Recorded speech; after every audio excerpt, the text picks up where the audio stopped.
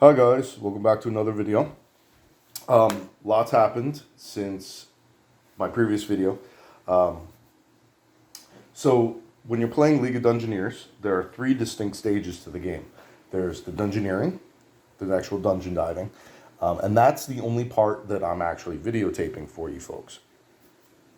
In addition to that, you have all of the overland travel and the settlements. Settlements don't make sense to do on video because it's mostly just me sitting down with a notebook and a book and working things out. And that would be extremely boring to watch me sitting in a chair reading, trying to figure out what I want to do. And it takes far, far, far longer than it should to make it an exciting video. Overland travel is kind of similar. It's somewhere in between. There's a lot of bookkeeping. It can go quickly. This last time over this, I actually did end up having two skirmishes, having two fights. But even if you have those fights, it's kind of random. I don't know what's coming. So then it's a lot of me digging back and forth through my standees and cards and whatnot to get what I need to on the table to be able to play the skirmish. Versus when we're about to go into a dungeon like we are now, I already have looked at the quest, I've looked at the enemy possible encounter table, and I've already pulled out all the standees, all the monster cards, and equipment cards that they'll need for that. I got them over here in this corner. So yeah, I mean, there could be still some surprises, like there's that trap that summons skeletons and stuff. But for the most part, and the boss, but for the most part, everything I need is right there. And I'm going to be good with that. So that makes a much better viewing experience, in my opinion, or videoing experience, than doing all of this overland stuff, which can immediately go back to a settlement anyway. So I just want to get you guys caught up on what happened. So at the end of the last video, I defeated the spring cleaning quest. It was like a mega dungeon. Ended up being 16, 17, 18 tiles. I had a catacombs pop up, and then I got extra tiles 2 or 3 times. I still left 4 or 5 rooms unexplored up top and most of the caverns. Then I still explored, I believe, 17 rooms. Everybody got a lot of stuff. So I ended up walking out of there with 2,475 XP. 520 coins were found in addition to the 400 from the quest reward. I also got 10 rations. And then I had a bunch of items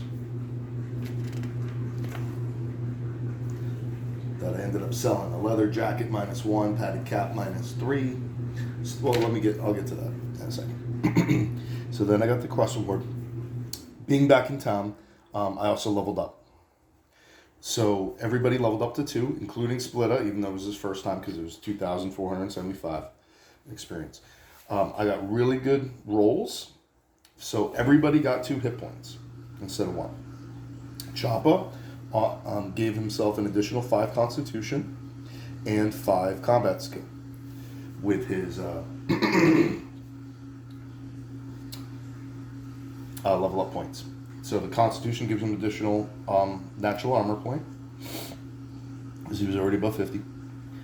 His perk, he took encouragement. Oh, and I completely forgot that he, as a warrior, has the perk discipline, which gives +10 to resolve to himself and +5 to all other heroes.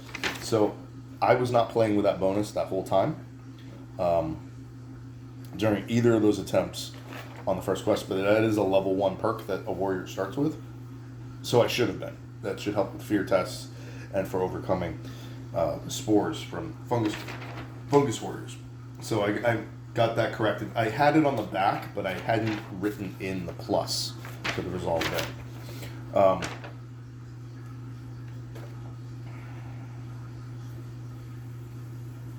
Yep. So he took the perk Braveheart. So he gets an additional +10 on fear and terror tests just for himself. That's in addition to the additional resolve. And the reason I took that is from that category, if you already have Braveheart, so the second time he takes it at like level 7 or something like that, he'll be able to take a different talent that makes him immune to fear and makes him treat terror as fear. And I think that's appropriate for the warrior. He should be the bravest one. And then I also got the perk Encouragement. So Encouragement allows him to spend 1 energy point, basically at the beginning of a fear test, and then everybody gets plus 10 to that fear test. So if I'm up against a particularly tough opponent, he can spend an energy point to do that. He doesn't really have any reason to use energy points. He just has that in Heroic Force of Will. So that makes sense to me. Warrior is really, really, really good for your fear tests. That's a leadership perk, I believe. Which I think only the warrior and the wizard get. Alright. Then Krasha also got 2 hit points. He also took 5 constitution and 5 combat skill and gained another natural armor. He took Resilient as his talent, which actually gave him another 5 constitution. So he actually gained 10 constitution and 2 points of natural armor right there. And then for his perk, he took Battle Fury. Battle Fury is kind of like Frenzy, and it allows you to power attack twice in 1 turn. So it basically makes, for 1 turn, your power attack take 1 action. So the idea is there. I could even use that with Frenzy if I really, really wanted to. So I would activate Frenzy, which allows attacks to generate second attacks, and then use Battle Fury, and what I would be able to do is power attack, and then the power attack would generate a free attack if it hits, and then I'll be able to power attack again, generating a free regular attack if it hits. But that'd still be really useful because you get to reroll the damage on those 2 power attacks, and you get a plus 20 to hit. So it makes it much more likely for you to hit on that first attack that you need to generate the second one. Alright, I'm going to pause for a second, see what's up with my dogs. Okay, so I'm pretty excited about that. Then Splitta leveled up. He also got 2 hit points. Rogue's level up table is not nearly as good. They're not good at anything. So for example, both the warrior and the barbarian can get combat skills for 1 point. You get 15 points to divide up when you level up, and they can get combat skills for 1 point and constitution for 2. They can also get strength for 2, I believe. So I could do 5 combat skill and 5 strength, or 5 combat skill and 5 constitution. Or you can swap out 5 of those points for hit points. So you could do 5 combat skill and 2 hit points, or 5 strength and 1 hit point, something like that. But for rogues, they don't have anything like that. The best they can do is plus 5 to 1 stat or skill. Now, they can do it for every stat or skill, but you don't have enough points to spread them out that way. So it does make them, they have less effective level ups, in my opinion. So I did get to 2 hit points, but he got 3 constitution and 2 combat skill. And that's it. That used up all 15 of his points. I did take the talent Fast. So his movement points are now 5. He went from 4 to 5 on movement points. And I took the perk Deadly Strike. So because his combat skill is pretty low, being a rogue, Deadly Strike allows him to add plus 25 to his roll. And you can do that on a power attack.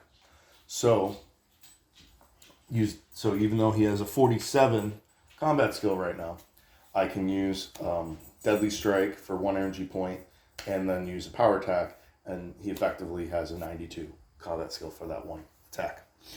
And then Bright Star also gained 2 hit points, and then I gave him 5 combat skill and 5 prayer. Now, as far as the items, I ended up selling leather jacket -1, padded cap -3, studded leather vest -4, elven longbow -1, leather jacket -6 that had been destroyed, I believe from Choppa, leather jacket -2, rapier -3, a longsword that was perfect. I ended up selling the magic flail. It was -1. Technically, I wasn't supposed to have it identified anyway. And you can only identify it in 2 places. You can identify it in Silver City, and one of the other cities has a scryer. I forget which one, but not mine. I actually didn't like it. I don't really like the flail. And I couldn't find any rules about changing the value of an item if it's magical or not. Same with mithril. Like, I don't know. So I ended up selling it for the normal flail price, and I only got 90 coins for it. So if anybody knows, the only thing I found was a knight can buy a magic item. So they can buy, say, a magic longsword, and it's 3 times the cost from their guild. That's the only thing I found relating to anything changing in price. And that's in the expansion. That's not even in the base game. So if anybody knows the rules on how you value items for repairs and for sale, if they're magical or not, I would love to know that. Maybe it's on the card. I don't know. And I just missed it. I probably should look back. It's probably on the card. All right, so I ended up selling all of that, and I ended up getting 916 coins out of that. And then I also had found 920. So I ended up with about 1,800 coins, which is awesome. I was still in Kilkirk, and I spent 35 at the inn. I spent 25 on potion identification for one of the, I believe, the Supreme Potion of Wisdom. The other one came identified. I spent 440 buying 4 whetstones, 1 for each player. I also bought a pair of alchemist tools for 220, a bloodhound for 200, and padded dog armor for 66 for my new bloodhound, which his name was Spike, and he went to Bright Star as a little dog companion, which is pretty cool. Then I also generated a quest, being back in Kilkirk, Life and Death.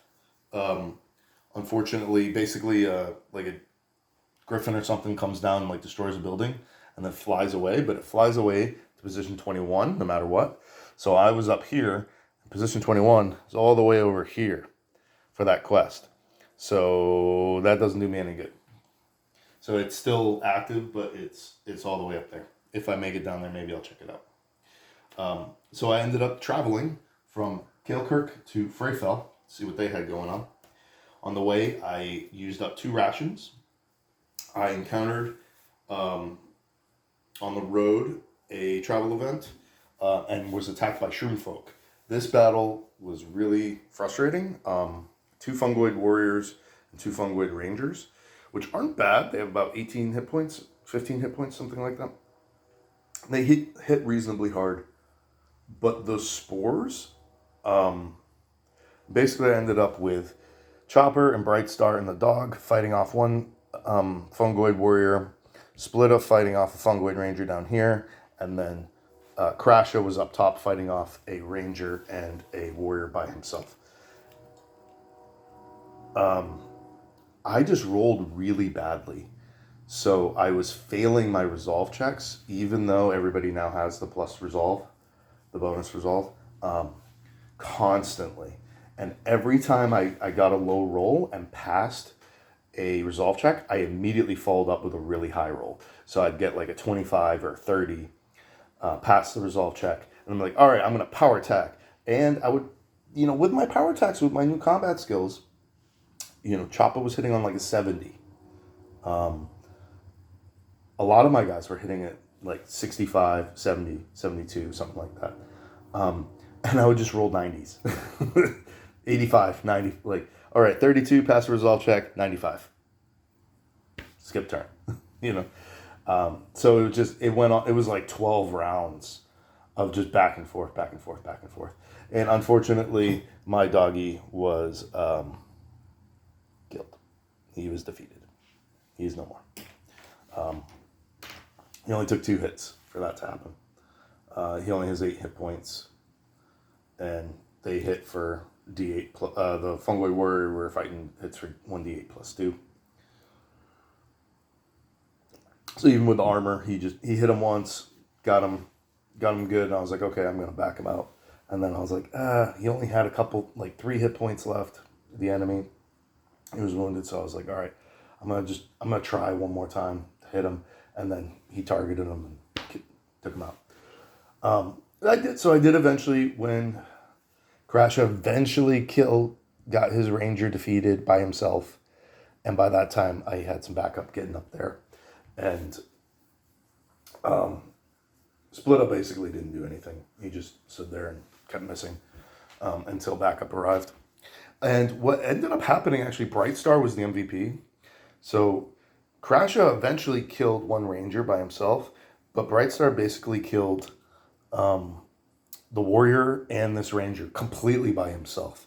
Choppa never hit him, and Splitta never hit this one. Yeah, so that's how bad my rolls were. He was the only one that was able to do anything. All right, and my reward for that battle was 600 experience and 180 coins. And then I traveled a little bit further, and I found another. I had another road encounter event, and this was an old graveyard event where it creates a necromancer, and then you roll in the undead encounter table. I got really lucky on the encounter roll, so I ended up fighting you actually roll on the encounter table twice. So I ended up with one shambler and one zombie, and that was it. So shambler's pretty tough, but the zombie's nothing. And that one went pretty easy. The zombie went down after the second round, I believe, second or third round, and Crasha. Choppa didn't do anything because Choppa was stupid his first turn, so he just stood still and he never really made it into combat. Crasha moved up, and Bright Star basically took out the zombie in 2 hits. Then Crasha went Frenzy, did nothing the first round, but on the second round of Frenzy, he hit 4 times. He hit all 4 times, and he had good damage rolls, and he did exactly 30 damage, even with the Shambler's 2 armor. Which was exactly the Shambler's hit point. So he basically won. He one turn killed him with 4 hits. I did roll, because he rolls 2d6. I did roll 2 6s on one of the rolls, so that was like 14. So that helped a lot. And then the other 3 rolls were able to do 18 damage. And kill him. And similarly, Splitta went up against the Necromancer, who was pretty much he fired off a couple flares and raised deads, which basically were healing the zombie. He healed the zombie twice, I think. And Splitta, but the Necromancer only has 12 hit points, and he was pretty much undefended, so because of where the starting locations were. And Splitta just ran up to him and one-shotted him with his longsword. He rolled a 12 hit points, plus 1 or whatever, so he one-shotted the Necromancer. Now, from that, I got 710 experience, a scroll of second sight, looted from the Necromancer, and then from the event itself, you get 1d3 grimoires, and I got a grimoire of healing and a grimoire of fake death. I then made it to Freyfell. The reason I was also heading there is Freyfell. Here's the card right here. It's got some artwork showing it's the biggest port city in the kingdom. So yeah, it says it right here. This is the largest port in the southern part of the kingdom. This map is the southern part. There is no northern part that you can play in. For those not up to a carriage ride all the way from the north to Silver City, the natural way to travel south is by boat to Freyfell. And it has arena, a blacksmith, and sick ward. There actually aren't a lot of sick wards. I don't believe Silver City has one. Although I think you can get treated at a temple there or something, at like one of the guilds. So you can get treated at Freyfell, Silver City, and one other town, I believe. And those are the only places to get treated for sickness. So, the good thing about Freyfell is the inn is affordable. The general store, you get extra and the general store has better item availability and better price. Blacksmith is regular, which I didn't realize. I thought it was both the blacksmith and the general store were better availability and better price. So I misplayed that. So I did not pay enough for my equipment. But hey, it is what it is. We'll just pretend I succeeded in my barter roll. I can't go back and change it now. I just realized that. All right. So while there, Choppa went into the sick ward to get his. He had the plague, which every time he rest, he was losing 1 hit point, 1 max hit point. So you can see in my notes, he was down to 18 at the time. So he had -4 to his max. He got that cured for 100 gold. Crasher went to the arena. He ended up winning in the arena. He won all 3 rounds and came out on top. I bet 100 coins, and he came out with 220. So that basically paid off the sick ward. And he also gained 300 experience. He did not get an item. If you win in the arena, you get a 50% chance of, there's a table that you roll on. You can get like a fine or wonderful treasure or something like that. All right. But here's the other thing. Those 2 skirmish events were 600 and then 710 experience. That's a decent amount, 1,300. And I leveled up again. Everyone but Splitta. So Choppa, Crasha, and Brightstar are now level 3. So I leveled them up again. Oh, I didn't write everything down. Okay. Oh, and also I've been collecting. Well, I'll get to that later. Sorry. So Choppa also gained. So I still got really good hit point rolls, and again, everybody got 2 hit points. So basically, it's a D2. So you roll a D4 on a 3 or a 4, you get 2. 1 or 2, you get 1. So Choppa gained +2 hit points, +5 combat skill, and +5 constitution again. Crasha gained +2 hit points, +5 combat skill, and then I gave him... No, that's not right. Oh, yeah, it is. Okay. Yeah, because his was a little weird. So he gained +5 combat skill, +1 hit point, and 2 strength. The reason that looks weird is combat skill normally costs 1, but he hit 70. So he spent 4 points to get the first 4, and then your cost doubles from 70 to 80. So it cost him 2 points for that 5th point of combat skill. So that was 6 points. The 1 hit point was 5, which is 11, and then strength is 2 each. So that was the last 4. I'll go over where the totals are in the end. Splitta did not gain a level. Brightstar also gained 2 hit points, and then he also gained, the same as before, +5 combat skill and +5 prayer. Now, also because of the fights that they were in, all 4 of them ended up rolling below a 5 or below on resolve. Because I was making so many resolve checks, you had to do a resolve check every time you tried to use an action point. And Crasher also gained a combat skill, which is why he was up at 66 to begin with. So those also factored in. Now, I still had about 1,000 coins left. I did take the 10% discount off these, so it is what it is.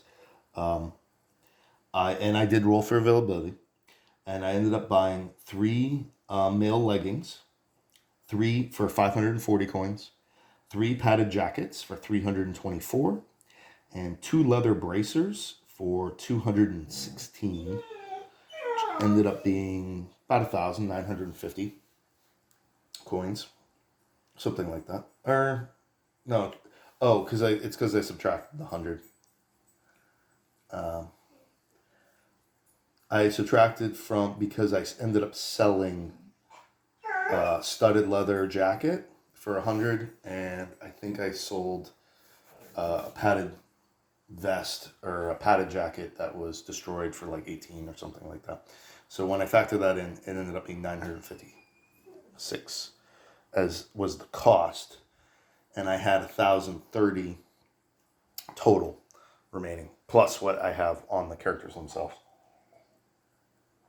which was like a couple hundred. Yep, so I bet on the arena, and I also, another, yeah. There was no quest in Freyfell. So I ended up leaving and making my way across the plains over to Irondale to see if they had a quest. And on the way, I used up 2 rations. And I also found some alchemy items. So over the course of traveling to Freyfell and then Irondale, I found an exquisite dragon stock and a regular dragon stock, an exquisite barbed wormwood, toxic hedgeweed, monk's laurel, and lunarberry, and also got 1 part of Shambler leaves from the Shambler battle. The rest of the rolls were failed. Brightstar has a 50 alchemy skill. Okay. So when I made it to Irondale, there's 2 quests available. There's the samplers, which is in position 5. That's up here. Basically, it's a guy wanting samples from slime monsters, and he gives you clubs to like go whack them to death, and you get paid for slime monsters you kill. That is a expansion quest. It's in quest book 3. And then I got Slain the Fiend, which is in quest book 1. So that's the one we're going to do today. And that ended up being in position 9. So 2 days from Irondale. And we got there with no events or anything. So I just wanted to go over, I know this is taking a while. This is going to be a long dungeon too. So go over the basic stats. So Choppa at this point is level 3. He's got 1 luck, 2 energy, 62 strength, giving him +3 damage bonus because of his mighty blow skill. Oh, and I forgot to tell you what talents I gave them with the third level up. He has 60 constitution now, giving him 3 natural armor, 45 dex, 16 whiz, 46 resolve, but he has a +15 there and 24 hit points. His combat skill is 66, range skill 50, dodge 45, pick locks 25, blah, blah, blah, blah, blah, forging 45.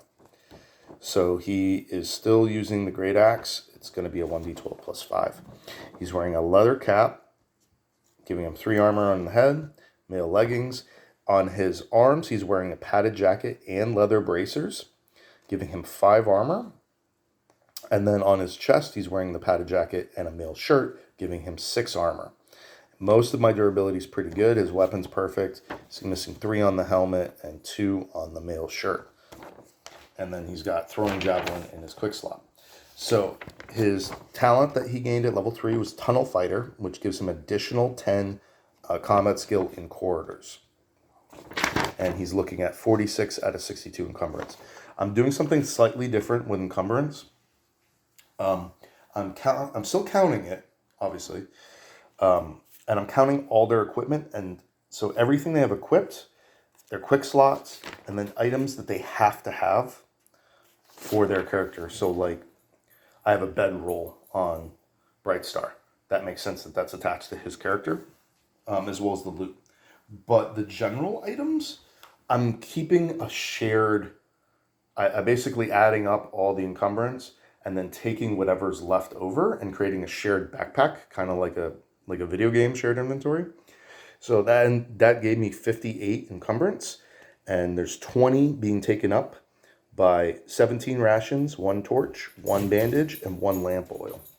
So this is considered like a shared stash, and I'm going to also put loot that we find during the dungeon here, and any items that we're not immediately equipping, and I'll manage from here and make it make sense after the dungeon. This is just something to make it much easier for me. So I'm not sitting there like, oh, well, I want to throw this sword into this guy's backpack, but now I got to move 3 rations from here to figure out this other character just to make it work.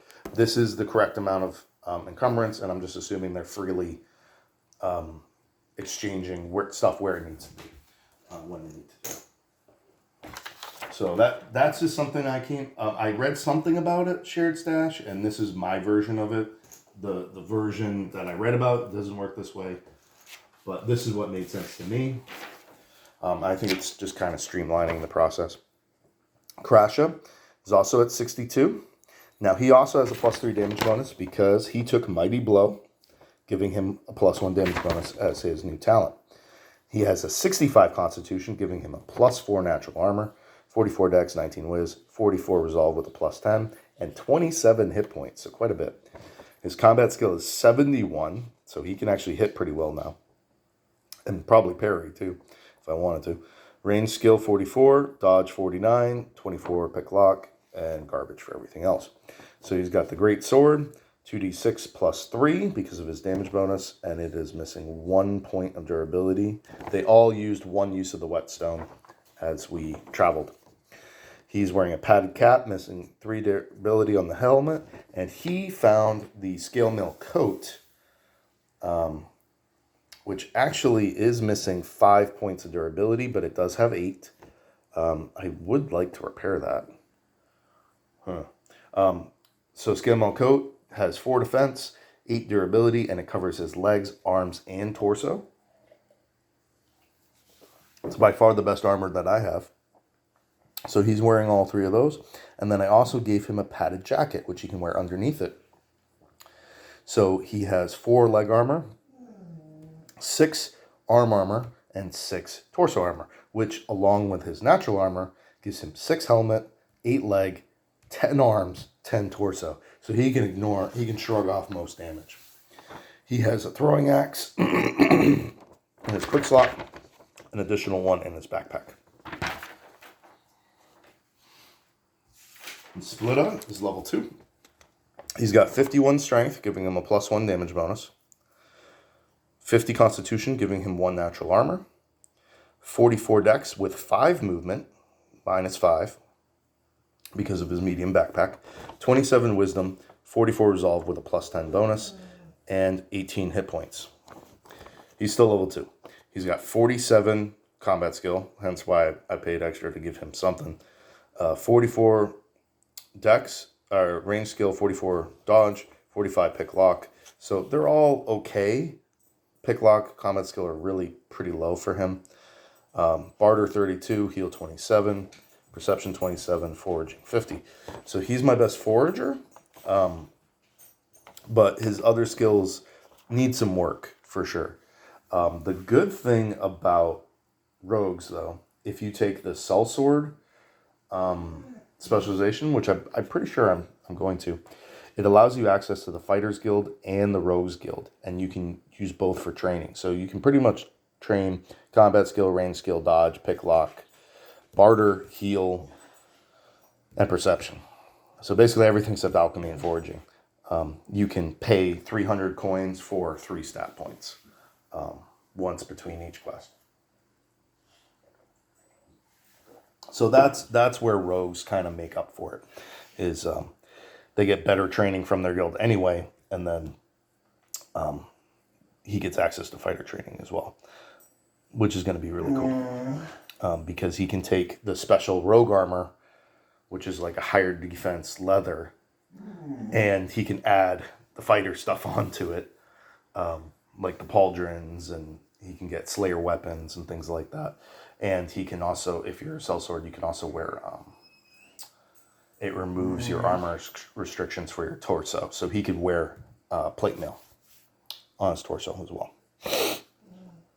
All right, so he still has he got that magic longsword, which is it's basically just 1d12 +1 in that dungeon. And then he has +1 from his strength. Has 2 points of missing durability. He has a padded cap, missing 1, 2 defense. He has his buckler, missing 1. He has a pair of mail leggings, which are brand new. Padded jacket, leather bracer, which are both brand new. And a mail shirt, -2. So he ends up with 3 armor for the helmet, 5 for the shield, 5 for the legs, 6 for the arms, and 7 for the torso. He's also carrying lockpicks, trap disarming kit, which I found in the last dungeon, and some beef jerky, as well as some more lockpicks and a whetstone. And yeah, that's it for him. Let me see what my dogs are crying about real quick. Okay, sorry about that. And lastly, we have Bright Star. So Bright Star is also level 3. I forgot to change that. So it says level 1 up there. So he's level 3 with 1 luck and 3 energy. Alright, his strength is 32. No damage bonus, constitution 26. His dex, though, is 54 with 4 movement. His whiz is 55, and his resolve is 45 with a plus 10. And he has 16 hit points. He can only use class 2 weapons one-handed, class 3 two-handed. He has 64 combat skill, though, which is pretty nice. Especially considering he uses a javelin. Range skill 44, dodge 49, picklocks 34, barter 45, heal 61, alchemy 50, perception 56, and his prayers are now at 70, since I've given those a plus 10 as well. And forging is a 6. He has a javelin equipped in his right hand and a crossbow pistol in his left. Javelin has reach. Oh, it's built for offense. I forgot about that. And armor piercing 1. So it does 1d10 damage, and the big advantage of javelin is you can attack through your allies in a straight line. So I can park him right behind Choppa, or Crasha, or Splitta, and stab through them. So this is kind of the logic of giving Choppa Tunnel Fighter. Is a lot of the times, hey, it makes the most sense for my party to simply block that corridor with Choppa and Crasha. Keep Bright Star in the back. Splitta, I'm going to have to figure something out. Maybe give him a ranged attack at some point. We're just not there yet. Or maybe end up giving him a javelin or halberd two-handed so that he can also attack from it. Halberd would be ideal. But he needs a little bit more strength. He needs 55 strength. He's at 51. But at 51, he would be able to two-hand halberd for D12 range damage. But for now, he kind of sneaks off and tries to maneuver behind enemies and whatnot with his shield. So, and he has a crossbow pistol. Crossbow pistol is really cool. You can fire a crossbow pistol and move at the same time. So if you want to, you can basically you can charge an enemy. You can walk up to an enemy, fire the crossbow pistol in their face, and then stab them. The only problem with the crossbow pistol is you can't reload during battle. You cannot reload it one-handed. So if you want to reload this weapon at all, it has to be your only weapon. Although that also might be interesting because I think you can reload while moving. And you can shoot it while moving. I don't know. That'd be interesting, especially with like a ranger with their perks. Look into that a little bit more. There's some interesting things, like they're throwing daggers that you can fire off twice in a round. And then there's a perk that allows you to like get free quick slot. Like you can change stuff from your quick slot for free. So you could technically fire 3 throwing daggers in 2 actions. Might do something like that for Splitta to give him a ranged attack while keeping the long. Yeah, that actually sounds nice. Anyway, I know I'm like, how long am I into this video? I'm 40 minutes into the video. I haven't even started anything. Okay. Padded cap, 2 durability. He has no natural armor, but he did get mail leggings, so that gives him 4 defense there. And then he keeps the leather jacket, which gives him 3 defense. So he has 2 on his head, 4 on his legs, 3 on his arms, and 3 on his jacket. He has old bandages and alchemist tools in his quick slots. And then he also has Supreme Potion of Wisdom and Potion of Rage. Potion of Rage gives you Frenzy. Supreme Potion of Wisdom gives like plus 20 to Wisdom for a few rounds. And he has 10 bolts in his quiver. He also has 10 bolts, additional 10 bolts in his backpack. He also has another bandage, Alchemist Belt, which allows him to equip those potions. medium backpack. He has the 3 grimoires and the scroll of second sight, which don't have encumbrance. He also has a bedroll and a loot. Bedroll allows him to gain 1d6 energy instead of a 50% chance of 1 energy every time they rest. And loot, I think, I got to look that up, but I'm pretty sure you get to heal sanity every time you rest. He basically sits down and plays the guitar. And then his 2 talents. Oh, I never went over his for some reason. He gained Wise when he reached level 2. Wise lets him reroll any failed Wiz test. And Messiah, which gives +5 resolve to himself and all other heroes. That's why their resolve skills are so high. So he gets +5 from the Disciplined perk or talent from Choppa, and then +5 from Messiah. So everybody gets +10 except for Choppa gets +15 because he gets Discipline gives him a higher bonus. And that's it. Oh, and then God's Favorite. So I also gained the perk God's Favorite, which allows him to spend an energy point to reduce the threat level for the entire dungeon by 1d6. Pretty cool. Okay, so I got this rewritten. So Choppa has 24 hit points, Crash at 27, 18, and 16. Brightstar is currently at 15. He's under a curse until we defeat this second dungeon. All right, that's enough for that. Now we're going to do the actual dungeon. Huh. That's weird. They have 2 different sections for the Ancient Lands. I gotta look at these. So there's... That's strange. So there's Ancient Land quests in the main book, and then there's also an Ancient Lands separate book? I gotta figure out how that works. Oh, and for those who purchased the game, this is really confusing when you come to these rooms. In the back of Quest 1, it doesn't tell you what the objective room is here. And then there's a Quest 1, Quest 2, Quest 3, Fountain Room, Cleansing the Water, Baptizing, Chamber of Reverence, Returning the Relic, Slaying the Fiend, Closing the Portal. So I rolled Slaying the Fiend, and I was really confused because it's Quest 2. And I was like, shouldn't you start in Quest 1?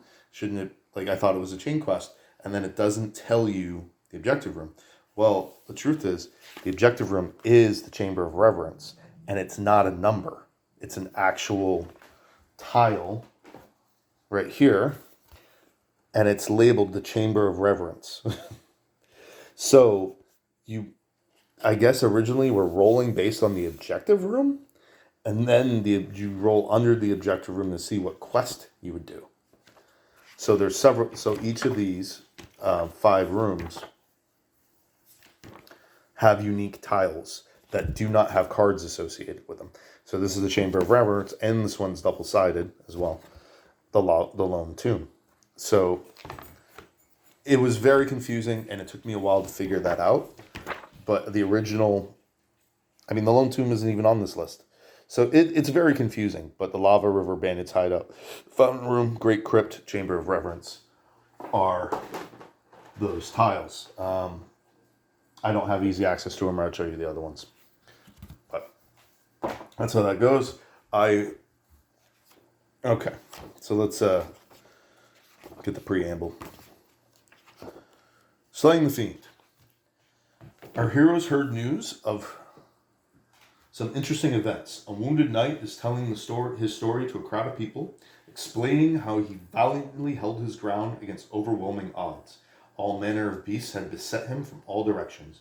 Cleaving them apart one by one, he killed them by the dozens, until meeting a huge beast that towered above them all. Mustering his remaining power, he lashed out at the fiend, wounding it several times before he was forced to retreat. Once the crowd disperses, the heroes ask for more details from the knight. They figure out that the battle took place in the ruins of Fort Summerhall. The knight even hinted that he'd seen the glimmering of gold further down in the chamber. Curious, they set out to investigate if the gold may be liberated from the hands of this fiend. All right, and that's where we're at. So let's, starting threat level is 1d4 plus 2. So 1 plus 2. So we're going to start with a 3. And that's the minimum level. It's 3. Max is a 20. Quest location is random, no special rules. It starts with 8 tiles, 8 corridors, and the objective room. So it starts with 17 exploration cards. So it's going to be a big dungeon. There is no reward, and we are going through beast encounter tables. And since I am level 3, that includes, I got them over here. So potentially I could be fighting cave bears.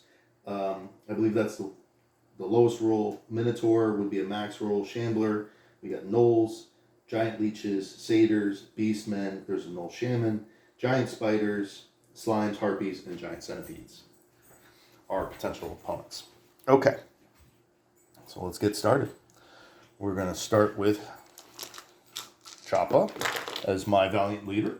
1, 2. Large storage room, R4.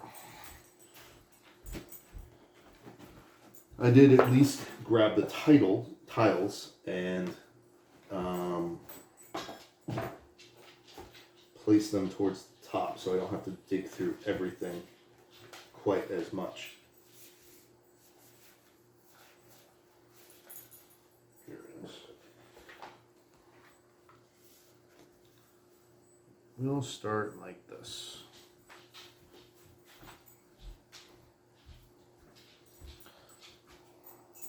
I don't like putting doors at the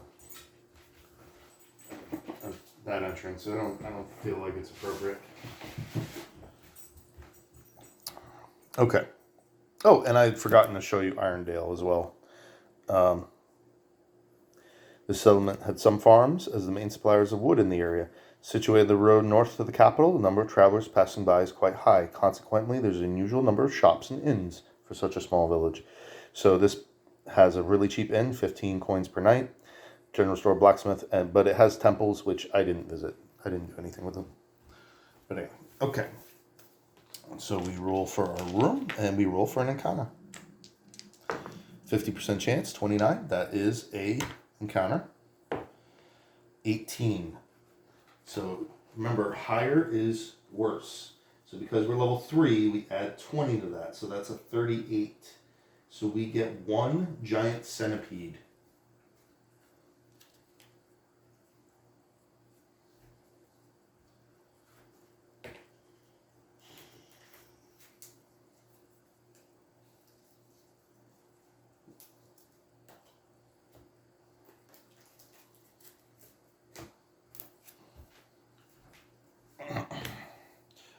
That's a 6x6 room. Red will be top, green will be side. 2, 6. It's a giant centipede. It's only one of them. Start right there. Giant centipede. 45 combat skill, does 1d10 damage. -5 to hit. 4 natural armor. 6 movement. And it has fear 5. 22 hit points. 300 XP and a park. So, not horrible, except for the natural armor. Pretty high XP. Okay.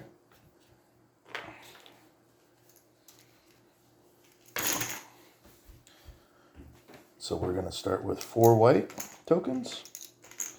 You don't go in there. And 1 black.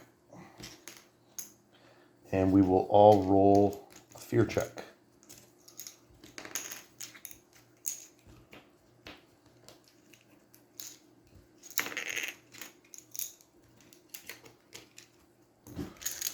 Before we start. So Choppa gets +10 fear rolls, so he is a 46 plus 25, so 51, 71, 68. So Choppa passes. Krasha, it's a +10. He passes on a 59. So he passes. Splitta will pass on a 54. He fails. And 55 for Bright Star. He fails. So 2 passes and 2 fails. That brings morale down to 14.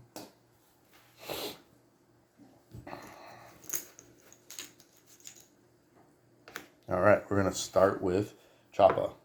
And Choppa loses his turn. He stupidly is like, what's going on? We just started this dungeon. I don't understand how we've been fighting already. And then Crasha. Crasha is not stupid. 1, 2, 3.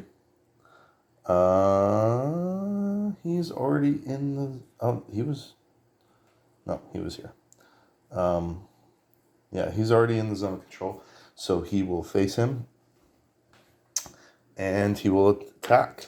So he attacks on a 71. There's a -5 to hit. He is not afraid, so he will hit on a 66. 41's a hit. 2d6 plus 3. 10, 13 damage. He doesn't have any armor piercing, though. So 9 damage to the giant centipede.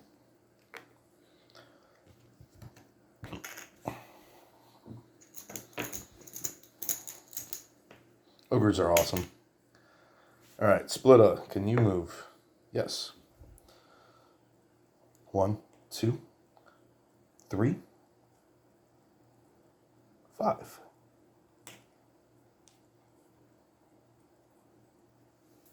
And he will attempt to attack as well, but he only hits on a 42. 83, that's a miss. And we get Bright Star, cool. So 1, 2, 3, 4.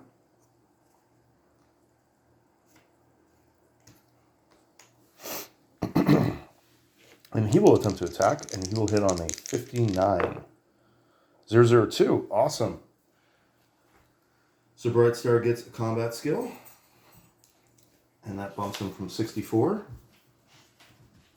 to 65. It's also a Bloodlust roll, so he gets to re-roll the damage. I guess I should have read the rest of this card too. I always forget about that. This dark room seems to be some kind of warehouse and is littered with crates, barrels, and sacks. 2 stacks of boxes, 2 stacks of barrels. 2 stacks can be each individually searched. All right. So I get to roll 2d10s because of the Bloodlust. 9 and 7. So we're going to take the 9 plus... Is there a plus 1? No. But there is 1 armor piercing. So 9 minus 3 is still 6. So let's take these 4 out. Put in a 10. And there's a total of 15 damage done to the giant centipede, and it is wounded. So making short work of it, but I got to go 4 times in a row, so that always helps. And the giant centipede is a beast. Standard attack. He will attack Crasha. And he hits on a 45. 29. I forgot about the fear rolls. Was that close? Yeah, no, it wasn't, because I rolled a 2. So that was fine. So 29, that's a hit on Crasha, and he does 1d10 to the chest, which he will just absorb that. He has 4 natural armor, so 3 damage is nothing. All right.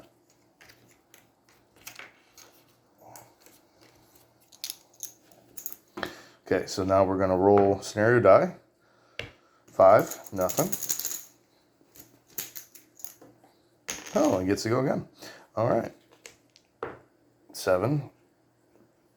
Doesn't, oh, I guess he doesn't have any, he can't parry, so since he's wounded, can't power attack. All right, so he is going to target Splitta.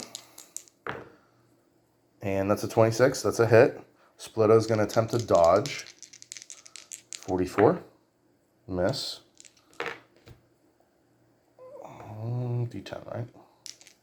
So he hits for 1 damage to the chest. And Splitta uses up his dodge, which obviously that is going to be absorbed.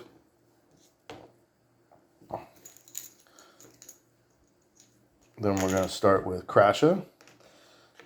Barbarians quickly become my favorite. he's in an interesting spot right now where he's got the highest combat skill out of anybody. He's got so he's got a really high chance to hit. And because of his constitution and that scale mill, he also has the highest armor of anybody. And he has the highest hit points. So he can really just sit there and just take everybody on. All right, we're gonna try power attack. So he gets a 91 minus 5, so he's not afraid. So 86 to hit. 73 is a hit, and that would have been a miss. And he gets to reroll. So 9. Yep, so we're going to take the 9 plus 3, so 12 damage. Minus 4 is 8, which 23. So that kills the giant centipede. And powered. So he comes in, powers attacks, and slices the giant centipede's head off with his greatsword. Good job. Awesome. Not too shabby. Nobody took any damage, and we receive 300 XP. Ooh, no. That's my alchemy table.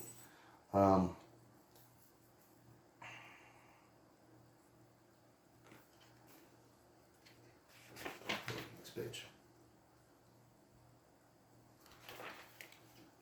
And I roll alchemy check. 71 is a fail. So no parts or anything like that. Okay. So the battle's over. We're going to roll the scenario die. Where's the D10? There it is. Nothing. Okay. Bright Star is going to go 1, 2. Search those barrels.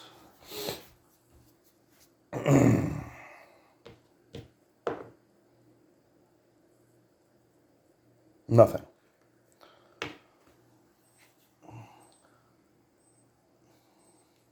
Chop him. 1, 2, 3.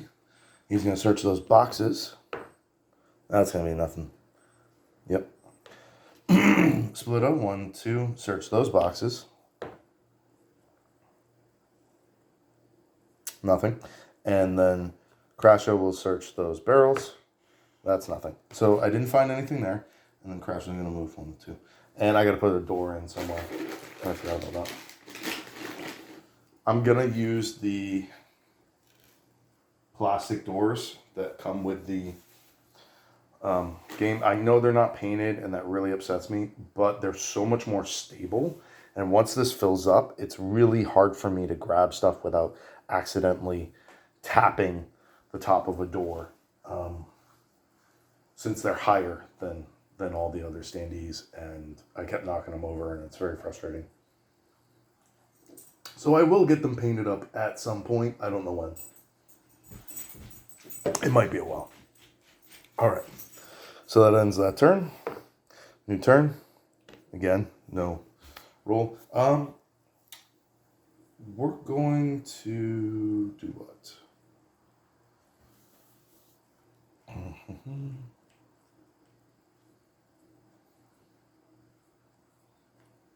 1, 2, 3, 4. So those two are going to move up there. Then we're going to search using Bright Star and Crasher. So my perception is a 56, and I get plus 10 for Crasher helping, and I fail. So that room has been searched. So, I mean, it's a luck of the draw. I had 5 different chances to find something, and I got nothing. All right, we're going to end that turn. Scenario die, nothing. Okay, we're going to start with Splitta? No, we're going to start with... See, this is the thing. Oh, we'll start with Choppa. Who's going to open the door? That is a D6 and D10. Let me check that out real quick. Okay, so we roll a D10 and a D6. D10 determines if it's locked. If it's 1 through 6, it's unlocked. 7 is a simple lock. 8 is a regular lock. 9 is a superior lock. And a 10 is a master lock for how difficult it is to open that door or that chest. And then the D6 is to see if it's trapped. 1 through 5, it's not trapped. On a 6, it is. So I realized a lot of people are watching these videos to kind of learn how to play, and I am not explaining it properly. I did not make this as a how to play thing. I try to explain it enough. I feel like you can sort of get it, but I can understand why some people would definitely be lost. Okay, so I want to try to explain more as we go through. All right, throne room, room 21. Wild.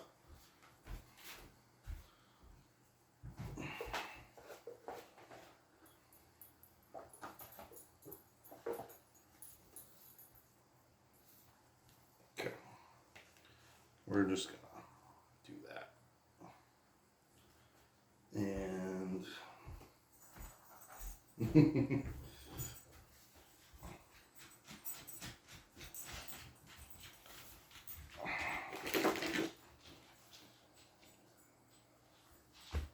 all right. Throne room. Whoever has been residing here apparently decided a throne room would be appropriate, but most of the room is in ruins now. The walls cannot be passed through and block line of sight. The weapon rack, dead adventure, and the chest can be searched. Very cool. Okay, let's roll for an encounter. 29, that's an encounter. Oop. So you have 50% chance for each room, 30% chance for each corridor to have enemies in it, and that can go up. 17 on the chart. Add 20 to it, 37. Similar, it's a giant centipede. It's the same exact thing. So 37 or 38 is a giant centipede. So we end up with 1, 2, 3, 4, 5, 6. I'm just going to keep it in that starting room. So 3, 6. Which starts it right there.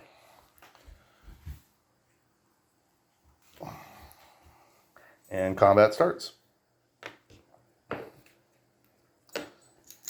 Okay, we don't even have to change the tokens. All right, we will try to use Choppa first since he's sitting right there. He gets to act. He will power attack, because why not? He's got that great big old axe. So he will hit on 86, 81. Oh, I got to roll fear. Let me hold back. So fear, 51, 61, 71. Fail. Pass. 54. Pass. 55. Pass. So Choppa's the only one who fails. And our morale drops to 13. For failing the fear test.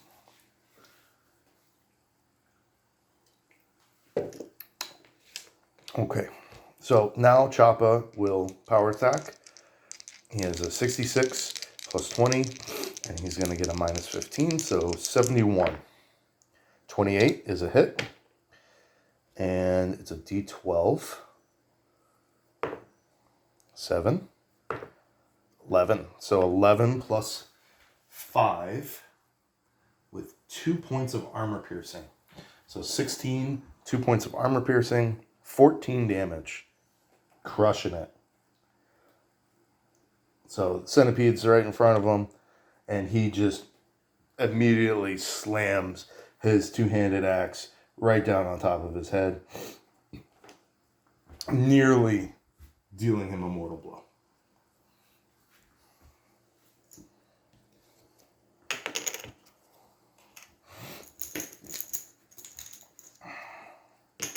All right, now we get the centipede's turn. It will attack.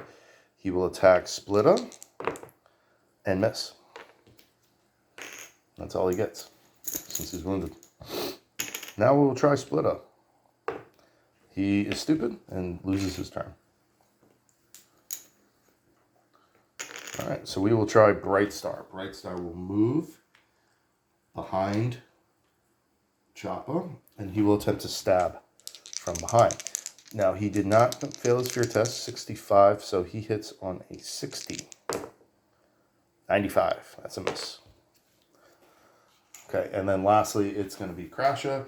Crasher cannot do anything except throw. So he's going to move here. Well, let's see if he even... Yeah, he's not stupid. So he's going to move here. He could throw it. We can... Yeah, why not? You can recover your throwing axes. He just only has one in his quick slot. So he's going to attempt to throw a throwing axe. He gets a -20 to it through throwing through Splitta and Choppa.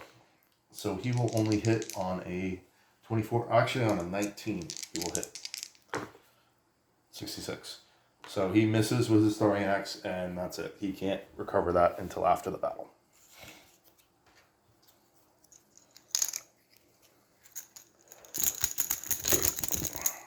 He does have another one in his backpack, though, if I really wanted to.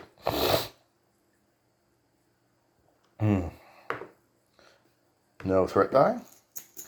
Okay. All right, let's see if Choppa can finish the job. He will again power attack. Since he is feared, so 56. So 86 minus 15, 71. 72. Oh, he misses with his power attack by 1. By millimeters. He misses the giant centipede. All right, let's try Splitta. Okay. Splitta can move. So Splitta is going to spend 2 movement points and then another 2 movement points. Yeah, right? Yeah, that works. To move behind the giant centipede, gaining a +20 to hit. And he'll attempt to hit it with his longsword. So 47 plus 15 because of the -5 to hit. So 52, 62, 69, and he misses.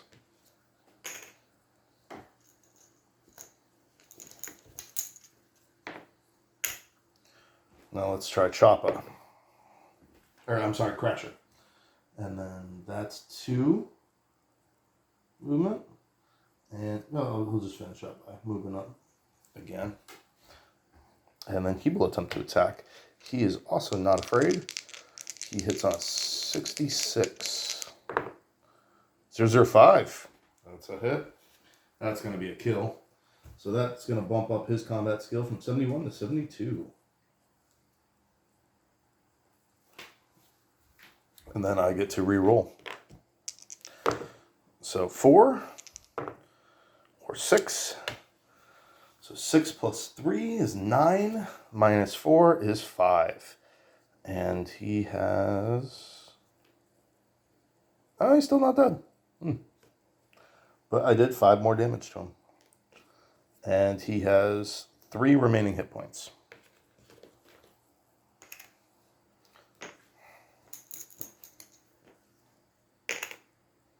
And we're going to go with Bright Star. Bright Star will attempt to power attack from his position. And that will be hitting on an 80. 001. Awesome. Bright Star already got his combat skill and it has full energy. So that doesn't necessarily... he doesn't get any benefit from that. But he does get a reroll. Oh, 10. So he skewers the giant centipede right through the mouth. Pokes out the back of his brain with his javelin. And he is defeated. A nice healthy 7 damage to the centipede with 3 life remaining.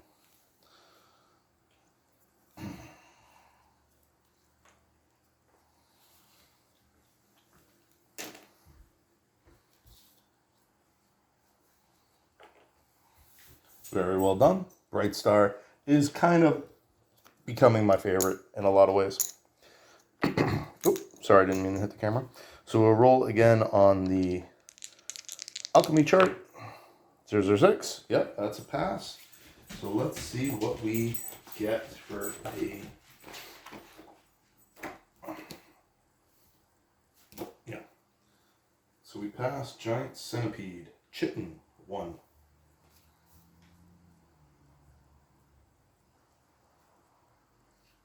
So basically how alchemy works is what you have empty bottles. You can combine ingredients, which are plain ingredients that you find foraging, with parts which you find off enemies, and those combinations make potions. 1 and 1 will make a weak potion. 1 and 2, doesn't matter which one has 2, will make a standard potion, and 2 and 2 will make a supreme potion. I forget what exquisite does. Maybe access to something like that. Like it counts as 2 ingredients. I forget. I haven't actually done it yet. Okay, so there's no threat roll. So Choppa is gonna 1. What's searchable? Weapon rack, dead adventurer. Okay, dead adventurer. Weapon rack, chest. Okay. So 1, 2, 3, 4, 5, 6. And then 1, 2, 3, 4 for that chest. 1, 2, 3, 4. Oh, okay. So first, Splitta will attempt to open that chest. Chest can be locked, so he has to roll D10 and D6. Unlocked, unopened, and it is a regular chest. So the chest, 9, nothing. Chest is empty. Too bad. And then Krasha checks out the dead adventure. That's a 5. Mundane treasure. We find 10 arrows. Okay. So that is something that I'm just going to add to the general backpack. 10 arrows. They do not have weight.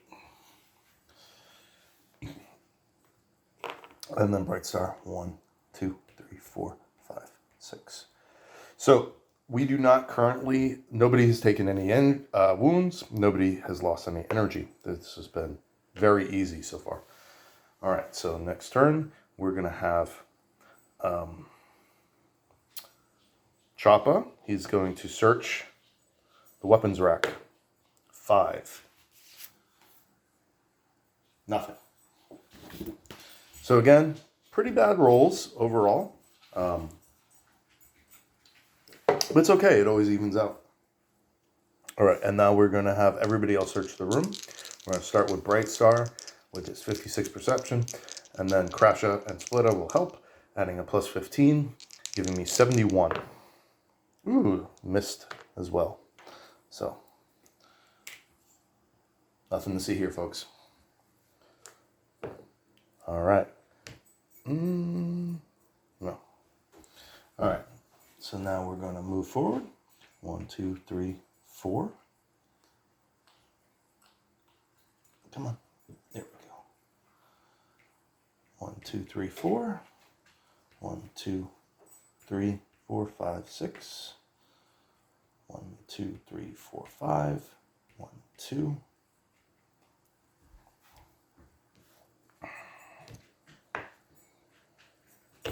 Okay, and we're going to attempt to open this door.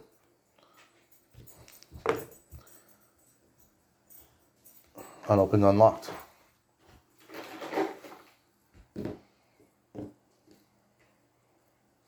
And we draw. The well, room 14. I can see it right there. Which also contains a door.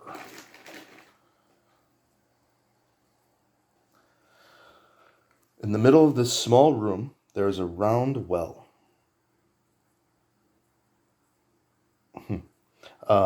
Beside the well lies the remnants of a dead adventurer. Probably best to not test the water. The adventurer, however, can be searched. And we roll for an encounter. We do get an encounter. 5. So that would be a 25.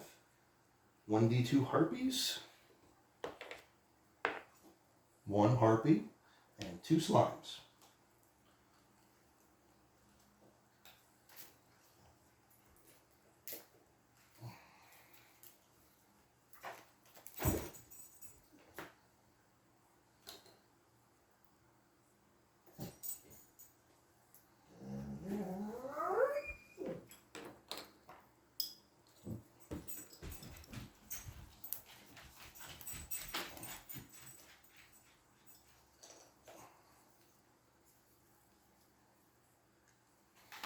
So here is the slime artwork, front and back. And the harpy, oh, that's the back. Front and back.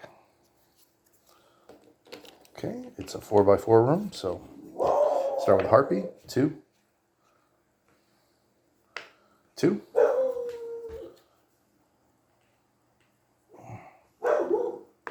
and then 1, 3, so right at the door, and 4, 2, right at the other door. All right. So slimes have 40 combat skill, do 1d10 damage, -5 to hit, no armor, movement, and special ability corrosive. Metal armor, tier 3 and 4, always loses 1 point of durability. Metal weapons, so even if you absorb it, I think your natural armor you apply first, but yeah, that makes sense. So your natural armor would apply first, but then any damage at all to your metal armor would damage its durability. Metal weapons striking the slime suffer 1 point of durability loss. Damage is odd. Silver and mithril are excluded. So that's kind of unfortunate. I believe everybody has a metal weapon. Yeah, I mean, yeah, everybody does. So that would be like a staff or something. Or a sling maybe, or range weapon.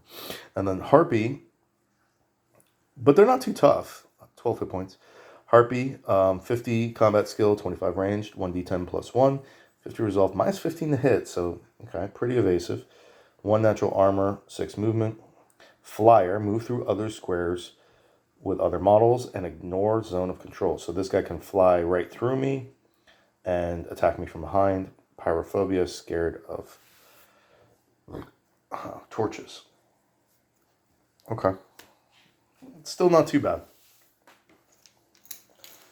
So let's pull out these tokens. So we're going to get 3 black, and I get 5 white for the first round from opening the door. Keep forgetting about that. Due to Bright Star's perfect hearing. Okay, so who's at the door? Choppa. He is not stupid, and he will power attack that slime. There's no fear. So power attack would be an 86, 81. 49 is a hit. 11. 12. So 12 plus 5 is 17. So he just one-shots that slime. We're going to go with the 11, though, because that's going to make it 16 damage. So he doesn't take any durability damage. I get to pick. Okay. Easy peasy.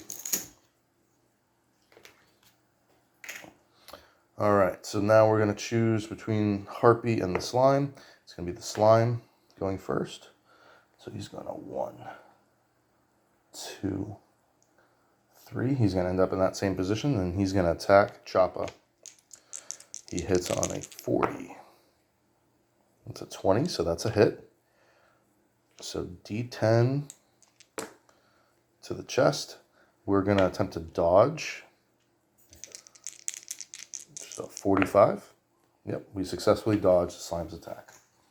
Choppa does, not we.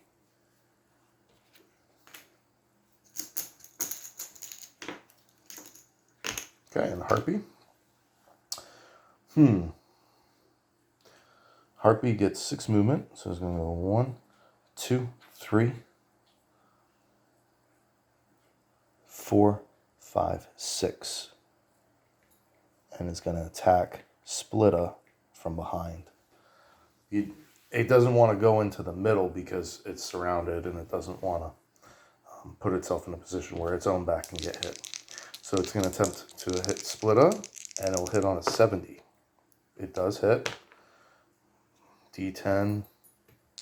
Well, first let's have Splitta attempt to dodge. 44. 007. He dodges successfully. And I should have a dodge token somewhere. There we go. Just curious to see how much damage that would have been.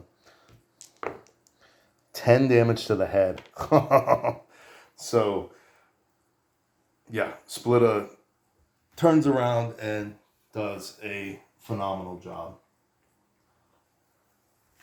avoiding that damage. Ducks, drops to his knees and or drops his head to his knees and successfully dodges. Okay. Now we're gonna go with Splitta, I guess. Yeah. Yep. So Splitta turns around and will attempt to power attack the harpy. Ooh, actually, he will spend the movement points 2, 4 to move behind the harpy. And that will that gives him a plus 20. There's still a minus 15. So he will hit on a 52. Oh, look at that, a 52. I love it when that happens. Perfect rolls. All right, and he gets a d12 plus 2. 11 plus 2 is 13. He has 1 natural armor. That's perfect. 12 damage. One shots the harpy. So he returns the favor. Splitta sneaks slyly, angles to the side, moves behind the harpy, and is able to stab it through the back of the heart. Disappointed harpy.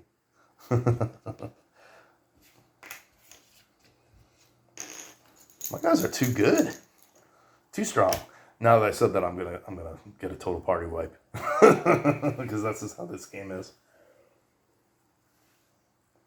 My guys are really strong though. I'm not gonna lie. All right, we're gonna go with Bright Star, and he will attempt a power attack. I love power attacking, by the way. All right, so he will hit on an 80. 21.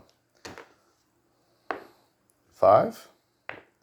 1. So 5 damage to the slime. He does take 1 point of durability damage to his javelin.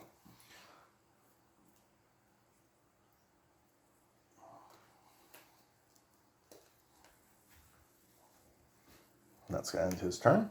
And then we're going to go with Crasha. Is not stupid. 1, 3. And he will attempt to strike the slime with his greatsword. He has 72. He will hit on 67. 79. And he misses.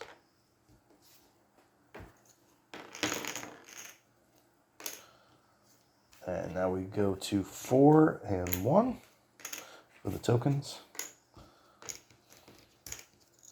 Again, none of my guys have taken a hit yet. Everybody's at full life. Oh, we got to roll a scenario die. All right, we will start with Choppa. He will power attack for a 81. He misses. I love power attacks. Then we'll go with Crasha, and he will power attack, making him hit on a 87. 23. 4. 6 plus 3 is 9. And that is enough. And he kills the slime. He power attacks and takes it out. He does take 1 point of durability damage on his sword. So it is 2 points of durability damage. So not too shabby. Pretty easy. And once again, we kill 2 slimes and a harpy. So that's 240, 370 XP between the 3 of them. And we get to roll parts 3 times. So we'll start with the 2 slimes. That's a success. That's a success. And that's a success. Sweet. So slimes give you slime. So we get slime times 2. And harpies give you feathers times 1.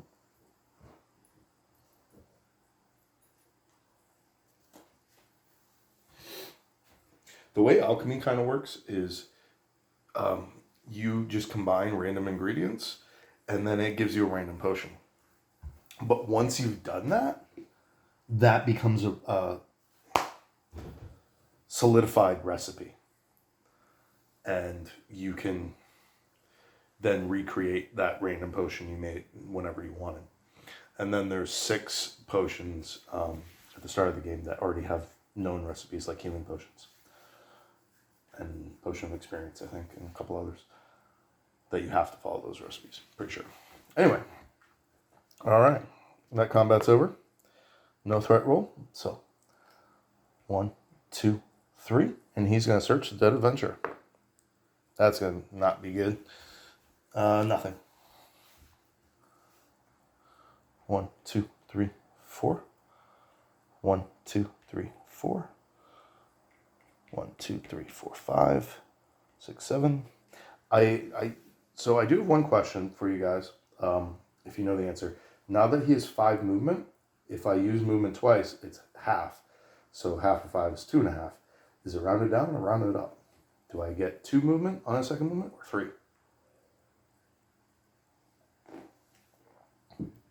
Until I find the answer, I'm rounding it down and just giving him 2. But I do not know the answer. 3 might make more sense. No scenario die. All right, we will search the room using everybody. So Bright Star is going to get a plus 20 to his 56 perception, so 76. All right, we do successfully find something. Now we're rolling on the table. 31.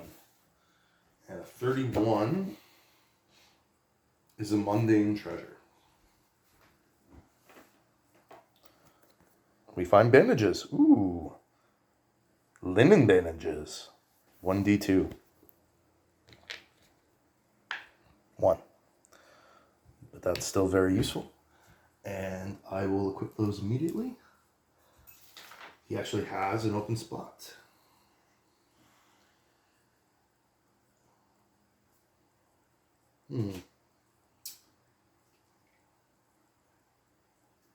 This says 0 encumbrance. I thought man just had encumbrance. Also says 0 value. So that's strange.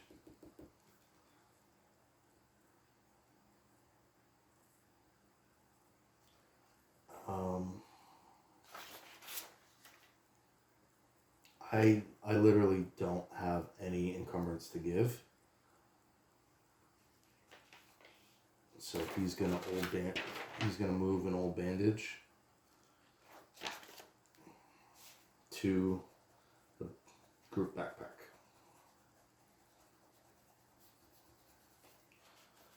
To keep himself he's maxed out at 42. But that allows him that linen bandage, if he succeeds on the health roll, he only gets 1 use for it. Is 1d8 plus 1d3 healing. So still pretty cool. So the starting bandage, the old rags, you buy 1 and you get to use it 3 times. You can hold 1 in your quick slot. The other bandages you can only use once, but you can hold 3 of them in each quick slot. So you just have to buy them 3 times, if that makes sense. So I basically found a bandage with 1 use left.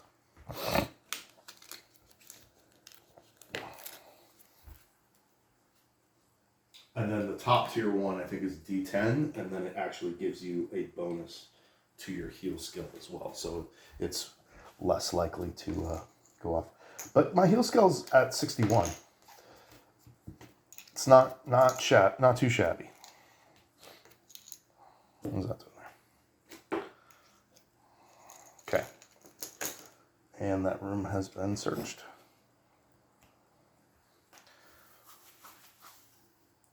So we're going to have Krasha attempt to open the door. It is unopened, or unlocked, but it is trapped. And let's roll Krasha's perception. Where did my other die go? Oh. Krasha's perception is a 14, so not good, 38. So he does not spot the trap. We get Fireball. The darkness is suddenly replaced by one bright light as this fireball shoots from one side of the wall. It strikes the floor with a loud bang, sending sparks across the room. Randomize a square that will be hit. It's a 4x4 room, so not great odds. 1, 2. So it's going to hit just behind Splitta. Any character standing on the score takes 1d12 fire damage. An adjacent tile takes 1d6 fire damage. So Splitta is going to take 6 fire damage. And I believe you roll. So you cannot negate fire damage. It ignores natural armor and regular armor. And then I have to roll to see if he's ignited. But I forget what the roll is. So let me look up fire damage real quick.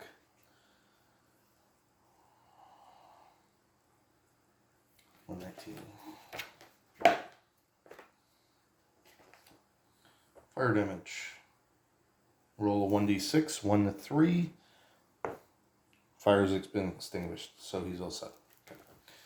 So you roll d6 on a 4, 5, or 6. You take half the damage the second turn. So he took 6 damage from that fireball, and then that also gives him. I don't know who the minus sanity goes to. I guess who triggers it. So, yeah, because your Crasha goes down to 8 sanity, and the party morale is going to drop to 12 out of 16.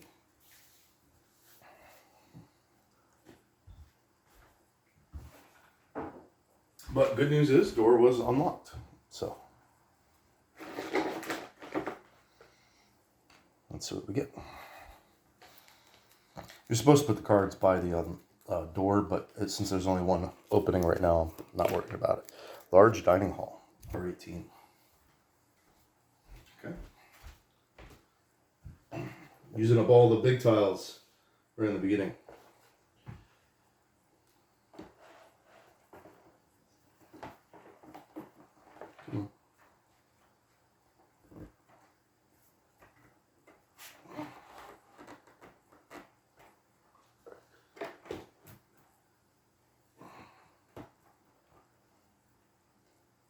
Let's just slide that entrance a little bit further back. There we go. There we go. That's not too bad. Trying to make my dungeon fit. What's nice about being able to lay your dungeon however you want, yeah, it gives you variety, but it also lets you make it fit on your table. This way I'm able to make a decently sized dungeon fit on my 2x2 foot table, essentially, and allow space for all you guys to see it. My desk, by the way, overall is a 5x3 foot desk. So it's 3 feet from here to the back, 5 feet wide, but it's really a 4x3. I have a foot on this side that's taken up by just boxes and miniatures and miniature paints and junk. I really need to clean it up. But I'm effectively using a 4x3 foot space. If you're wondering how much space you need to play the game, with a couple other things like this box with stuff on top of it, on stools on the side. But I do have all my cards on the table and my tiles on the table as well. So you can probably, if you're able to use chairs and nightstands and things like that, you could probably get away with even a 3x3 foot table. I would consider that like the bare minimum, though. Okay, large dining hall. The party enters a large hall, appears to be some kind of dining hall. There are several tables with chairs placed in the rooms, and in one corner has a large fireplace. It is difficult to say when it was last used, but the tables are filled with plates and old food. Alongside one wall, 2 armor racks covered in cobwebs. I'm going to put that door right there. There are 3 tables in the room. They are considered dining tables for searching purposes. The armor racks can also be searched. Very cool. 2 armor racks and 3 tables. Tables can get you rations, I believe. Armor racks are obviously super useful. And we're going to roll for an encounter. 12, and we get an encounter. So we've had an encounter in every room so far. 7. 27. 1d3 giant spiders. 1 giant spider. So that is not particularly threatening. 3 of them can be. So if you've been watching my videos, my initial party wipe was against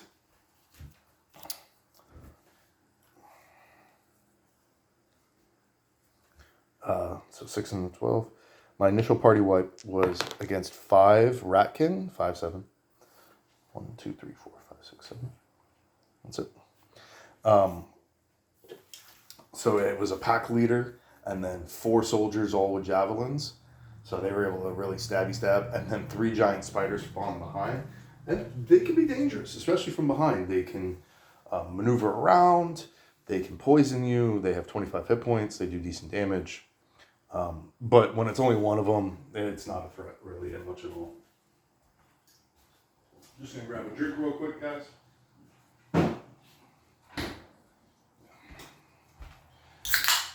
It's not a beer, just in case you're wondering. It's just a little flavored water. I don't drink. I used to drink quite a bit, but those days are behind me. Okay. No event. So we're 5 and 1 for the first round.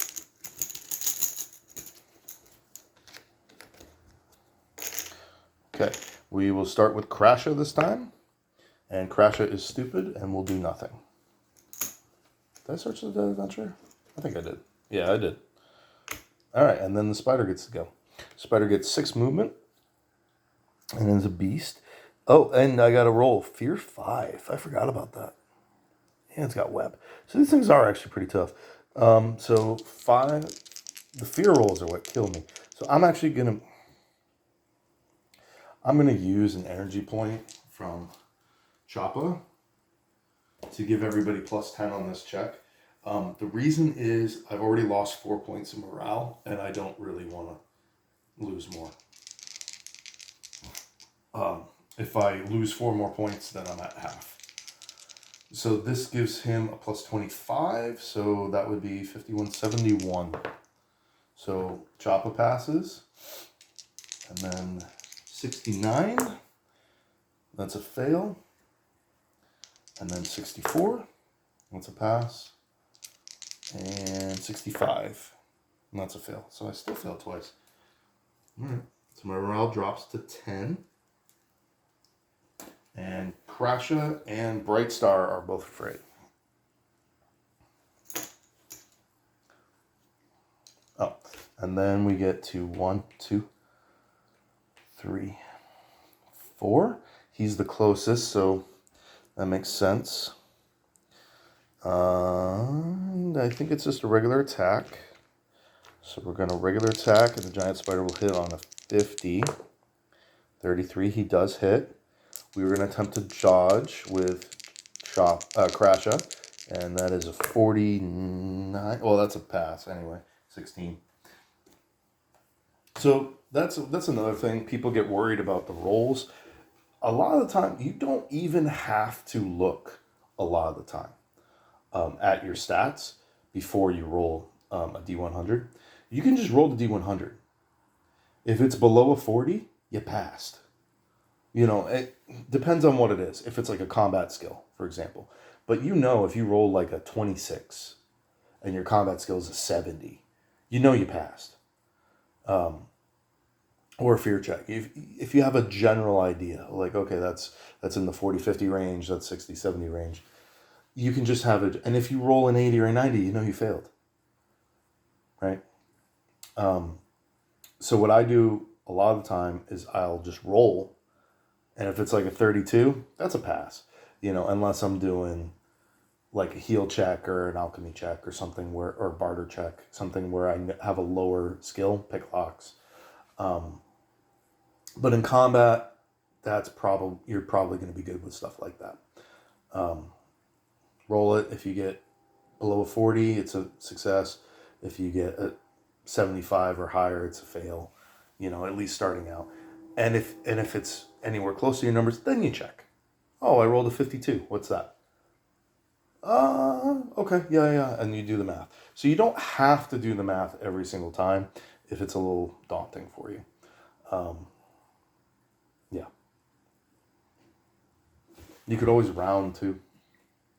Same thing, like just be like, okay, if it's in the 40s or 50, like you could round up or round down to the nearest 10 for all your characters.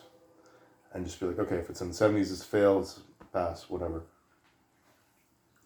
To make it easier for you if math isn't your thing. But we successfully dodged the giant spider.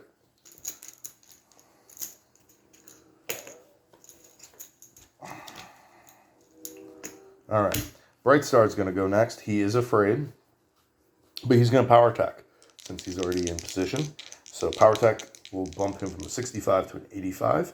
It's -10, dropping to 75 from the fear, and a -5 from the spider itself, dropping to a 70. 49, that's a hit. So I get to roll my D10 twice. 7, 1. We're going to take the 7 with the 1 armor piercing. And that's 7 damage. He has 1 armor. So, Bright Star successfully power attacks. So I don't put the power attack tokens on there enough. I probably do mess this up a fair bit. I do love power attacking. But once you power attack, on your next turn, when the monster gets to attack you, you cannot dodge, you cannot parry, and they get +10 to hit on you. Now, again, I love doing power attacks, but you want to heavily armor your guys. It works great for ogres, it's good for dwarves, and it's good for characters like Bright Star who are, not in harm's way.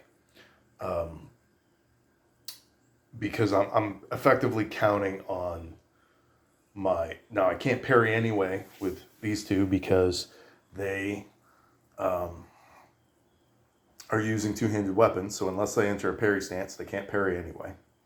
They're not using shields. They can dodge, but only once per battle. So it makes sense for the two of them to power attack pretty much every time. Splitta probably shouldn't, because he does have a shield, so he can parry. And he would benefit the most from a parry stance anyway. But his combat skill is so low, it still makes sense for me to power attack with him until I get that raised up. So anyway, that's the logic there. Okay. I love power attacks. They are your friend, I would say, until you're level 5. All right. Now Choppa, he does get to go. So he's going to spend 2 movement points and then another 2 movement points to move into the flanking position. And then he's going to do a regular attack, which gets a -5. So he will hit on a 61. And he misses. And then lastly, we get Splitta. Splitta is going to move 1, 3. And that puts him in melee range. And he will attack, and he hits on a 42. 53, and he misses. Now, Splitta, because he did just take damage from the fireball, is not... Wait, how did I do that right? Oh, I gotta take one more down. He's not in the... I probably shouldn't have put him up there, technically. But right now, all 4 of my heroes are in position to hit, so all 4 of them can power attack on their next turn. And right now, only Bright Star has power attack, so he's the only one vulnerable. And if all 4 of them power attack, we're probably killing that thing. That's kind of my logic there. And I'm also going to use Bright Star to try to heal him anyway. So we're going to roll the scenario die. 9. Okay, first time. 16 is higher than 3. So the threat die... Oh! I haven't been rolling, so I actually get +1, 2, 3. Do I get plus threats for winning and for winning combats? So 1, 2, 3. So we actually already get a 6. So our threat die isn't a 3, it's a 10. And I opened the chest. So it's actually 11. I'm still below 16. So 1 for defeating the enemy, 1 for opening the door, 1 for defeating the enemy, 1 for opening the chest, opening the door, defeating the enemy, opening the door. And then for the current roll. So that adds up to 8. So my threat is currently at 11.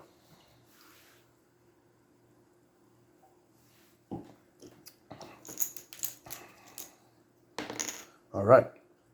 We're going to start with Crasha, and he will power attack. No, we're going to start with Brightstar. Brightstar is going to cast Prayer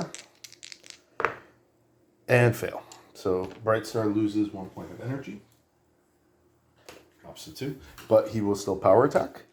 And on this power attack, he will hit on an 80.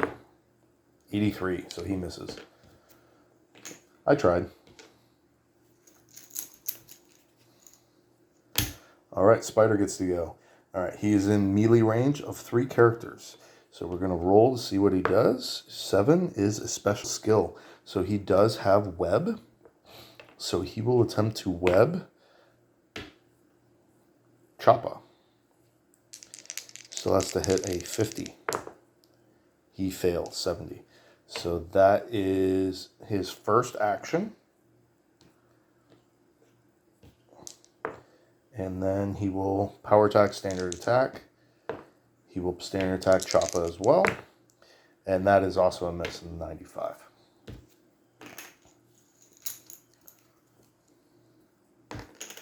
All right, so we will go with Crasher this time. He does get to act. He will power attack, which gets 67, 87, 25. That's a hit. 4 or 7, so 7 plus 3 is 10 damage. He does not have any armor piercing, so he does 9 damage. So we're going to take this one and put a 10 up there, leaving a total of 16 on the giant spider and wounding it. Good job. All right, and now we're going to go with Choppa. And he will attempt a power attack. And he will hit on a 61, 81. 62.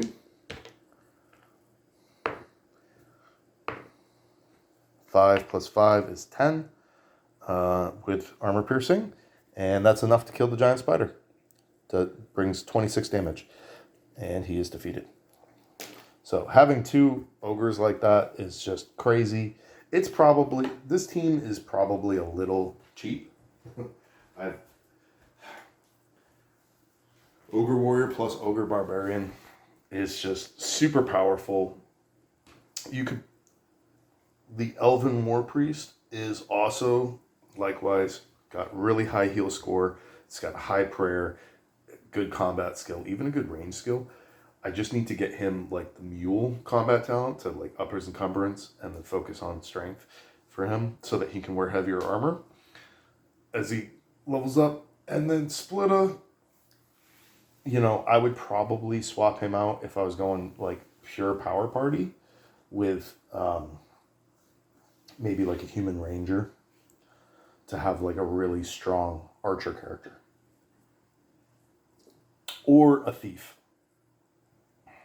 Either of those would be fine.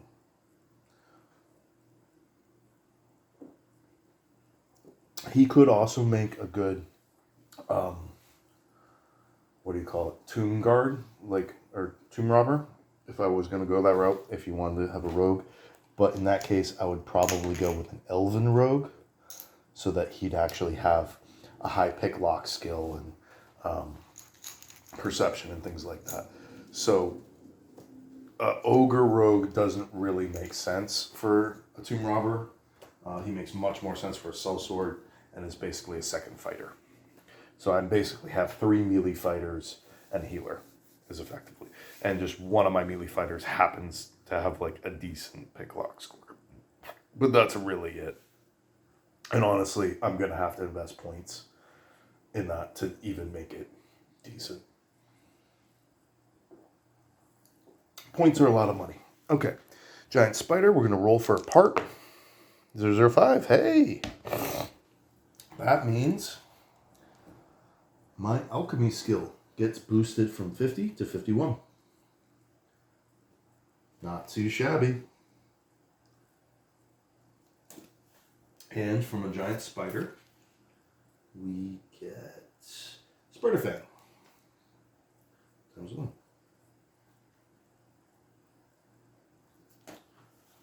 Okay. Now we're going to roll the scenario die.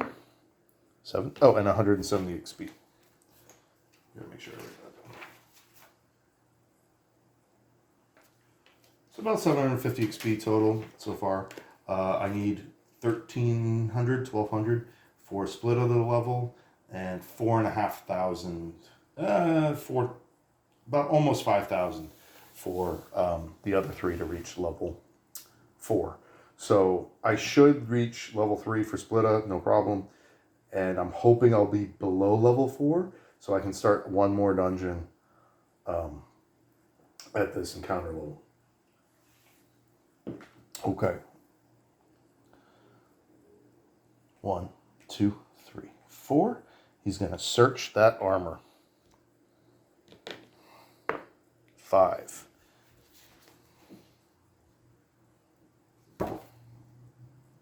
Nothing. 1, 2, 3. He's going to search that table. 7. Dining table. Nothing. 1, 2, 3, 4. He's going to search that dining room table. Nothing. And then 1, 2, 3, 4. He's going to search that dining room table. And the 1 ration. My rations go up to 18.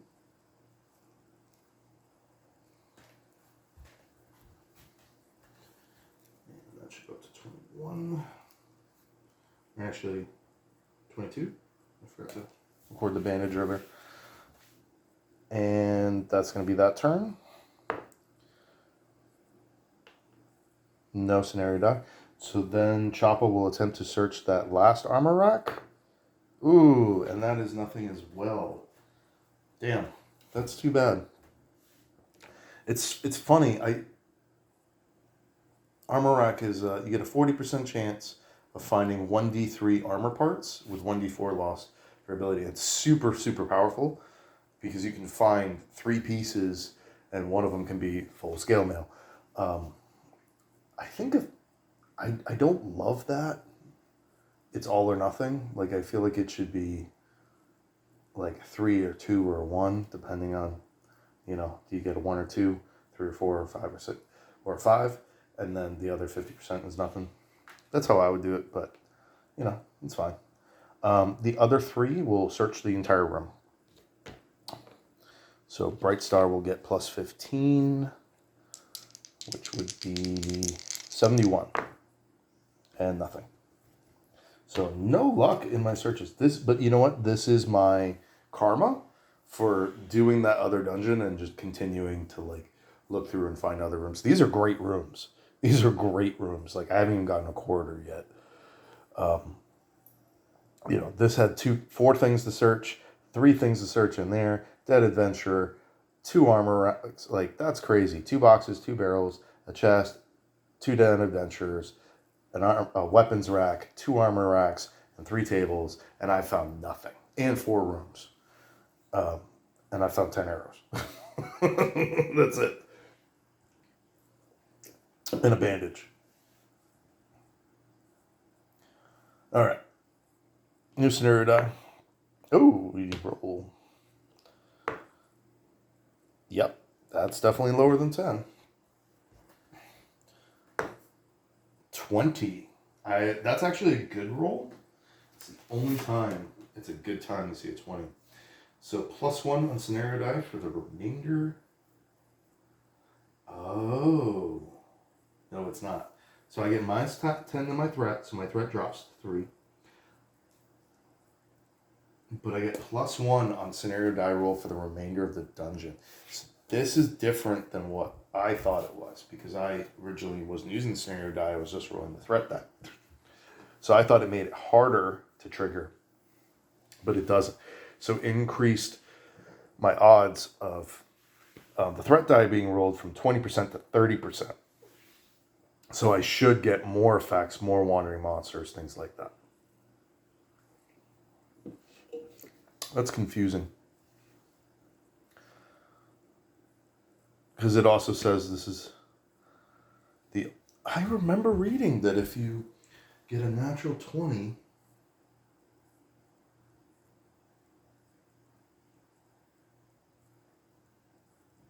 If the threat roll is a natural 20, reduce threat by 5.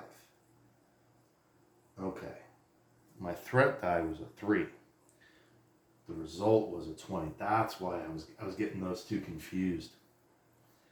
Because it said that if you roll a 20, this is like one of the only times it's a good time to do that. So I was like, oh, okay, that makes sense. Yeah, all right.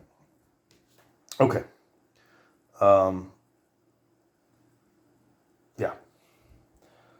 So then we're going to move towards the door. 1, 2, 3, 4, 5, 6.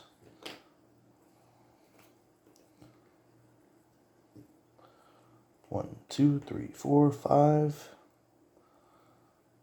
1, 2, 3, 4, 5. 1, 2, 3, 4. All right, and that's going to end that turn. And no scenario die. And we will attempt to open with... actually, I'm going to attempt a prayer with brights. No. Yeah, it doesn't cost an action to use a prayer. I'm going to attempt to pray with Bright Star again. 44, cool. So I use Matthias' Bomb on Splitta, and Matthias' Bomb is 1d6 plus 1, and then I get a 1d3, so the red is going to be the 1d3. So 5 plus 1 is 6, plus 2, 8, and I heal Splitta back to full health. And Bright Star is down to 1 point of energy. Okay. Now, Choppa that does not take an action. Prayers do not take actions. Choppa is going to attempt to open the door. D10, D6. It is locked with a regular lock. Or a weak lock, sorry. Wound 10. So that was Choppa's first action. He's just going to bash that door down. My picklock skill is not great. So that was his first action. So then he hits with his Great Axe for 6 plus 5, which is 11 damage. That is enough. The door has 10 health. So he kicks the door down, which raises your threat level by 2 or 3. I forget. You get 1 for opening the door, and then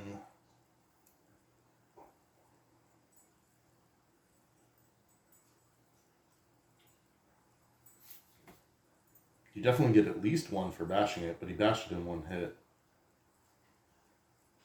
I think it's 2. So I'm going to increase threat level by 3. So we're back up to 6. Because if you get a crowbar, then it's 1. All right. Treasure chamber. Okay. So, interesting. This room only has 1 door, which is the one I came in. So that means I have to roll for a secret door somewhere. So this does happen. Actually, it lines up pretty conveniently. And we'll roll for an encounter. Because this is not a secret treasure chamber, it's a regular treasure chamber. There it is. 30, so there's an encounter. Encounter in every room. 16, so 36. 1d6 gnolls with battle axes and 1d6 gnolls with crossbows. It's actually pretty tough. So we'll do red for melee and green. Oh, no, that's a d4. 4 and 1. So 4 melee gnolls, and 1 crossbow gnoll. Okay, so we get a real fight. Cool. Here is the melee gnoll and the crossbow. Little hyena men.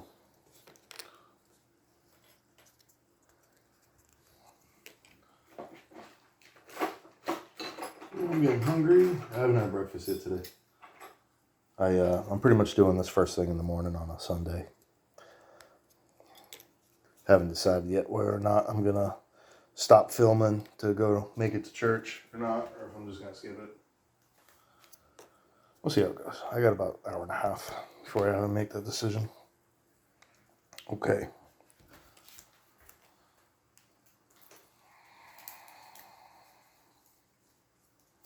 No. And that was a 37, 36, right? So battle axes, shields, and 2 armor for the melee.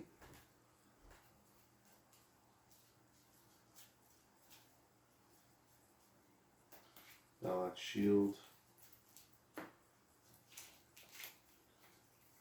2 armor. And then the ranged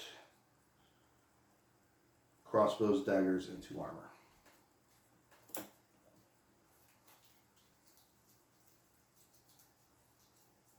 Crossbow, dagger.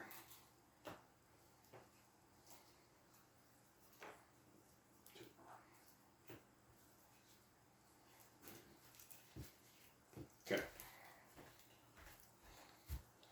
So battle axe, shield, 2 armor, crossbow, dagger, 2 armor.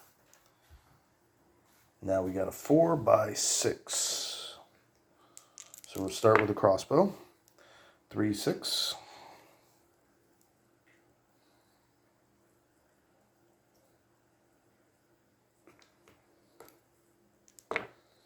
Two, 6.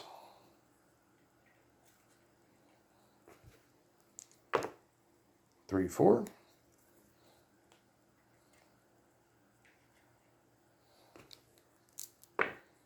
2, 1.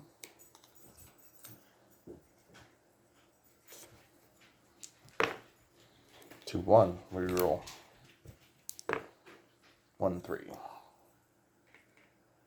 Okay. So gnolls have 50 combat skill, 35 ranged, 40 resolve, minus 10 to hit, 1 natural armor, 4 movement, no special rules, 10 hit points. So they're pretty weak. 80 XP, tier 1. So they're pretty basic.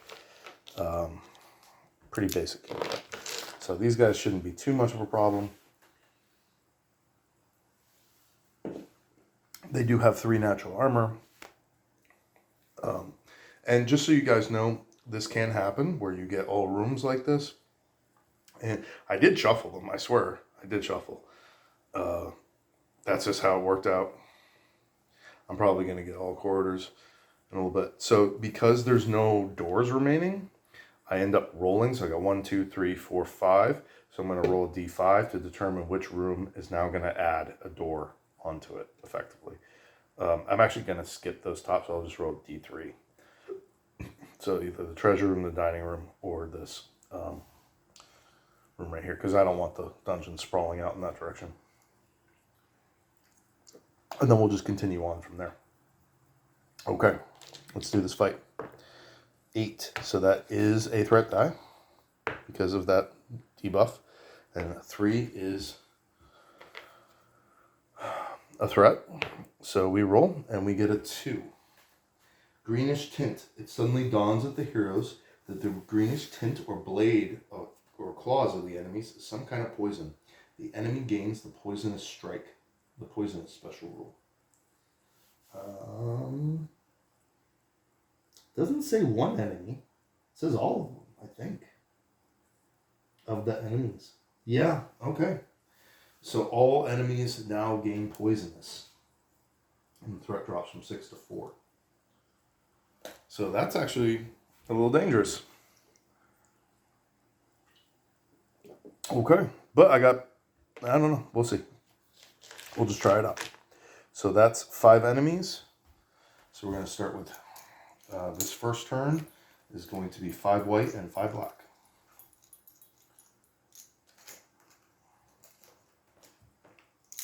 Because of the Profiteering.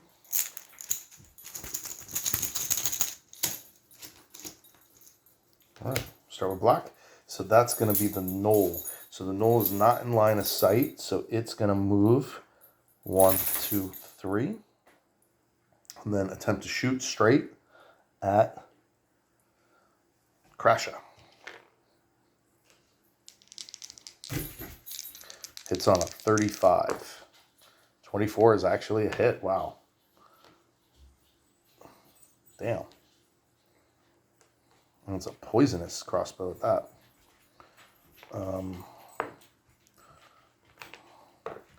We're going to attempt 7 to the head. We're going to attempt a dodge. That's not a dodge. 10. That's a successful dodge because that's a 10. 19. So that was Crasha. Dodges that crossbow bolt from that knoll. That would have been pretty dangerous. 7 to the head with poison. Actually, would have been 10 to the head because it's a +3 with armor piercing. So that would have been a really, really damaging shot. I got lucky with that dodge. Okay. Oh, I smell fried chicken. I don't know where there's any fried chicken, but... So this enemy's the closest. So he will charge. Choppa. So he gets +10. So he will hit on a 60. 51. So that's a hit. With his battle axe is a D10. +1. So 9 to the head. Damn.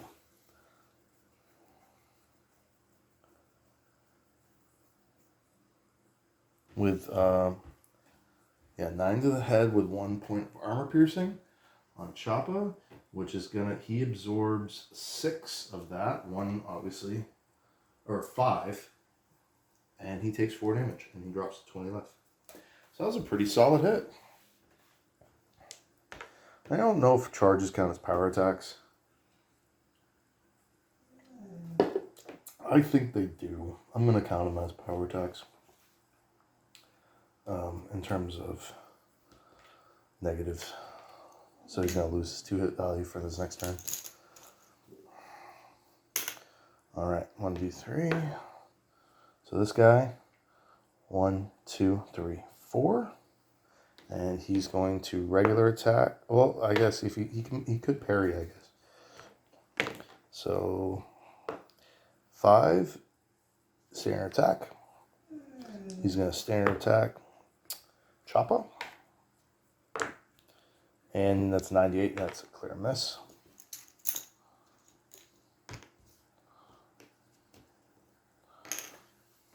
Where's the little girl? Oh, you're fine. You're fine. What time is it? Okay.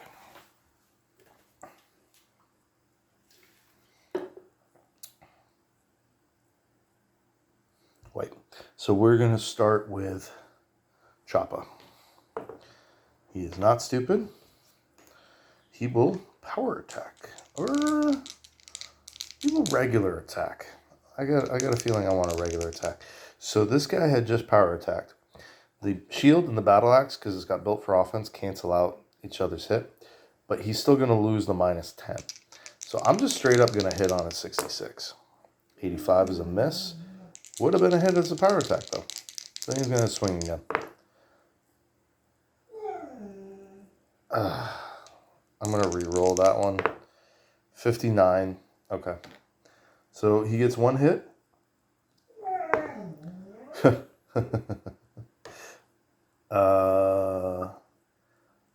For 1, well, it's 1 + 5, actually. So it's still 6 damage with 2 points of armor piercing.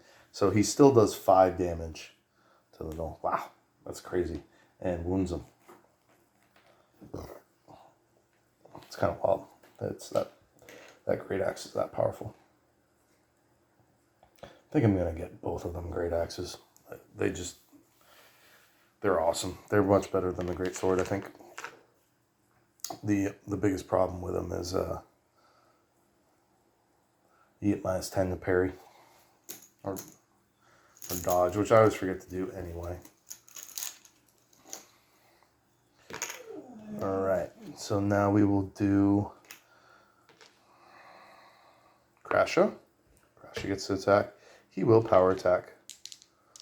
So Crasha's got 72, 92 with the power attack. But then those cancels each other out. So 82 he will hit on. 76. Good thing I had power attack. So he'll hit for 6 or 7. 7 plus 3. So 10 damage. No armor penetration, so 7 damage to that knoll. I don't know if you can hear my dog just crying. I don't even know what she wants, to be honest. She's sitting next to her water bowl, and her water bowl's got water in it. So I don't know. I think she wants me to cook breakfast so she can get some. Okay. All right, we're going to go with Bright Star. He's going to power attack and attempt to stab that knoll to death. So 85 minus 10, so 75. 13 easily hits for 7 or 10 damage with armor piercing of 1, so 10. 8 damage to the one that already had 7 damage of life, easily killing it.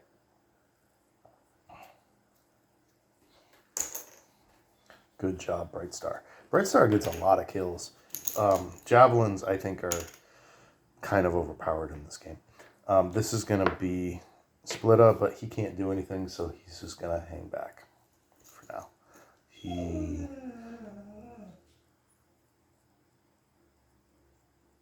Yeah. Oh, the trap disarming kick is +10, doesn't it? I forgot about that. Okay.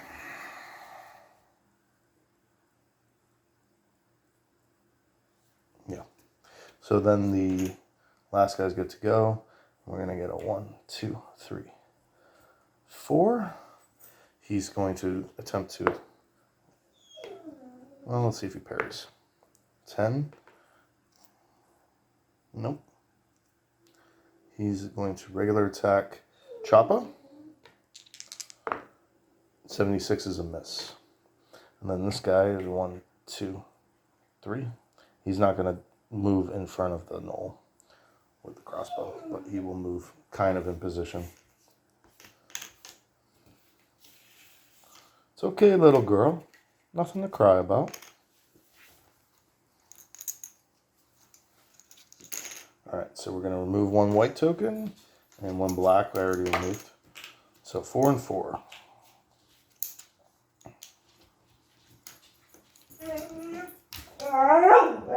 Oh, how you hush. Oh, what's wrong? What's wrong, little girl? Yeah. Oh, none of that. Alright, I'm going to pause it for a second. Okay, sorry about that.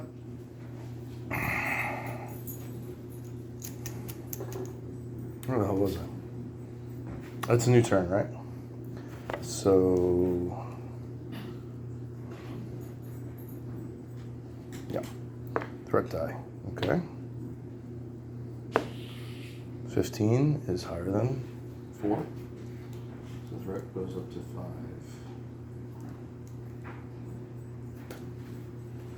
Alright. I just redid the token bag. Okay, so we're starting with the archer, and he reloads. Reload takes 2 action points, so that is his full turn.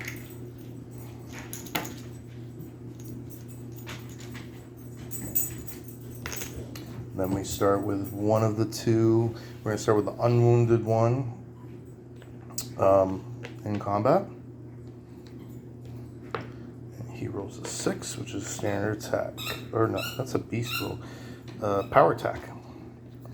So he will power attack Choppa. Or Crasha, sorry. 40, that's a hit. It's okay, guys. Yeah, I just took them outside and I don't know. They're being a little needy this morning. What's going on? Huh? I just took you outside. Yeah. The door's still open. You can go outside if you want. Daddy's shooting a video, okay? You get a special treat if you're good. You get a special treat. Okay. So that was a hit on Crasha. And it's a power attack, battle axe, so... Ow. No, John. Okay. You know there's no treats if you do this, right? This is not being good.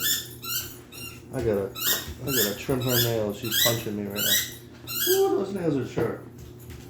Okay. Let me wrap this up. Okay. You want to go outside? You want to go outside? Let's put you guys outside. Come on.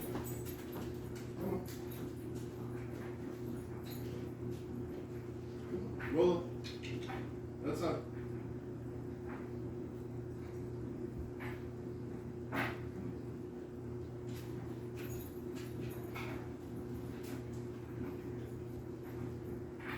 Well, you too.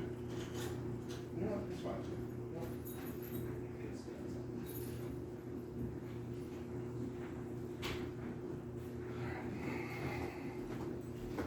Okay, sorry about that.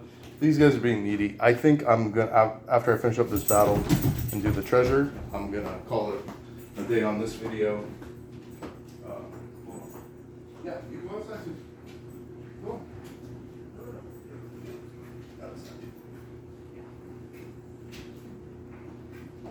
Okay.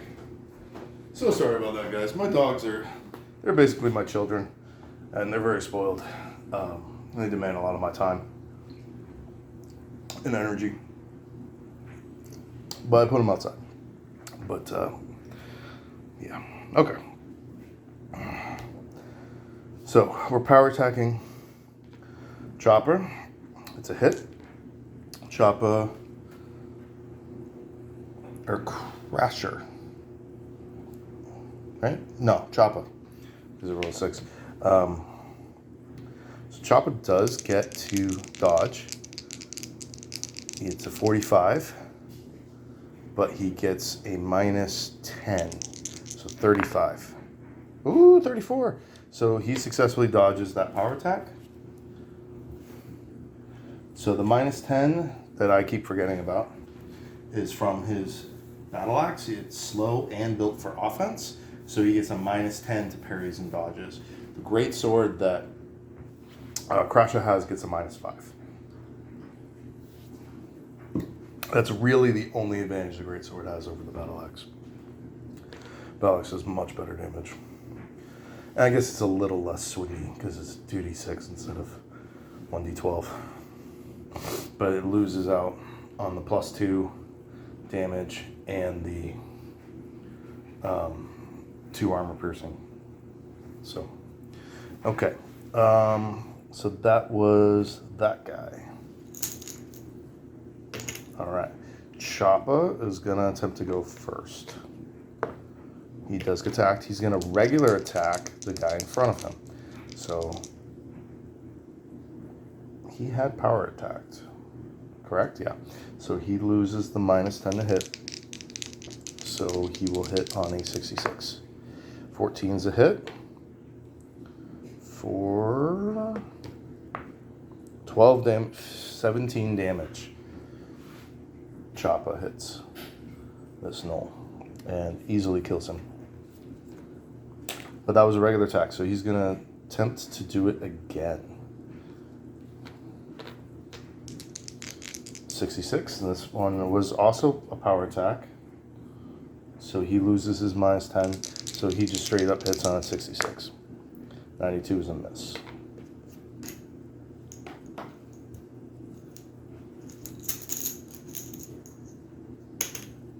Okay. So the only gnoll left is this one, so he's going to charge. I was going to try to move Crash into that space, but that's okay. So he gets plus 10, he hits on a 60. He rolls a 20, so that's a hit. And does he get to reroll damage? I don't remember how charge works. Let me look that up. charge is a little confusing. It's not quite the same as a power attack and a shove, but it kind of is. It's kind of like a move, power attack, shove all at the same time. Charge attack.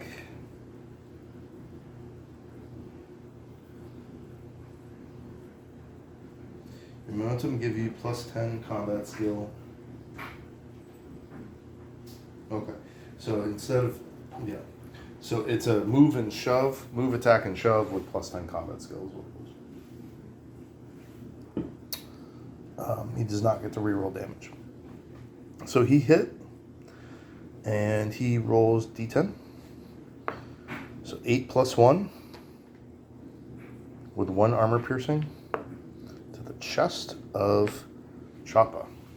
Choppa cannot dodge. So 9 to the chest. And we absorb 3 from natural, well, 2 from natural armor, and then an additional 6. So it does do 1 point of torso damage to each padded jacket and mail shirt, and then Choppa takes 1 point of damage, dropping to from 20 to 19. Okay.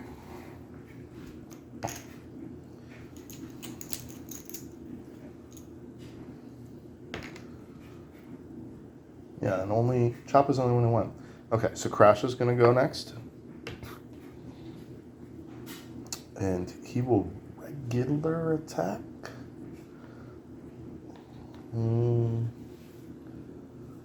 No, he's going to power. He's going to power attack. Right?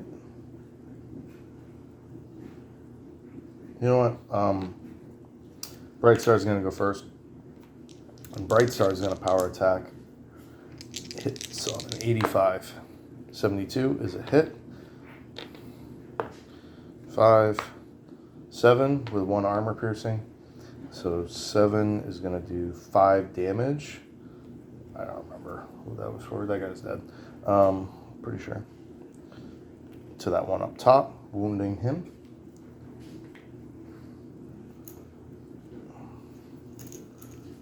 And then we're going to go with Crasha. Crasha will regular attack. The wounded, no. That's a hit, an 18. It's definitely a hit. For 6 plus 9 damage with no armor piercing. So 6, that is enough to kill it. Take all those tokens out of there. That was his first action. And then he will move 2, 4. And keep his back to the wall. And then my last action will be Splitta. And Splitta will move 2, 4. And he will attempt to attack. 47 minus 10, so 37. 45, and that's a miss. Okay. And then we get to 4 and 2. Oh, I forgot. That their weapons are poisoned. So Choppa just took 1 damage. I don't think anyone else has taken damage yet, right? Full. Yeah, just Choppa. Choppa had previously taken damage from a different enemy? From something. I don't know. It was from this battle, I think, from the spider? I don't know. That should have been poison too. I actually don't remember. But I remember this one now, so we're going to do a constitution check for Choppa. He has 60 constitution. 78, he fails. So he is poisoned for 1d10 rounds. 1 round. Okay? I'm just going to give him that extra point of damage and just have him fail that. So he's down to 18 from that poison.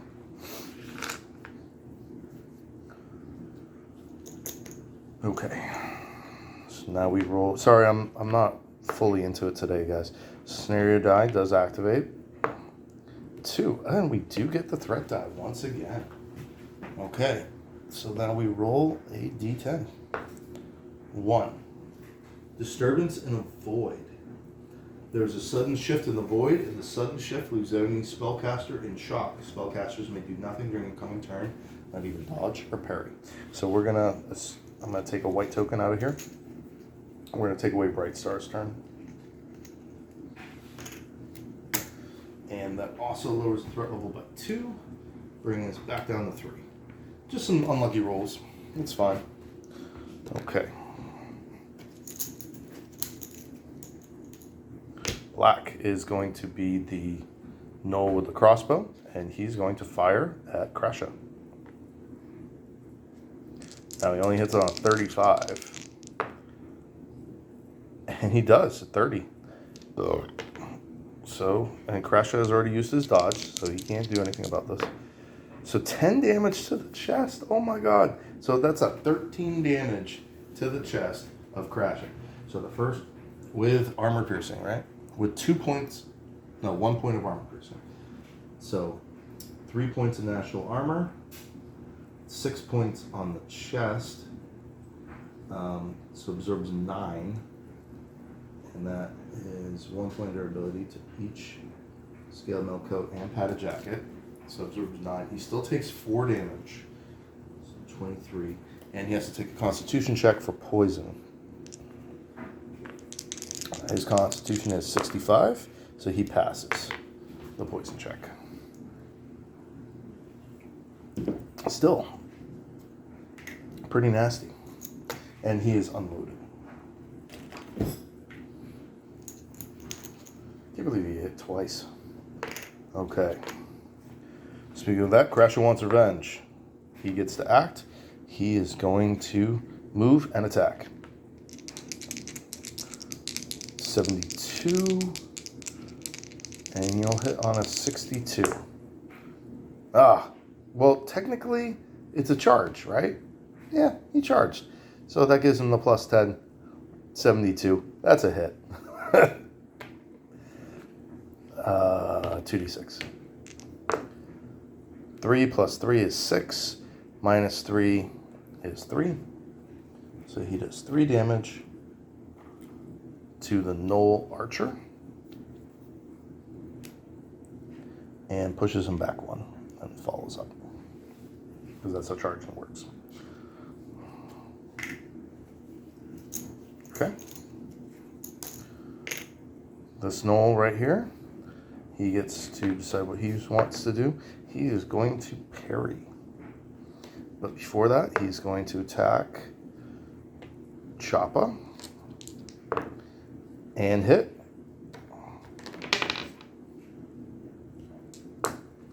For 6 in the arm, or 7 in the arm. So Choppa absorbs, is there armor piercing? Yes.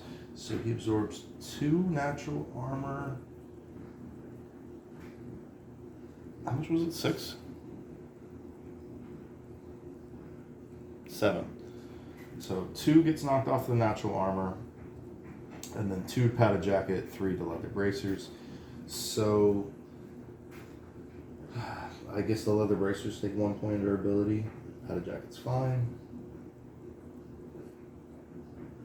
And it does actually get absorbed. So 2, because there's a total of 7 after the armor piercing. 2 gets absorbed by natural armor, 2 by the padded jacket, and 3 by the leather bracers. That is 7. So he does not need to take a poison check. And then he enters parry stance.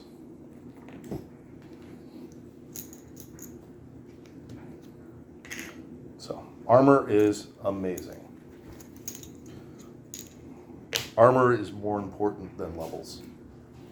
I would rather be level 2 with the best possible armor my encumbrance would allow than be level 6 with substandard armor.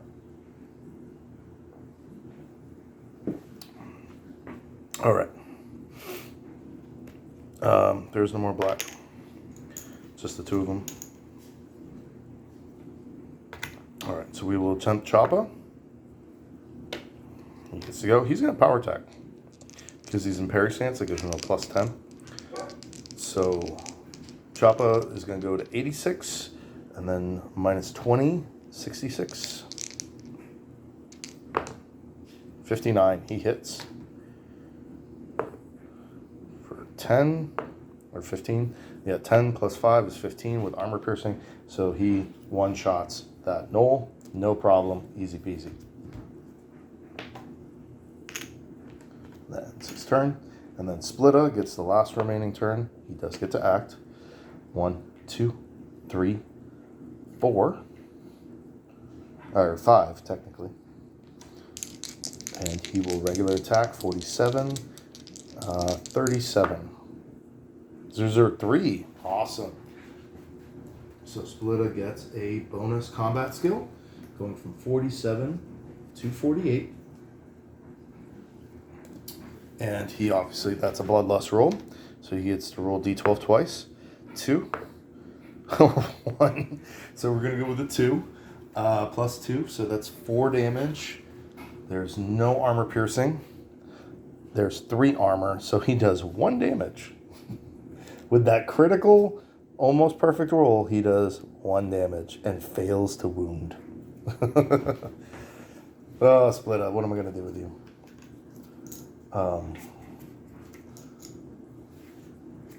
Like I said, I want to get his strength up and then try to get him a halberd. That would probably be the way to go. Especially if I could get one with a damage bonus, like a +2 halberd or something like that. Or I could keep him with the longsword and shield and keep him trying to sneak around. I don't know. I haven't really decided yet. Alright, scenario die. 8, so that is a roll. 19 is higher than 3. Roll goes up to 4. Direct goes up to 4, sorry. Alright.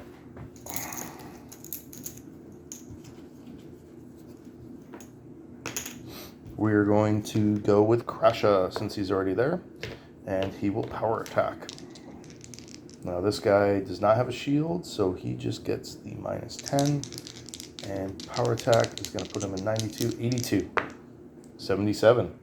So we roll 2d6, 7, or 8. 8 plus 3 is 11, minus the armor is 8, and that should be enough. Yep, 10 hit points. So we killed the last gnoll. All right. Good job, Choppa. I know my math is not as good as it was in the last couple of videos, but bear with me. Getting back into the hang of it. I've been sick, and it's caused some issues mentally, I think. So I killed 5 gnolls. That's worth 80 experience each, so 400 experience. And that gives me 5 rolls on the tier 1 chart. So 10, nothing. 6, nothing. 1, weapon used by the enemy. So that is a battle axe. So that was the 3rd roll. With 1d4, 2. So battle axe minus 2. I'm going to write that down in the group backpack.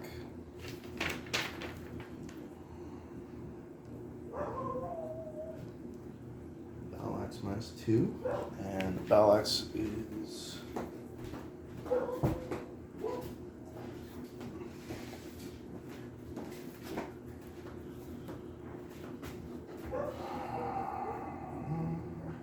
Where's battle axe? There it is. Worth 100 coins and weighs 10. 10 weight. So that's going to up back to 32. Okay, so that was the 3rd roll. 5th will be the archer. 4th is nothing. And 5th is nothing. Okay.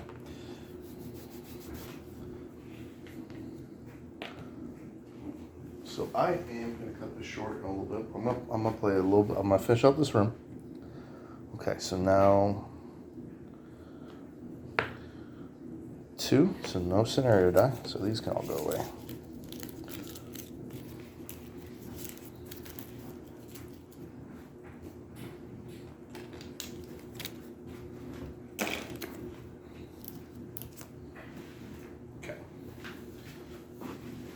So first we're going to have Splitta move up. Or is he adjacent to those? Yeah, that's a single. Yeah. So Splitta's going to try to open both of these chests. So the first one is going to be on the bottom. I don't know if there's a difference between the open chest and the unopened chest. Yep. Unopened, unlocked. And then we roll 5.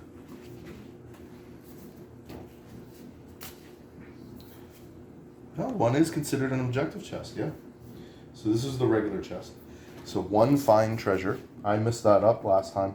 I did the rule. I didn't realize there's... Ooh! Draw a wonderful treasure card. Okay, let's put that back. Grimoire. It's my 4th grimoire I found. Based on the cover, this book is without doubt written by somebody dabbling in the arcane arts. So, random spell. So I roll a d100. 40.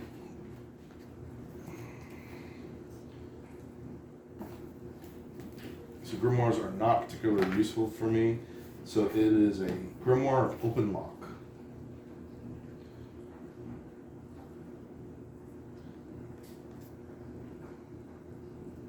I can sell them, which is a 2/2, so it's worth 300.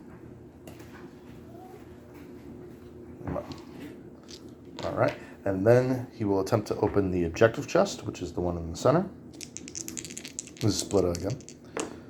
It is trapped and unlocked. So the trap is going to be Labyrinth. Oh, well, I actually don't have any doors open right now.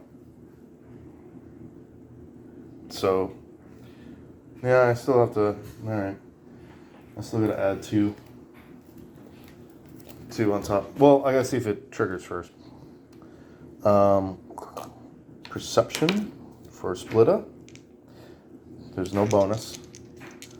Splitta has 27. Nope. So, Labyrinth triggers. Party morale drops by 1, so it drops to 9. And Splitta loses 2 points of sanity. I think Choppa also got hit in the head. So he's going to go down to 9 sanity. My dogs are really upset they're outside right now. Alright, so 2 random cards go on top of that pile. But it wasn't locked, so that trap goes off, so I still get to roll and see what it is. Now, this is interesting. I just remembered, you can use luck roll on loot rolls. So let's see what we roll. 3. Do I want to re-roll 3? Objective chest. Nope. 1 fine treasure and 2 wonderful treasures. Ooh, let's see what we get. Oh, so 3 wonderful treasures. Awesome. Awesome, awesome, awesome. Clearly didn't shuffle that well enough. So 1, 2, 3 wonderful treasures. Hells yeah. This is what I was talking about. Your loot sometimes is terrible, but then sometimes it's awesome. Okay. A harp. A small wooden harp in excellent condition. It even seems to be tuned. 1 instrument. Listening to some ballads about heroes and bravery might be just what your party needs. A hero may use the harp during a short rest if he passes a wisdom test. All heroes regain 1d3 extra hit points. So similar to the loot.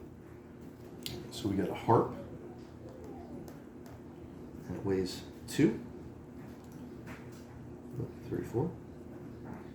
So 2 encumbrance. Value 100.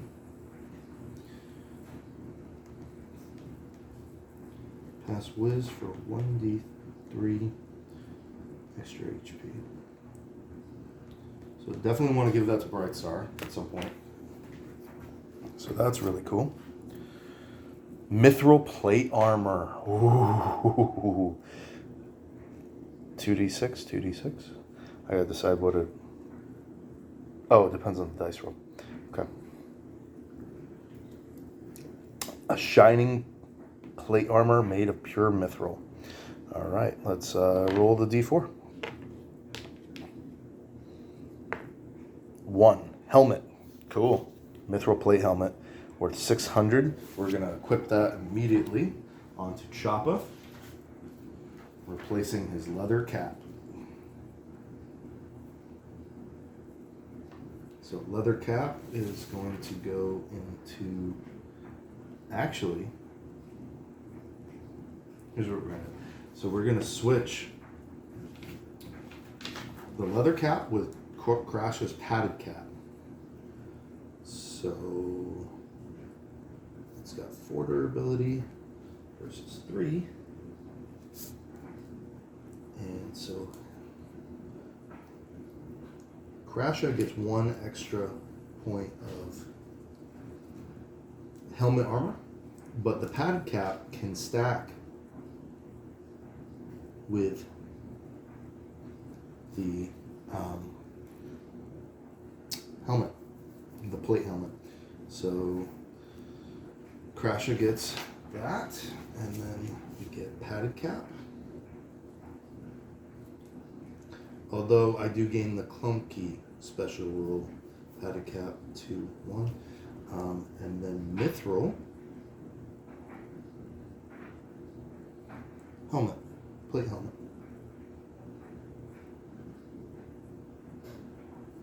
which is 6 defense and 5 encumbrance, and has 8 durability.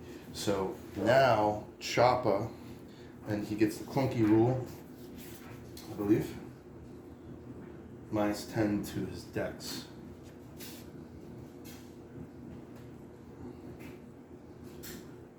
Yeah, so the mithril gives it an additional point of defense beyond.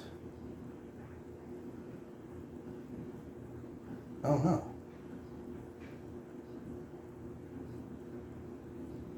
Okay, padded cap is not stackable.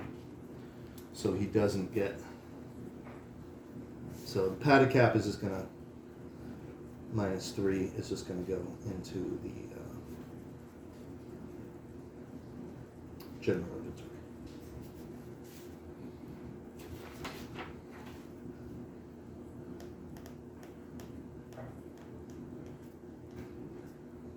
Okay.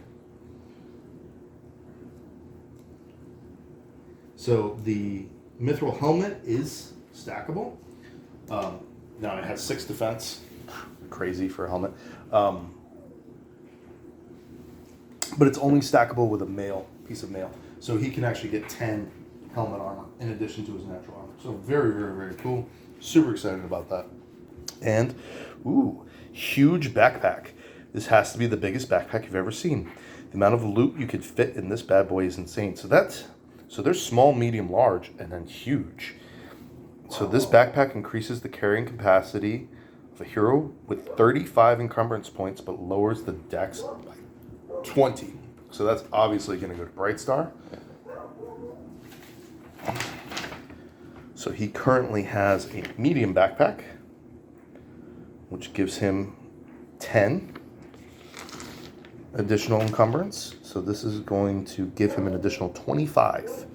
So he's going to bump up to 67. So he'll be right in line with the other heroes, but with a minus 20 dex. Very, very, very cool. So he can now equip that harp as well.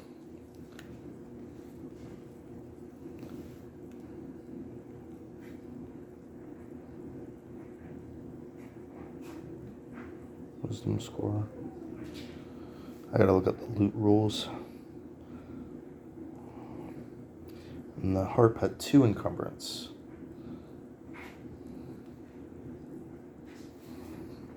And then we're gonna flip his medium backpack over to Choppa.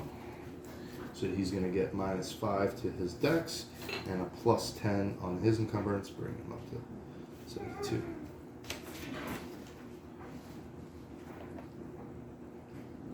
Medium backpack.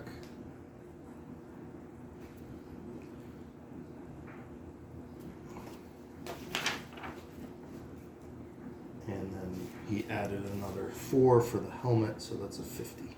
So So he's at 50 out of 72.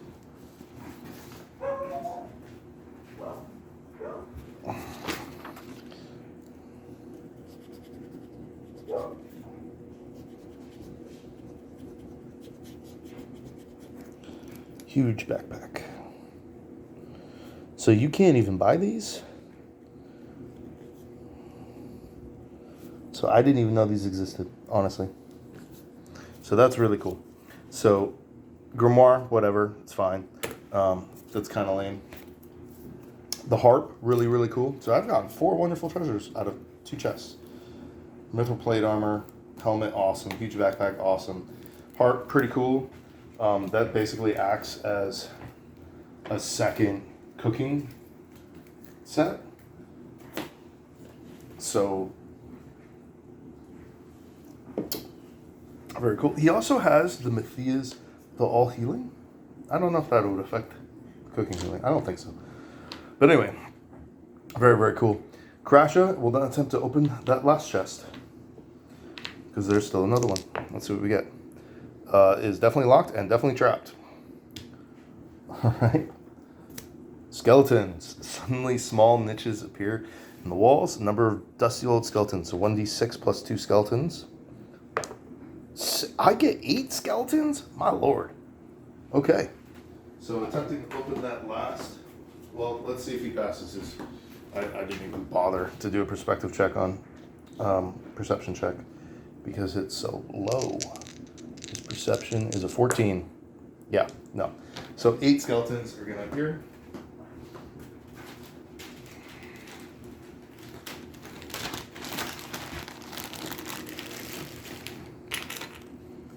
One, 2, 3, 4, 5.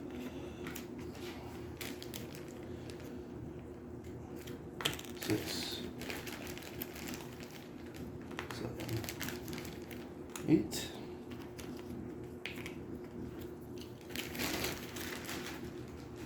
You guys be good.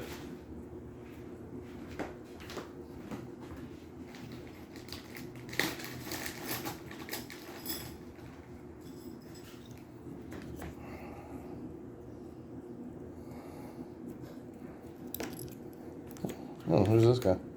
Ghost. So these are all going to be melee skeletons armed with broadswords, shields, and armor 1. They're all the same. Oh, I guess I had a plus 10 chance of finding it, but that's fine. I still feel that room like a 45.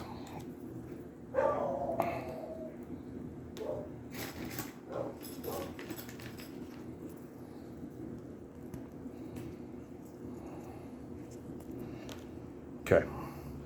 1, 2, 3, 4, 8, 12. So let's roll a d12. And where's the d12? Okay. And we'll start one working our way around. So 4, 5, 4, reroll, 4, reroll, 11, 1,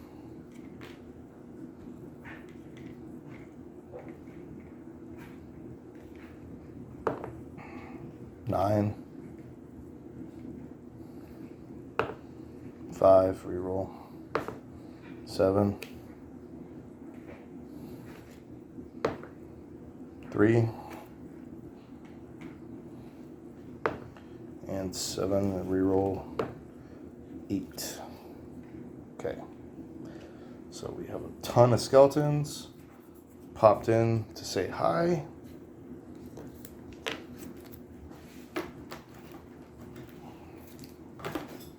I haven't even searched the room yet. Now I gotta find the card. So this is why I like to have everything out ahead of time.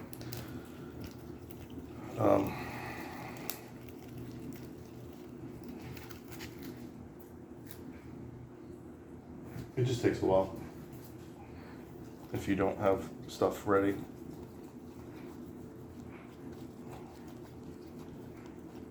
Skeleton.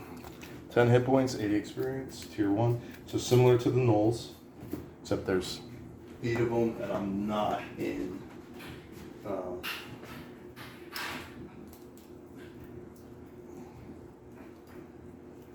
quarter, so it's definitely less advantageous conditions.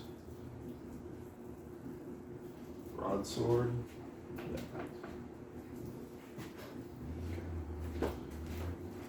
So broadsword, shield, and armor.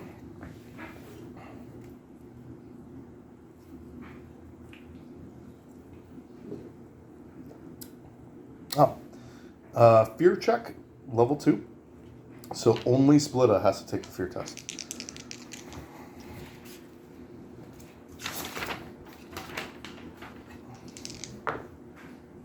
$69, and he fails. So I've reached 8 morale. I should probably take a rest after this, just for the morale boost. Okay, so we're gonna start combat. D10, no threat die. All right, so it's gonna be 8 to 4.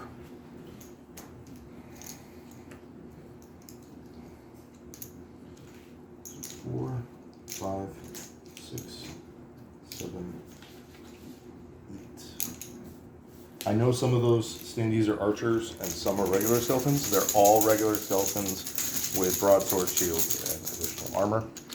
I just don't have enough standees. Okay. So D8. I'm just gonna randomize. 2, 3, 4, 5. That one's already a melee, so that makes sense. So lower undead. Okay, stern attack, power attack on a 7. So power attack. 53 is a hit on Splitta. Splitta will attempt to dodge. He's got a 44. So Splitta successfully dodges. Power attack. I need to get my tokens more organized. Okay.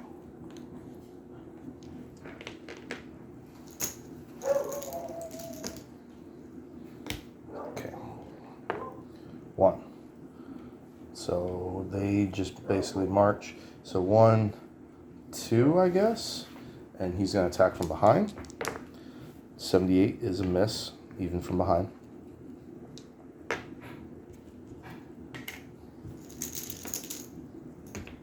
Okay. We're going to attempt Crasha. Crasha is going to use... Well, let's see if he's stupid. He's not. Good. So Crasha is going to use 1 energy point to activate Frenzy. He is then going to...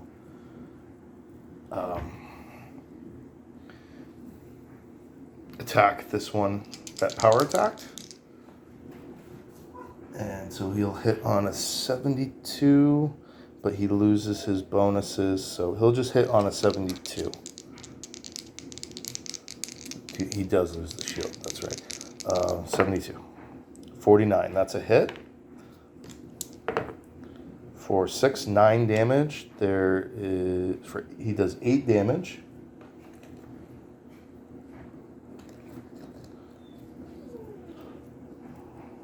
My dogs are crying really bad. He does 8 damage to this one, wounding him. So many tokens. All right, that gives him a free attack. He will attack that one again, I guess. So there's 7. That's just going to be a kill. He does over 2. Well, I'll roll, I guess. 7, 10 damage, yeah. So that's a kill. This one is off the board. That was his first action. Then he will attempt to attack this one here in the corner. 64 is not a hit. He needed a 62. So that ends his turn, but he's going to turn his back that way.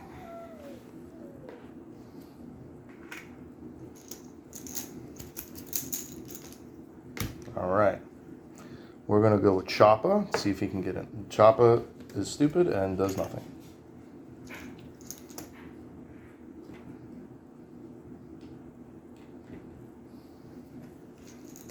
Just gonna move that out of the way for a second.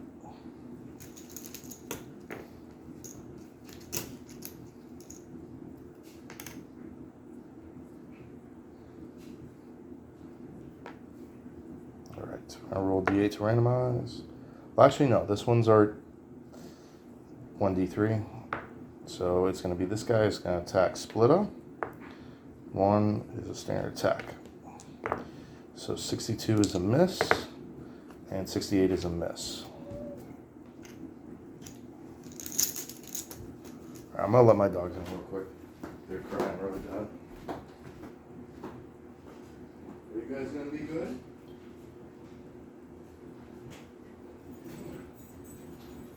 It's okay to get outside sometimes. Alright, let me give you a treat.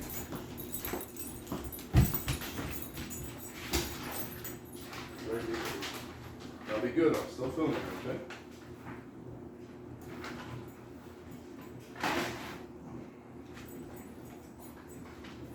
Come on. Alright.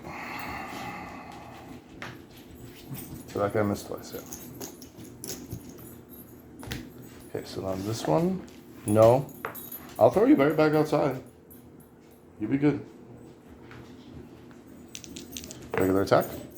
That's going to be a hit for, and this is on Crasha. So Crasha's going to attempt to dodge. 49, 44, 002. Sweet. So he successfully dodges. So his dodge goes up to 50. Now, to me, if you roll, I don't know what happens with a perfect dodge, but to me, that's a free dodge and it doesn't take up your dodge action. Raina, that's enough. No, Daddy's Fimo. You be calm.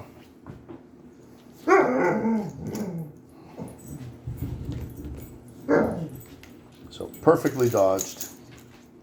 Well done. All right. Now we roll. There's 4 left. So we're going to go with this guy. He's going to move up and attack Splitta. 42 is a miss. Who failed? Just Splitta. Yeah, Splitta failed. And now we go 1d3. So this guy is going to move up and he's going to hit Splitta.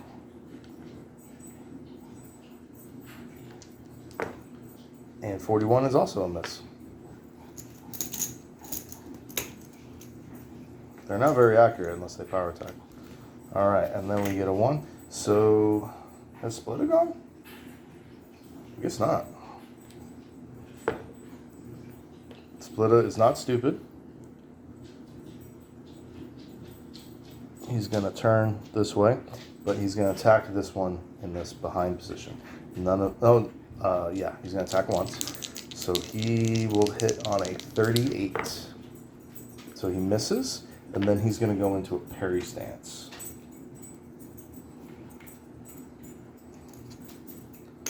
And then we get one of these two. We'll just take this guy, and he's going to move down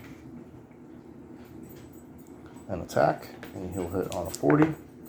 He misses with a 60. And then we get Bright Star. Bright Star is going to go 1, 2, 3, and attack this guy from behind. So he'll hit on a 55, on a 75, 95. That's a miss. All right, and then this last guy is going to move down and attack Crasha. 94 is a miss. Okay. So it should be 4 white. And 1, 2, 3, 4, 5, 6, 7 black.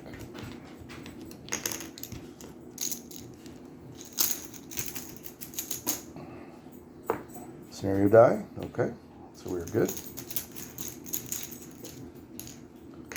All right, so it doesn't really matter since all 7 of them are, well, I guess we randomize because all 7 of them are in melee range. So 8 is a reroll. 5. 1, 2, 3, 4, 5. He is going to power attack. Splitter. 82 is definitely a miss though.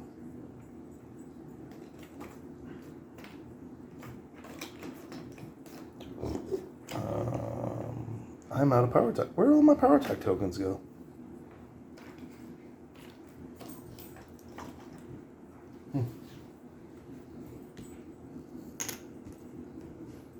Excuse me, I'm just going to grab a drink again real quick. I know this is not very smooth.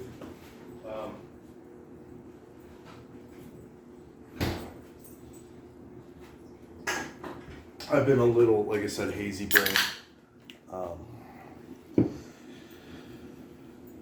The past week, just getting over this cold. I'm over it now, but I'm getting caught up on sleep the last 2 nights, and my brain's just kind of a little warbled. All right, should be better by next week. All right, so another 4. 1, 2, 3, 4. Okay, so he will regular attack. He will regular attack Splitter. 76 is a miss, and then he will regular attack Splitter again for another miss.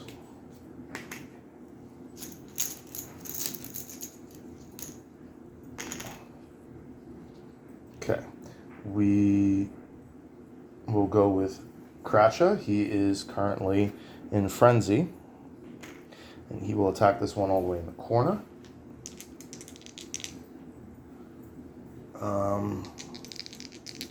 He will use his other energy point, actually. So he's going to drop to 0 energy. And this is going to allow him to power attack twice. So he's in Frenzy, and he gets 2 power attacks. So his first action is going to be a power attack. If that hits, he gets a regular attack. And then his second action is going to be a power attack. And if that hits, he gets an additional regular attack. So using Frenzy with Battle Fury at the same time. So his hit is 72. There's a minus 10 from the skeleton. So 62 plus 20 from the power attack. So 82. 006, that's clearly a hit. And it's a power attack. So 4 plus 3 is 7. So 7 damage with 1 armor. So 6 damage to this first skeleton. And then he's going to follow up with a regular attack on the same guy. So this one instead will hit on a 62. 66 is a miss. So then he's going to power attack that same skeleton once again. 42 is a hit. And 8 plus 2, that's more than enough damage. That skeleton is defeated. And he gets a free regular attack on this one in the middle here. And that's going to be a hit at 25. For 9 plus 3, 12 damage. And that's going to be another kill. So awesome. That ends his frenzy, but Crasher successfully kills 2 skeletons in 1 round. Very, very nice. All right. So we have 3 that haven't gone, 3 enemies. So it's going to be this one back here. He's already in range with Splitter. And he will power attack. That's a hit, and he hits for 1d8 plus 2. So 5 or 5 to the chest, so 7 to the chest of Splitter. Splitter is in parry stance though. So he has already dodged, but he gets a chance to parry, which would be on a 63. Yeah, 005. So that's a successful parry. It's also a combat skill, so he already had that, and he doesn't get the energy bonus from that. But it is still a perfect parry. So I would argue that he gets to parry without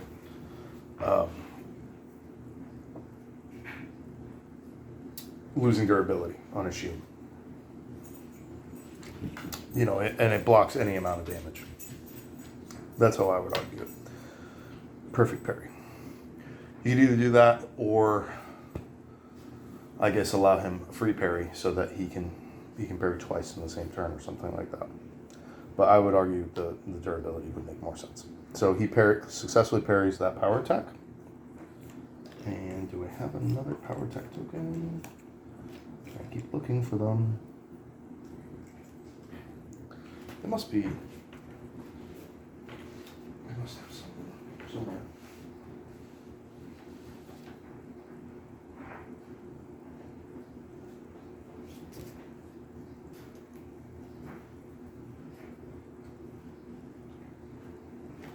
So there's only 4 tokens, it looks like, and they're double-sided for parry and power attack.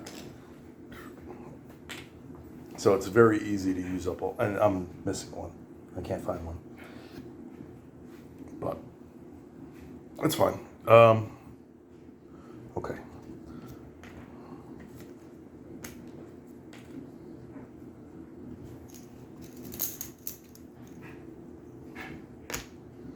So 1, 2.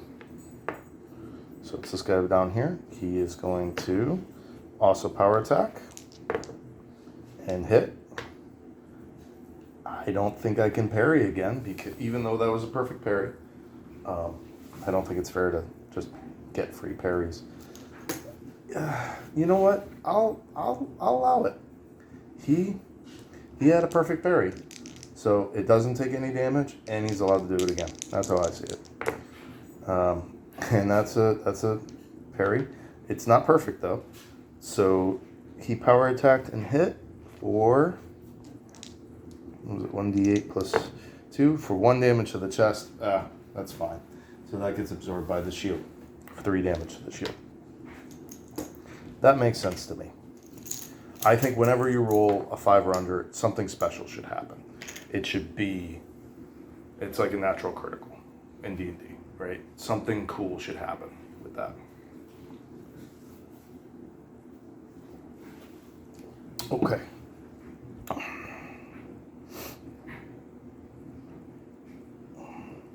We're going to go with Choppa. He's going to 1, 2, 3. And he's going to attempt to hit this skeleton right here who just power attacked. So Choppa hits on a 66. And there's no negatives because of the power attack. So 61, that's a hit. And he rolls the d12, which is over here. 5 plus 5 is 10. It does have armor piercing as well, so that's going to kill that skeleton. Take him out. Okay, good job.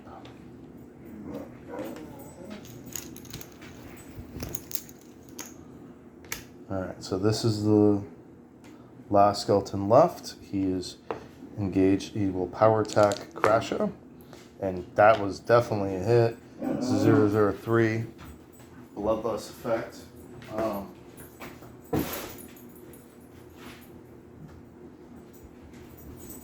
Oh wait, enemies don't get bloodlust. But he does get to reroll, so he gets to hit Crasha, who has already used his. Crasha gets to dodge again because he had a perfect dodge. That's right. So his dodge is going to be 45, 35. So he misses his dodge. So the power attack is D8, 7 to the arm, or 7, yep, so 7 to the arm of Crasha, which he can absorb, so no armor piercing. So he absorbs 4 for natural armor, and then 4 through the scale mail coat, taking no damage. Alright, so there should be 2, we gotta remove one of these black tokens. So there's, oh, there's 1, 2. Oh, I guess there was one that still hadn't gone. Okay, I take that back. Oh no, he has. Never mind. Okay, so 2 white tokens. We're gonna go with Bright Star first. Bright Star is going to power attack. So 85, 75. Those are 2. Awesome. So that is an automatic. Yep, Bright Star regains 1 point of energy. Goes back to 2. And because that was on a power attack, it's an automatic max. So he automatically does 10 damage with armor piercing.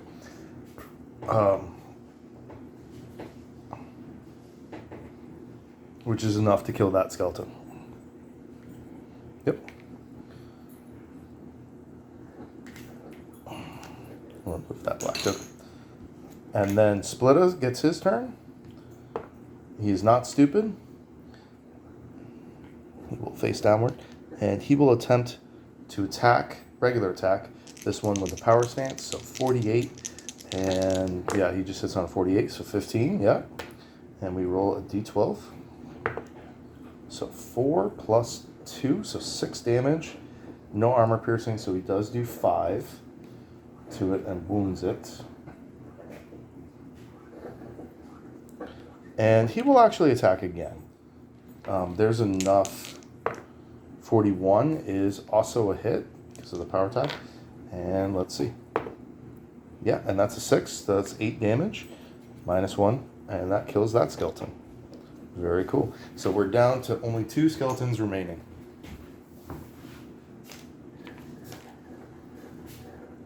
So 2 black and 4 white. So the skeletons, they don't really hit very hard. So these enemies at this point, they're and the parry stance is going to go away. They're kind of dangerous at level 1, but now that I have basically fully armored up and everybody has a pretty good set of armor, no threat die, these basic gnoll skeletons aren't a super big threat. Because even if they hit, you get dodges, you get parries, and even 10 damage. Ooh, 10 damage to the chest. Well, I block 8 or 9 of it. So I think, yeah, Choppa blocks 6, 9 damage. Crasher blocks 10. And even Splitta blocks 7. Bright Star only blocks 3. Before armor piercing. Alright, so we're going to start with Crasher. He's going to go. He will just power attack this guy. Try to take him out. So that's going to be a 92, 82. 54, that's a hit. 4, 5, 8 damage, or, yeah, 11, 14 damage. So he takes out this skeleton with his power attack. Pretty easy. And then we're going to get the skeleton. And he's going to power attack Splitta, but he misses. Which actually hurts him because now he loses his 2 hit bonus. And it's everybody's turn. So Splitta will attempt to power attack. Splitta hits on a 68 with a power attack. So 30, yeah, that's a hit. 10, or 12 plus 2, 14, -1, 13 damage. That's enough to kill that skeleton. And there we go. And I don't believe anybody took any damage. I was able to do that without any damage. A little, maybe 1 point of durability or something. Maybe a little bit. So 8 skeletons defeated. So that's interesting. We get 640 dodges reset. 640 XP there. I get 6 pieces of bone meal.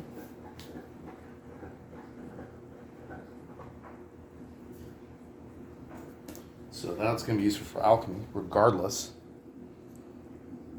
Gives bone meal as part besides tier 1. Oh, I still got to roll for those, I guess. So let's do those rolls. Fail. Pass, that's 1. Exquisite bone meal. I got an exquisite bone meal.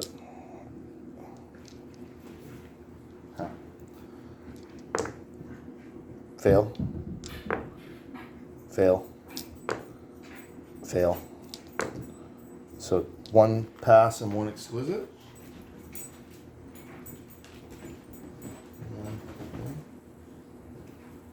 I don't even know if exquisite parts are a thing for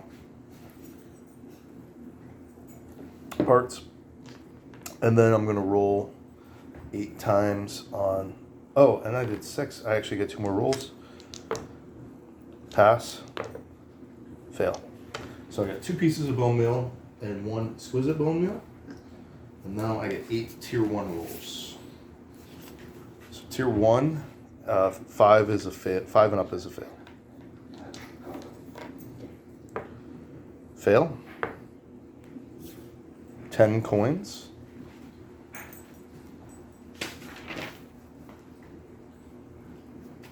It's 2 rolls. Fail. 4th roll, fail. 5th roll, fail. 6th roll, another 10 coins. 7th roll, fail. 8th roll, fail. So I got 20 coins from that. And as far as experience goes, we're looking at 1040, 11, 10, 14,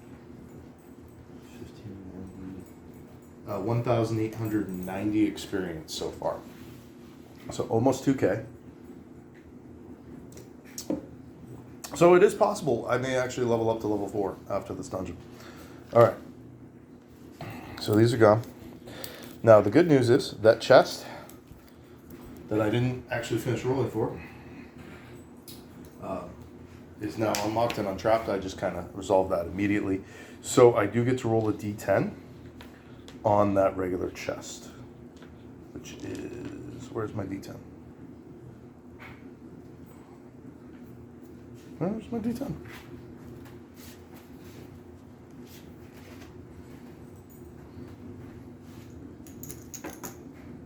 Am I stupid? 4, 8, 12, 20. Nope, I'm missing my d10. Oh, there it is. Oh, over. Right. So we get to roll in the chest on a 1. Ooh, that's the best spot to roll. And so 3 good chests, 1 wonderful treasure. So I got 5 wonderful treasures out of this room. Flute. A short flute made of bones of some unknown creature. So it's another instrument. Listening to some ballads about heroes and bravery might be just what your party needs. Your hero may use the flute during a short rest if he passes a whiz test. Threat level is decreased by 1d3. So we're going to give this course to Brightstar. Brightstar can re-roll whiz tests, by the way.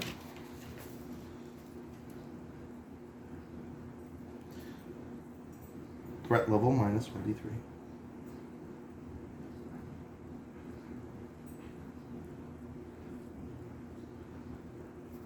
And that weighs 1. So basically he has 3 different musical instruments. He can play, nobody else has wisdom worth a damn. Maybe Splitta later on. So he has 3 different musical instruments. He has a lute, flute, and a harp. The lute restores 1d3 sanity. The harp restores 1d3 hit points. And the flute restores 1d3 threat. So you get to pick, basically. All right. I am also now going, so that ends that. We are now back in the dungeon. Roll 10, so that is a threat die. 15 is above the current threat level of 4. Oh, I also won the battle, so that's 6 for that.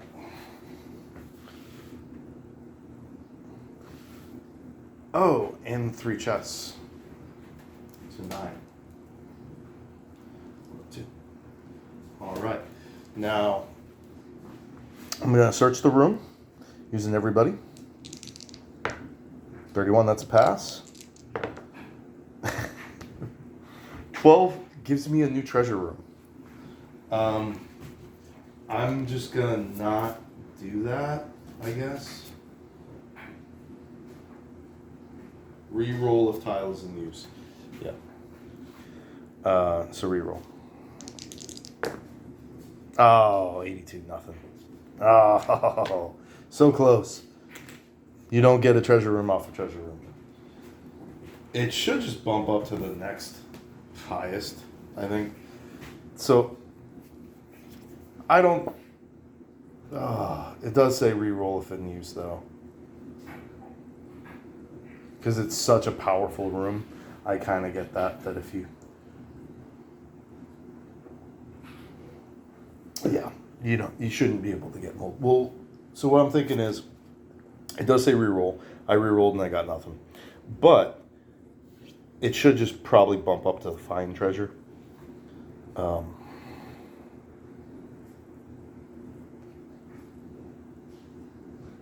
Because I did get a really good roll, you know? Kind of sucks to get punished for that. Yeah, I'm gonna do that because you know why? Because you could potentially get a trap. And that's not fair. If I rolled a 3, which should be I actually rolled a 2, which should be a new treasure room, but because I already got a treasure room, I get a trap? No. It's a find treasure. So that's what we're gonna do. Find treasure, I get a ring. You find a small box with a broken lock. Inside there's a beautiful ring adorned with a red stone. This ring can be sold or enchanted. So it's a regular ring, not a magic ring. It's a ring, 0 encumbrance. It's worth 150 coins. I don't have the ability to enchant, so probably just gonna sell it. But hey, not bad. Okay, so now because the dungeon has no doors left, what you end up doing is a secret door opens up. So 1, 2, 3.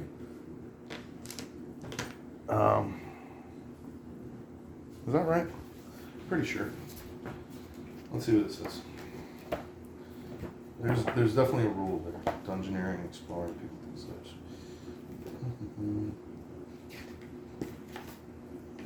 Portcullis. I haven't come across portcullis yet. Not that treasure.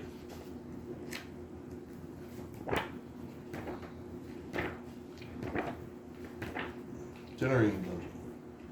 Total dead end. If for some reason there's no way to party to explore further, a secret door may be placed in an appropriate room chosen by the party. All the unturned cards remain decorative to the door. So I get to pick where the door goes. Alright, I was going to roll, but that was like, yeah. So, probably not in the treasure room. Secret door is going to appear right here. And we're going to move all of our tiles over there. Okay, let me see. Oh, I'm officially too late for church. I wanted to make sure I finished that up.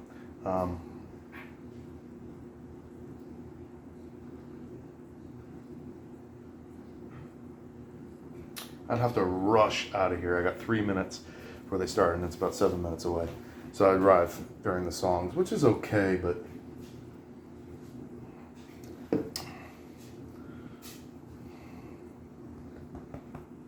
no, we're just gonna keep going. We're gonna keep going for a little bit. That's fine. Oh, I really should go. No, we're gonna keep going. Okay. 1, 2, 3, 4, 5. 1, 2, 3, 4, 5, 6. 1, 2, 3, 4, 5, 6. 1, 2, 3, 4, 5, 6. All right, we're going to take a short rest. And I'm going to attempt to play the flute or harp. So that is a wisdom test of 55 for Brightstar. He passes, so we heal 1d6 plus 1d3 hit points, I believe. Yeah. So red will be the d3. So 7 hit points, which heals Chop out a full life. I guess I gotta check, see if I'm... Yeah, no, that's a one monster thing. 5, 6 for Crasher. He has him to full life.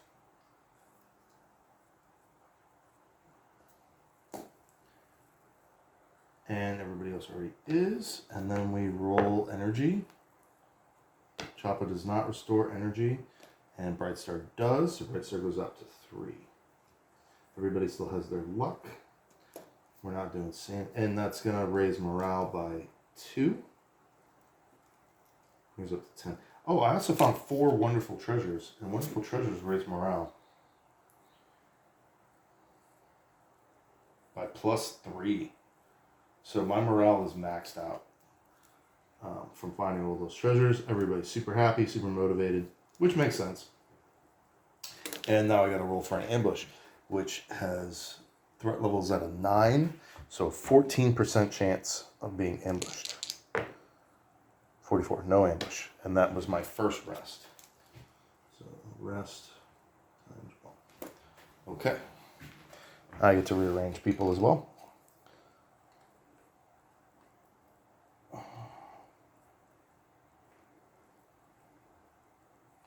Yeah, that's fine. So Choppa will attempt to open the door.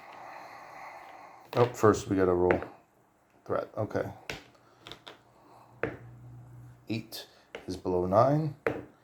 So we roll a 12. And a 12 is a Wandering Monster.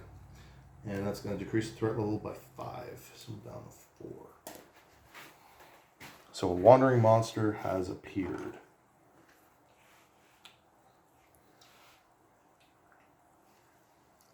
Okay.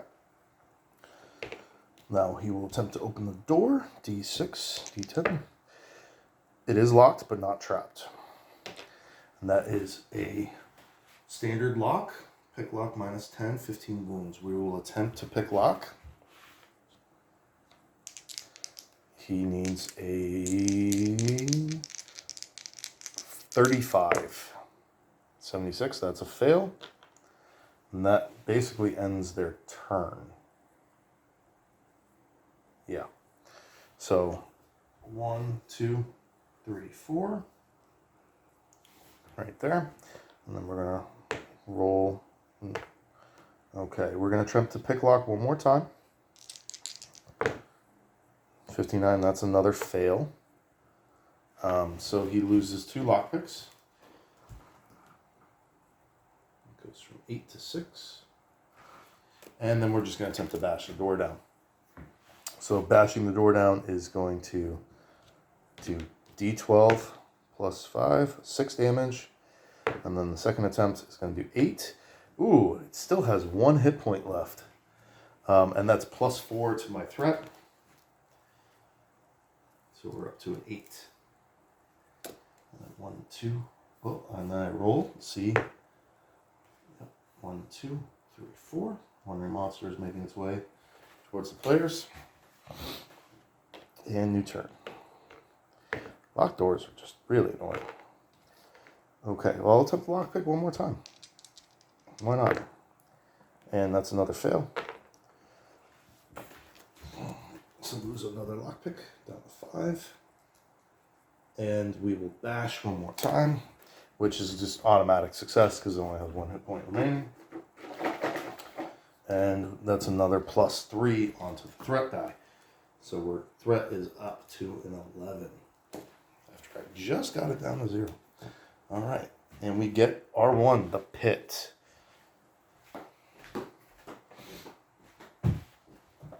We gotta find that one because that one was added.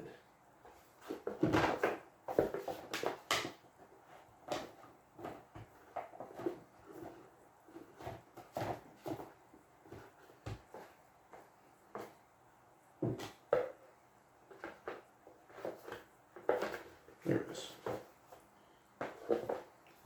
So we get the pit. I haven't seen this one yet.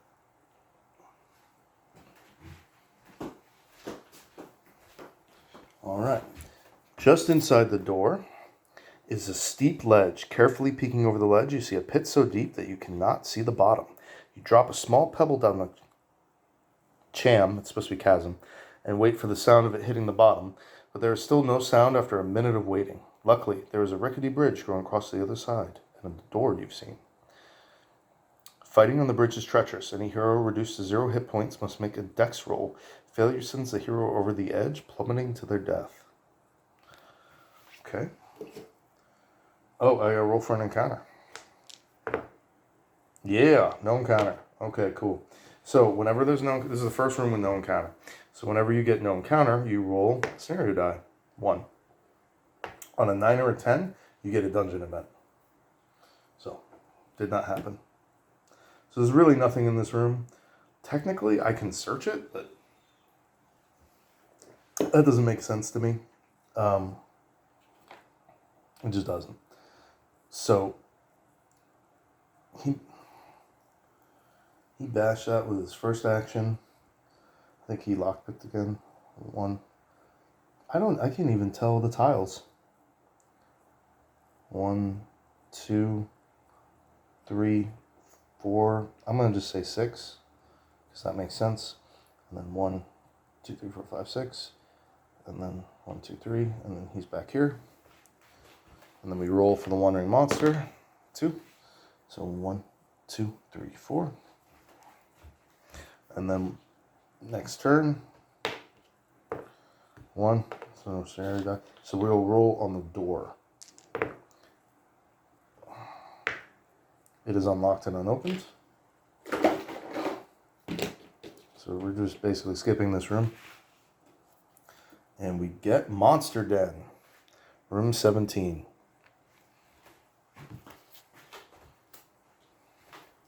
I have not gotten a quarter yet. And there's at least 8 quarters in this deck. Which, honestly, I'm okay with right now. Like, it's actually going to make this dungeon a lot shorter. Not having all of these... corridors. So, hopefully, I get to the objective room. And if there's basically... And if I've already gotten 9 rooms... 1, 2, 3, 4, 5, 6, 7... there's not really a whole lot of reason to keep searching after that. Okay, Monster Den. This room is obviously different. There are no sources of light, and the smell is awful. Carefully setting 1 foot inside the room, you hear the crunching sound of bones under your foot. Dawns on you that something non-human lives here. However, gleaming in one corner is what seems to be a pile of gold. Okay, counter risk increased by 10%. 60% chance. Let's roll. 78, no encounter. But if you do encounter common troll, you roll here. Common troll, minotaur, gigantic snake, gigantic spider, and the pile can be searched. So very cool. So there's spider webs because there's 50% chance of being a gigantic spider. That's not a giant spider, it's a gigantic spider, which is a much stronger enemy. Alright, but there was nothing there. So I roll on the scenario die, nope. To see if there's a dungeon event, there's not. So there's nothing in there. So I will move 1, 2, and he will, Choppa will attempt to search that pile. It's a 3, that's a good roll. I am not sure what a pile is exactly. Pile of gold. Is there a pile of gold? Trash pile.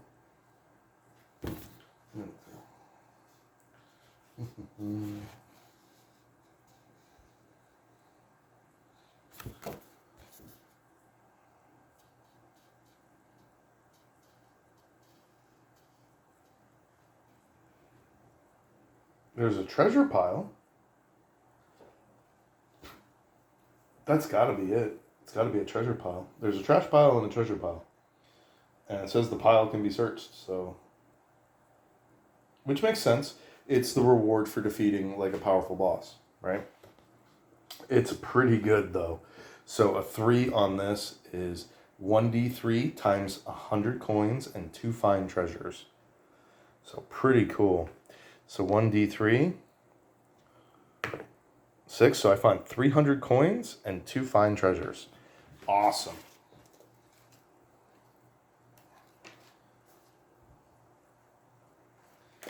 And let's see what we get. Barbed bolts. These bolts will be very painful to remove if the enemy happens to survive. So 5 plus 1 damage bolts. So we'll give those to Bright Star.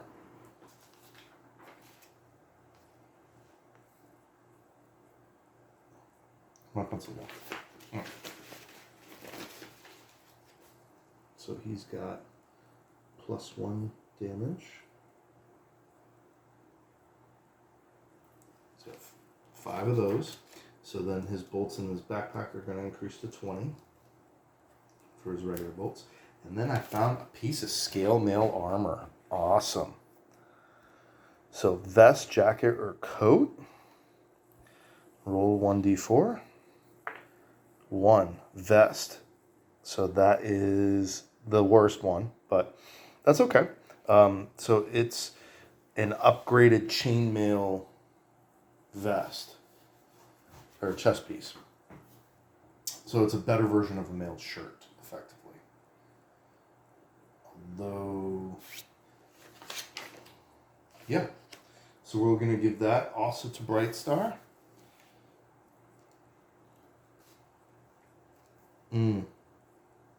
Yeah, we're still going to give it to Bright Star. Or, you know what, I'm just going to put it in the bag for now. So it is a vest missing...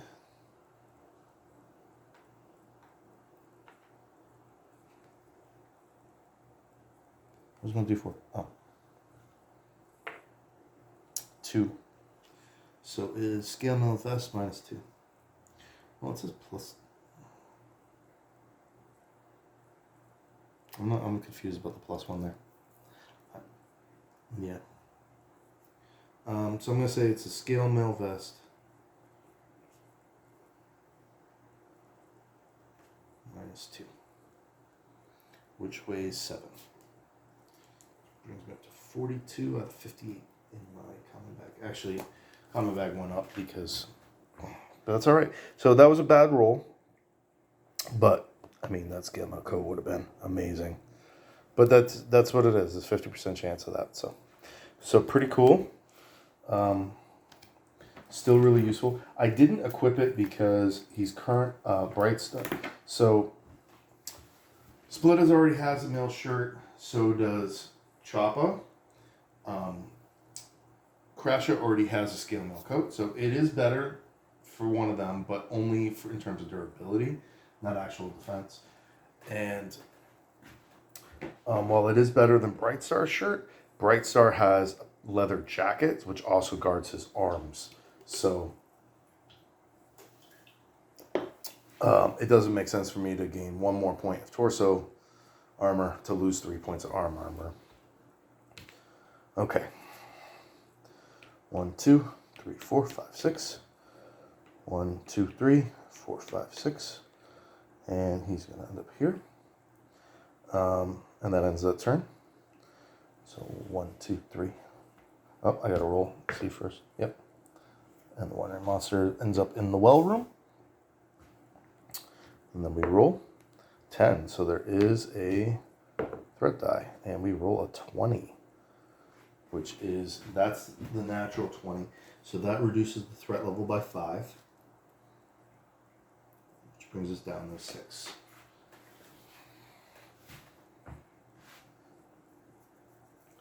And then we're going to all search.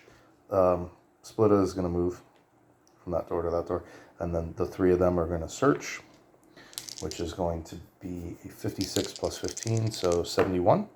54 is success. And 40, I believe is a success, a mundane treasure. Coins. 1d100 coins. 98.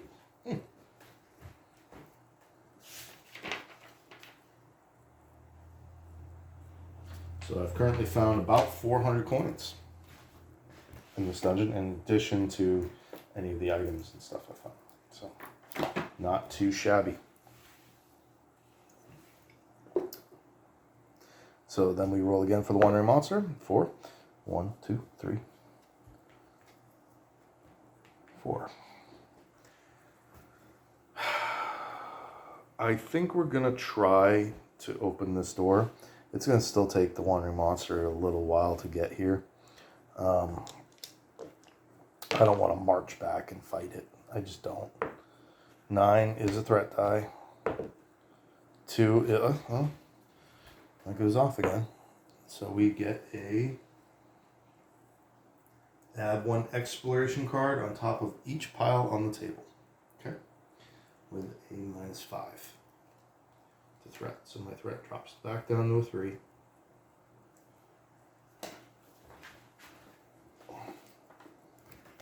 I have another exploration card. So here's the thing. You can see how far we are into the dungeon. Look at this deck still. 1, 2, 3, 4, 5, 6, 7, 8, 9, 10, 11, 12, 13 cards in my exploration deck. So I'm not even halfway through, although at least 8 of those are corridors, because I haven't come up with one yet. All right, Splitta is going to attempt to open the door. D10, D6. Unopened, unlocked.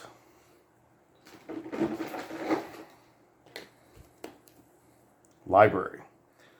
R7. It's a 6x6 room. Looks like.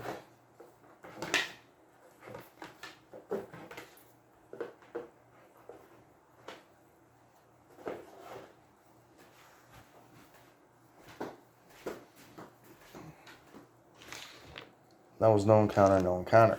So once you get 4 no encounters in a row, it ups your encounter rate for the rest of the game, rest of the dungeon. So we do get this room. Let's read the card first. It feels like the air has been still in this room for a very long time. Dust is covering all the shelves and hundreds of books in this room. It seems the shelves were not enough since there are also piles of books on the floor. In the middle of the room is a table, probably used for reading. There are 3 bookshelves and a table in this room that can all be searched. Okay, and let's roll for an encounter. 57, no encounter. So that's a 3rd room with no encounter. And we'll roll for a dungeon event. And no. And we'll put a door right here. Okay. So that was his first action. And 1, 2, 3.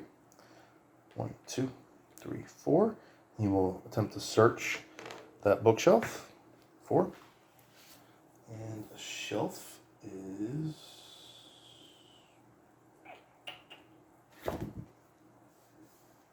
bookshelf. 4 is a scroll. Randomize what spell. Okay. Scroll of 23, whatever 23 is. 23 is light healing.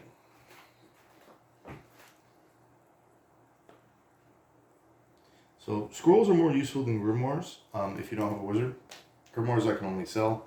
I've kind of had to fabricate the price a little bit based on, basically I'm giving a grimoire is the cost it would take to learn that spell for a wizard, and then obviously you sell it for less than that, but that would be its value. Scrolls anybody can actually cast. So scroll of light healing. Okay. And 1, 2, 3, 4, 5, 6. 2, 3, 4, 5, 6. Is going to end that turn. Check on the Wandering Monster. It still moves ahead. 1, 2, 3, 4.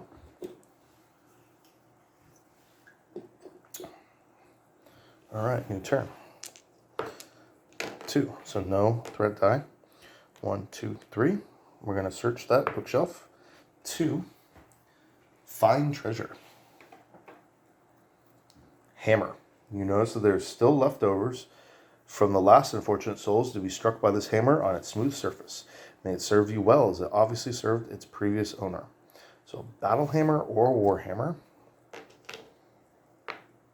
Warhammer, which is a 2-handed weapon.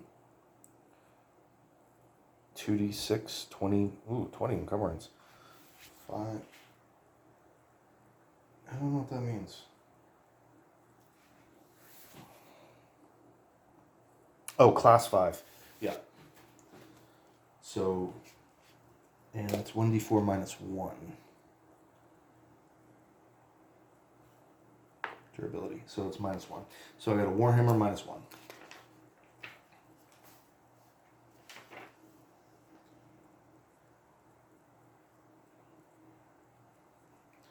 Minus 1, which is worth 200. But it's 20 encumbrance. I don't know if I'm going to keep that because I did get, let's see, we're looking at 22, 18, so that's 40, 61, I'm sorry, 62, and then 24, 60, so 80, 86. So my max is 86 because I got that backpack. My thing went up. So we're at 62 right now out of 86 in my group backpack. So I have 24 encumbrance remaining. All right. These two have been searched. So now Splitta will actually search probably both rooms. So he will search the bookshelf as well. And that would be nothing, I'm guessing. Yep. And then he will search the table. 2. And table. Study table. 1 through 4, mundane treasure. Coins. 3 times 1d20 coins. 14 times 3 is going to be 52.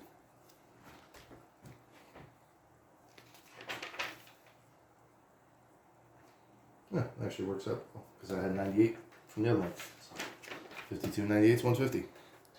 Cool. So that's everything there. And then we're just going to end our turn. One monster. 1, 2, 3, 4. Nothing there. We will search the room. We're going to search the room using everybody. So that is going to be a, what is this perception? 56 plus 20, so 76. 36, that's a success. 88 is nothing though. So that room was searched and nothing was found. Still not too bad. And we roll one in monster again. 1, it actually goes backwards. I don't even know if I wanted that to happen. That's all right. So then 1, 2, 3, 4. Choppa's going to attempt to open the door. A crash, I mean, is unopened and unlocked. And there's a corridor. C18.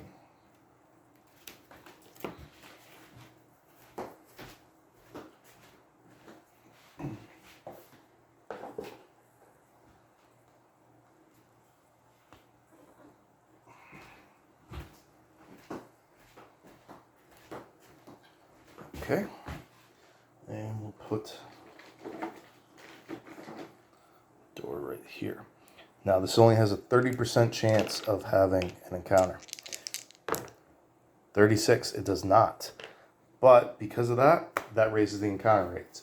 So now every room is going to have a 60% chance, and every quarter is going to have a 40% chance for the remainder of this dungeon.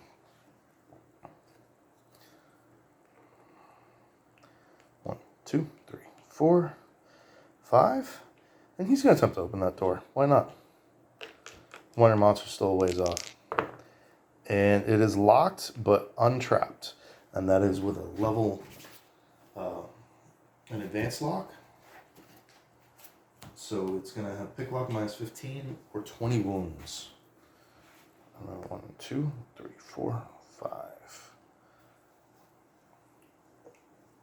I guess 1, 2, 3, 4. That ends that turn. So 1, 2, 3, 4.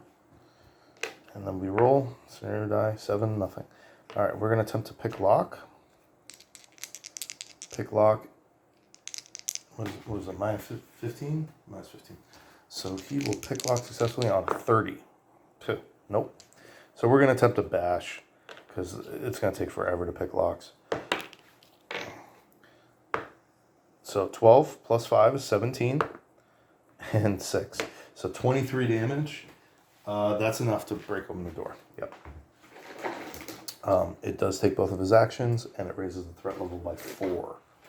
So the threat level is back up to a 6. Actually a 7, because we opened the door too. And what do we get? Another quarter.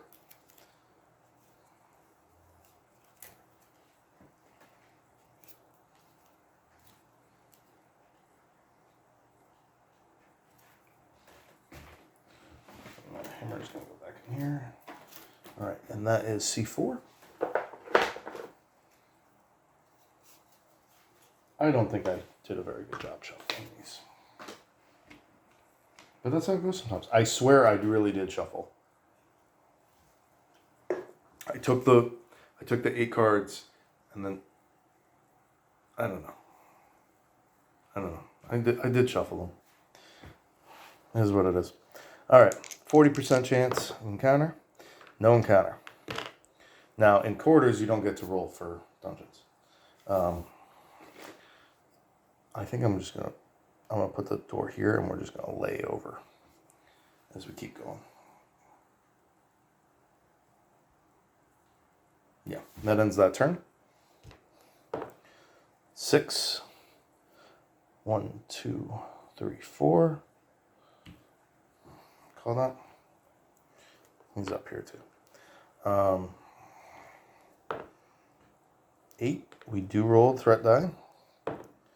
20. Lowers it by 5. So we're back down to 3 on the threat.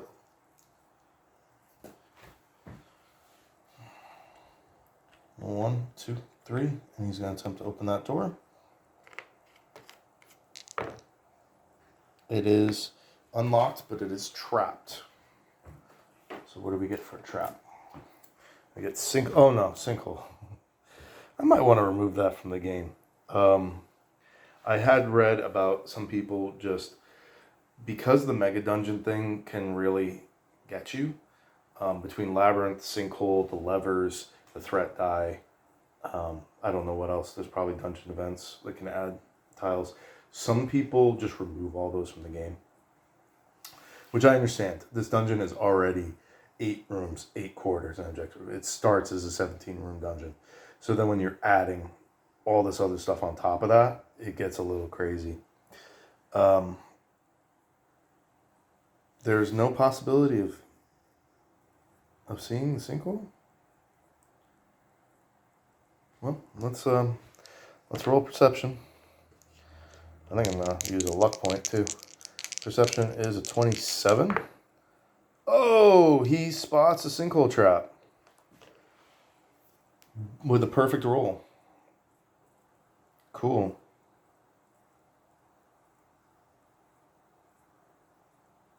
So there is a sinkhole trap on that door, but he does spot it. So we're not gonna do that.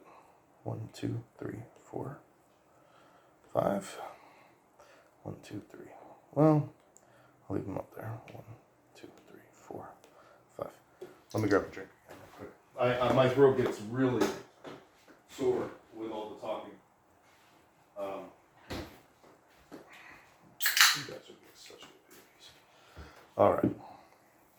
So I haven't really done much disarming traps, but it says you can't do it.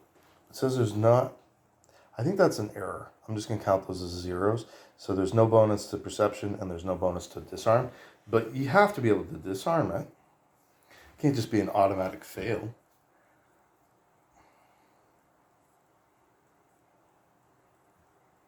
Oh no, it does say that. This trap cannot be detected or disarmed. Holy crap. All right.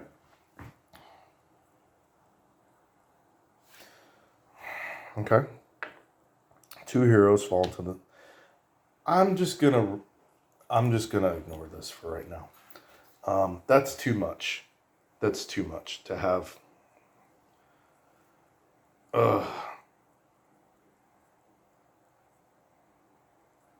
So if I play that out, I end up with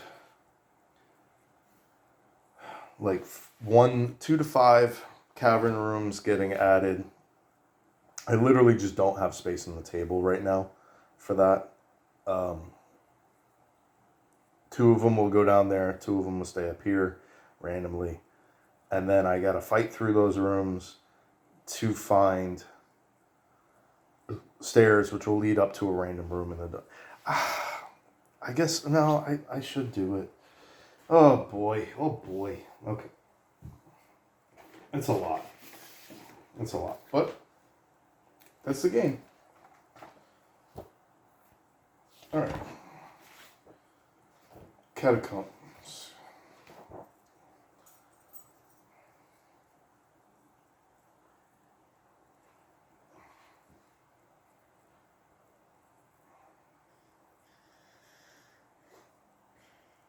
The problem is there's so many doors and chests, and you have there's 11 traps, I think, and 1 in 6 chances of being trapped. So 1 out of 72 chance of getting the catacombs, which I guess isn't that high, but it still seems high since you can't avoid it.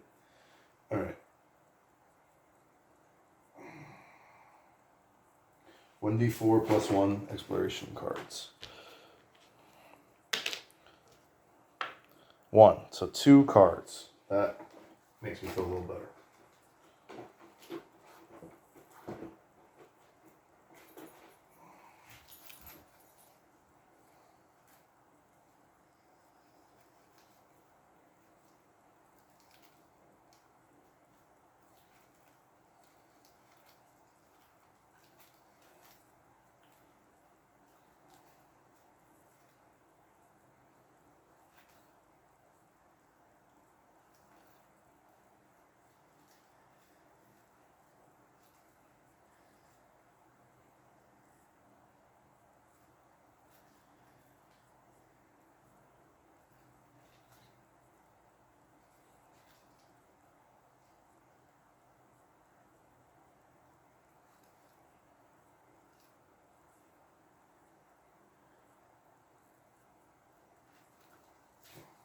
Thought I divided these, but I then sort of kind of mixed them together.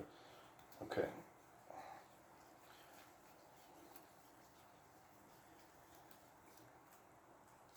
Okay. So here are the caverns and corridors and rooms.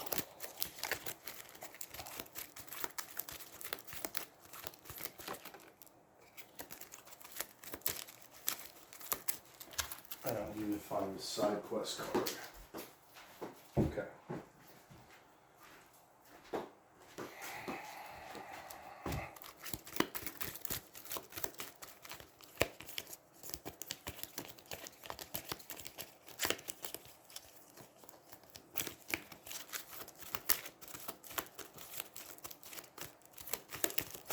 Okay, so we're going to take 2 cards. Oh, that's 3.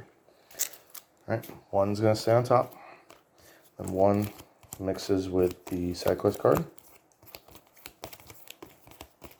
I forget which ones were, and then that goes on top.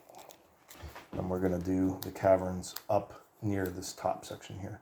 So we start with a storehouse. Oh no, this brings back bad memories. This is the same tile that I rolled the Shroom Queen and almost got a party wipe. So let me find the tile. That's right. So room 58, storehouse. Some kind of storehouse has been built against the cold cavern walls. Once protected with a locked door, the building is now open for all. All right, 2 of my heroes are going to fall down. I'm going to randomize which ones. 1, 2, 3, 4. 4. So Crasha and Splitta. Both fall, and that is a 6x8.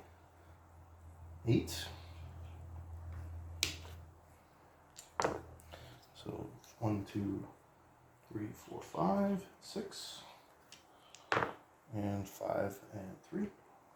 Now they each take 1d6 damage. We're going to have red Crasha, green Splitta, 2 and 5. So Crasha's down to 25, Splitta is down to 13. That is from their fall. They take that damage. They also lose 2 sanity and a -3 morale penalty. So Crasha and Splitta's sanity both drop to 6. And morale drops to 13. And I have to roll in the encounter table.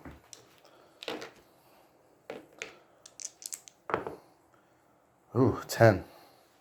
So yes, there is an encounter. 10. Okay. So it's not a 20, it's not a Shroom Queen. But 10 is 1d2 Shroomlings. Whatever those are. 1. So 1 Shroomling. Let me go find him.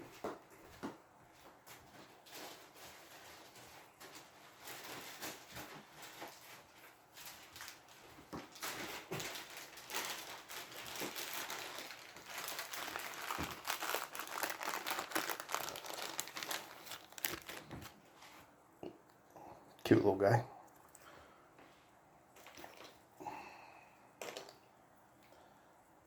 So, little Shroomling. 5, 6, or 5, 4. 1, 2, 3, 4, 5. 1, 2, 3, 4. So he starts right next to Splitta. And I gotta find the card for him.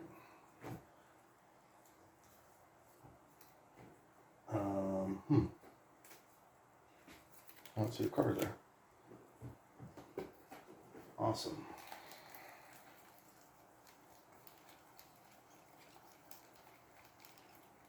So I'm missing the Shroomling card with the other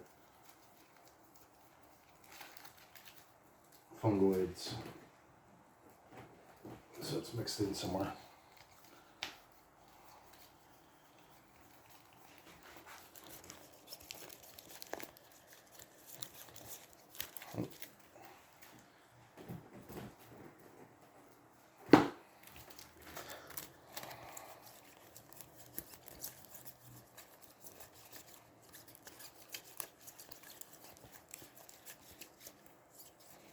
Dogs are being so good right now.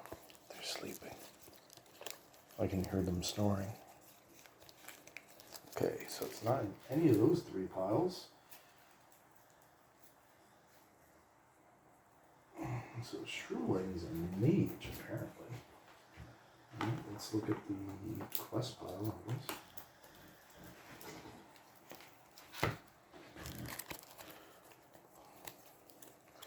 We want to get stuff in here by mistake. Oh, that's weird. It's got a coloring is off. Oh, it's a magic monster. It shouldn't be in there.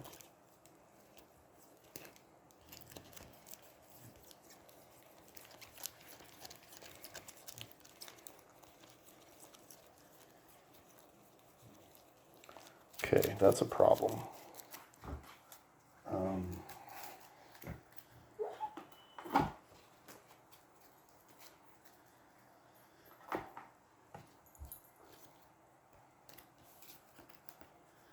So these are the 4 Shroomling cards, Shroomfolk cards. That's what that picture looks like.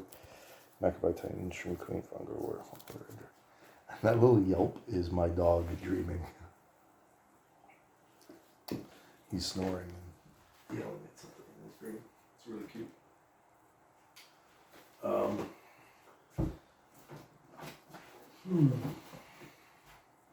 I don't think I've lost any cards.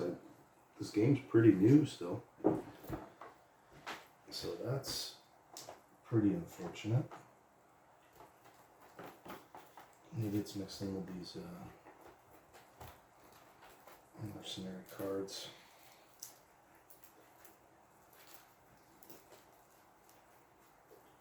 there's not that many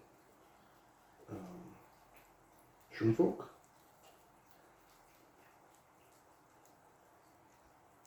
But there still should be more than 4 cards. Oh. These are from the desert environment. Okay, so it looks like I'm missing the card for the Shroomling, which to me, what do we have? Giant rats, giant slimes, bats, worm skeletons, Shroomlings, fungoid warriors, whites, fungoid ranger, cave spiders, Macrobite titan shroom. So yeah, that's the only one I'm missing. I don't know. I don't have the stats for that.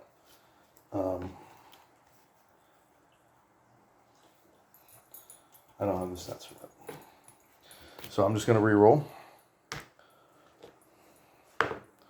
No. No, no, no, no, no, no, no. No, no, no, no, no. I will use a luck point to re-roll that. Okay, fine. Fine. I'm not fighting that queen again. And especially not with 2 guys. It's okay, Raina. Yeah. So Shroom Queen, or Shroomling, is getting swapped out for the Macrobite Titan, which is the second strongest thing that can be come out of there. So we'll see if he wipes my party. So, big old boy. So, much bigger than Crasha. Alright. Ooh, Macrobite Titan, let's see. He has 40 hit points. He's large, fear 5. I don't know where this goes.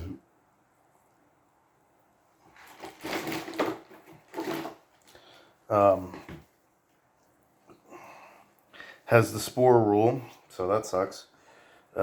Is large, and yeah. And let's see, he only hits for 2 damage. Oh, he gets a Warhammer. Okay. So he gets 2 bonus damage. In addition to a Warhammer. I believe it's a two-handed. The two-handed version. Yep. 2d6. Slow, built for offense, stun. Okay. Does he get anything else? No. So it's just the Macrobite Titan with a Warhammer up here. So they're immediately in combat.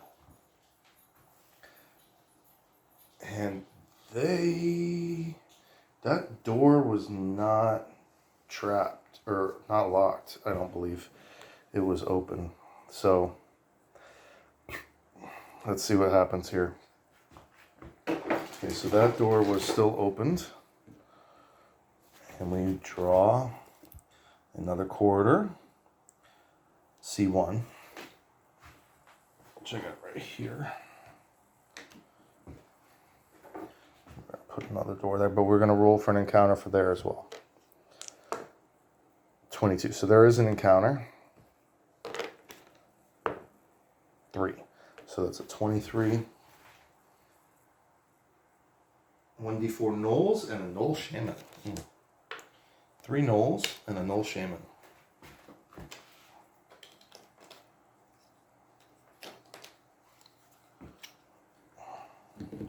I'm just kind of happy that Bright Star and Splitta got split up, and Crasha and Chopper got split up.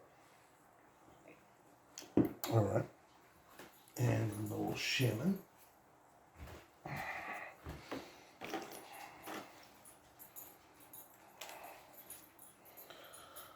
Here's the Gnoll Shaman. So that's a wizard.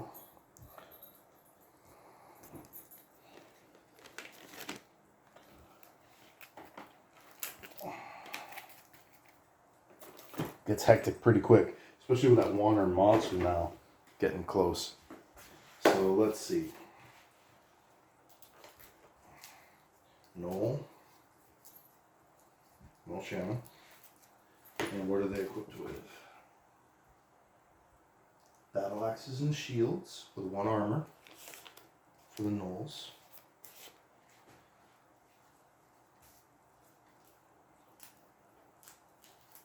So I believe that's the same as before, battle axe, shield, 1 armor.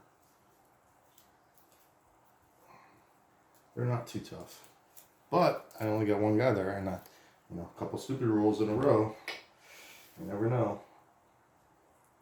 And the shaman's going to have a staff, close combat spell, a ranged, or a support.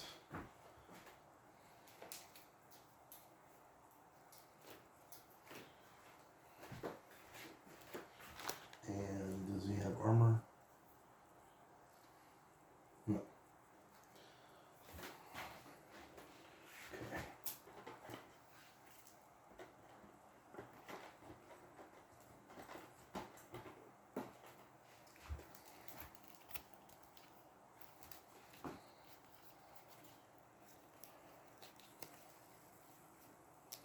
Close combat.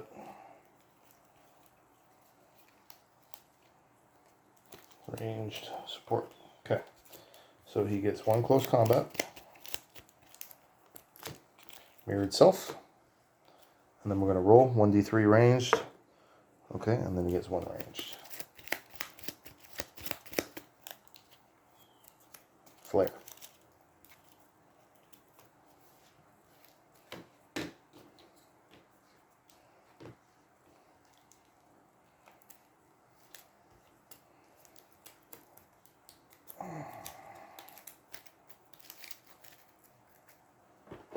Okay. Mirrored Self is a close combat skill. The wizard creates a duplicate of themselves in any random empty square on the same tile. This copy is the same condition as the wizard, same amount of wounds. Once placed, there is no telling which is the copy and which is the real wizard. Both will fight as normal and cast spells. Once one of them is killed, there's a 50% chance that this is the real wizard. In that case, the copy vanishes as well. In this case, continue the fight.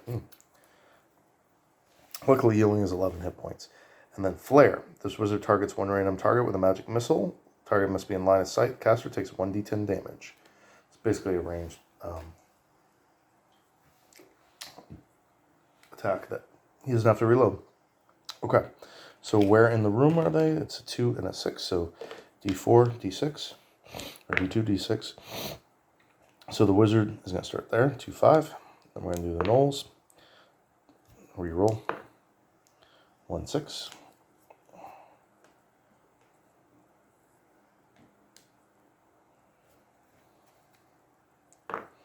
1, 2.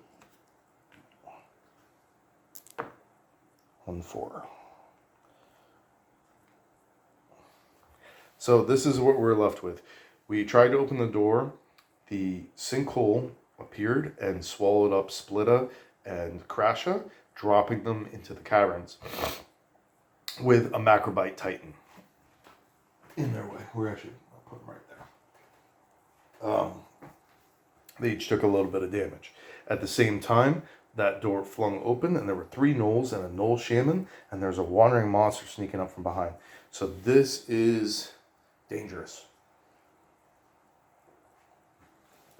But we're going to fight through. This is what makes this game epic, right? Okay, so now let's start. Okay, no threat die. I guess I just treat it like it's 1 battle. So he's going to get 2 tokens. So 6 black and 4 white. Table's getting a little clustered.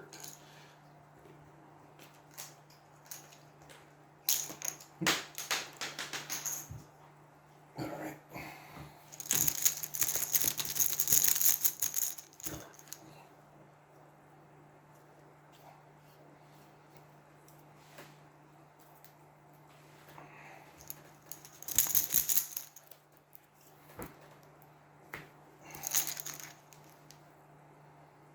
Okay, black token first. So first, that always goes to the mage. So that's going to be the Gnoll Shaman. Gnoll Shaman is a magic user. He has line of sight. So he rolls a 1. Ranged magic. He doesn't have ranged magic.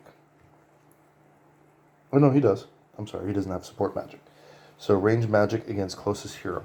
So that's going to be Bright Star. So he will shoot a flare. 81 is a miss though. So then he's... Yeah, so he's going to range magic again, also against Bright Star. 52, his range skill is still a miss. So he needs a 50 to hit.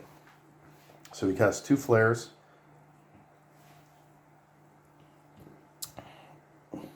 And they both miss.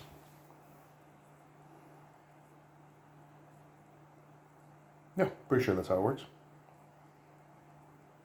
Yeah. Okay.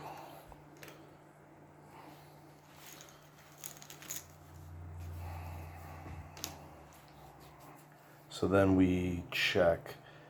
No, it actually goes to the Titan because he is in melee range. The Titan is a beast. So we're going to roll to see. 2 is a power attack for a beast. So he's going to power attack. He's going to power attack Splitta. Okay. And he hits on a 55. 45. So that's a hit. Splitta's going to attempt to dodge. And Splitta gets a perfect dodge with a 002. So Splitta's dodge is going to go from a 44 to 45, and I'm not going to give him a token for that. He still maintains his dodge. All right, sweet. So he dodges that power attack. Very nicely done. Where did the token go? Okay. Oh, he also, I have to roll for fear up there for Splitta and Crasha. So Crasha passes, and Splitta 53 is a pass. So they both pass their fear tests. Lucky.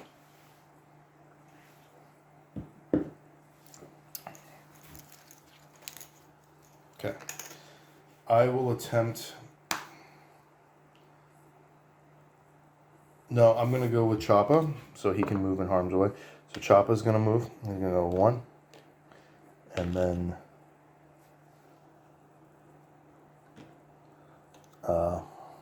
3.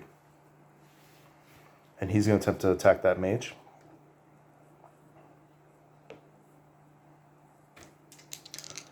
So Choppa hits on a 66. He's getting -5 from the shaman, so 61. 81, and he misses. And that is Choppa's turn. Okay. And it now goes to this Knoll, since he's in melee range. He will... Is Knoll a beast? Yeah. That's standard attack. 85 is a miss. 39 is a hit. 1d10 to 9 to the chest. We're going to attempt to dodge. We fail. So 9 to the chest of Choppa. So we absorb... Well, he's got 1 armor piercing, so we absorb 2 with natural armor, and then another 6, so 8. So each point of his armor takes durability, and he takes 1 damage, drops to 23. Okay. Come on.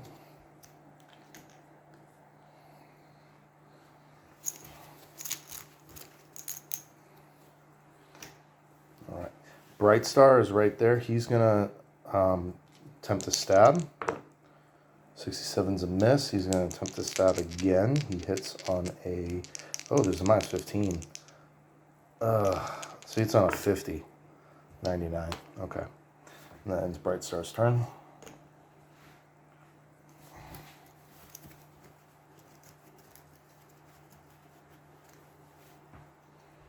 Alright, we're going to go with Crasha. Crasha has no energy, but he will attempt... Oh, no, he does. I messed that up.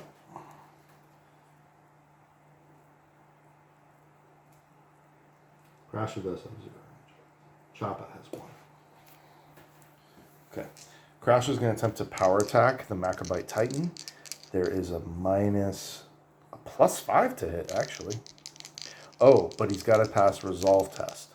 So does he pass the Resolve test on his first action? No. Does he pass on the second action? No. So that is it for Crasher. I hate that spore thing. All right. So next we get this last Nolan right here. He's going to move up and he is going to power attack or regular attack and miss. So that leaves 2 left. One is going to be this Nolan, 1, 2. And the other is going to be Splitta. Splitta will attempt to power. No. Macrobite Titan loses his -5, so he gets a +10 to hit. I gotta look up the large rules too. I think it just makes them easier. Large just makes them easier to hit for ranged, and it does some changes to their power attacks if they hit. Something like that. Maybe they always get to reroll damage. Easier to hit with ranged weapons. They always reroll damage. During a power attack, they get armor piercing 2.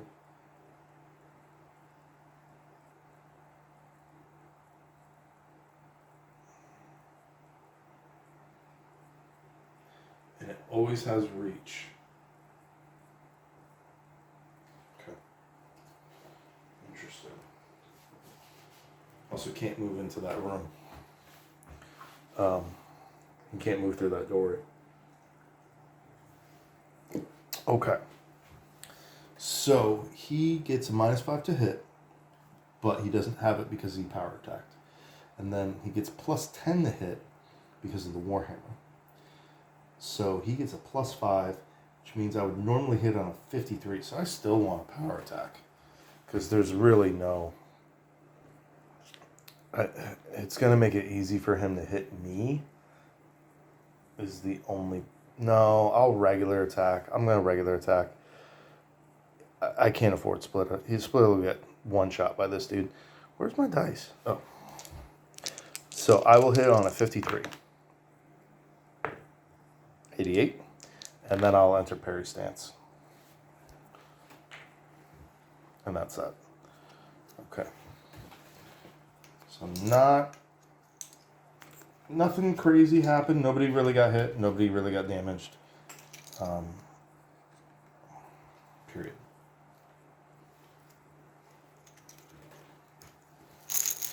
But, warn your monster. 1, 2, 3, 4. Oh, no, it was a 1. So 1, 2, 3, 4. So that's actually lucky. Buys me a couple extra turns. Okay. No crit roll. All right, we're going to start with Choppa, who is stupid and loses his turn. Okay, awesome.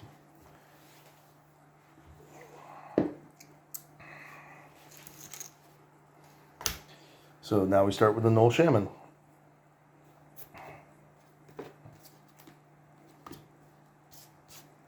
Because he's in melee, so he's going to cast Close Combat spell.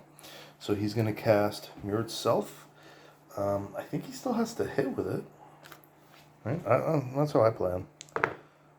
That's a hit. Random empty square on the tile, so 3-2.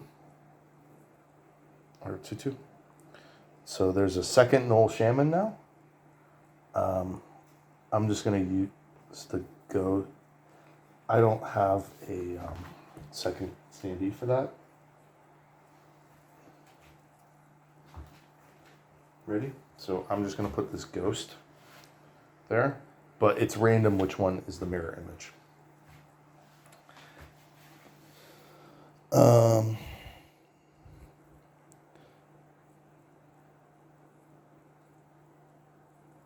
Oh, so it like doubles his actions. Yeah. So now we gotta take another black token, add it to the bag.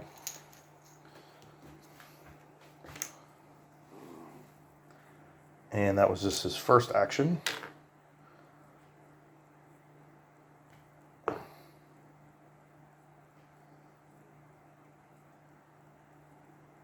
Reroll. 9 makes standard attack with staff. And he misses.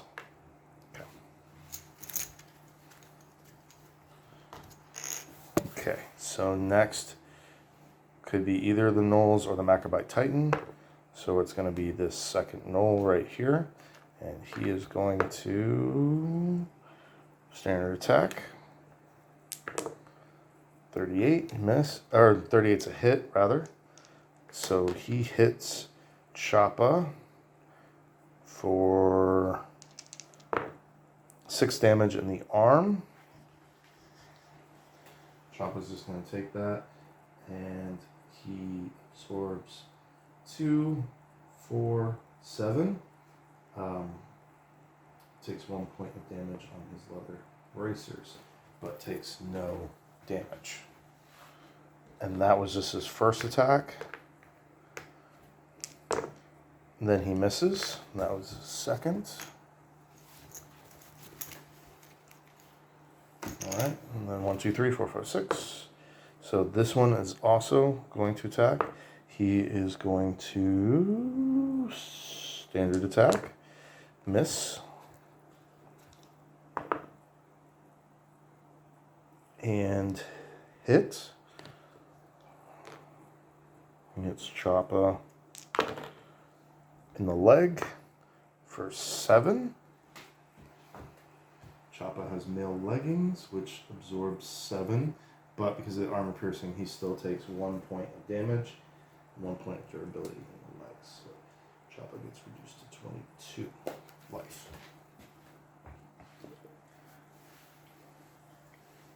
I kind of wish Choppa and Crasha had switched. Choppa would be better with the resolve tests.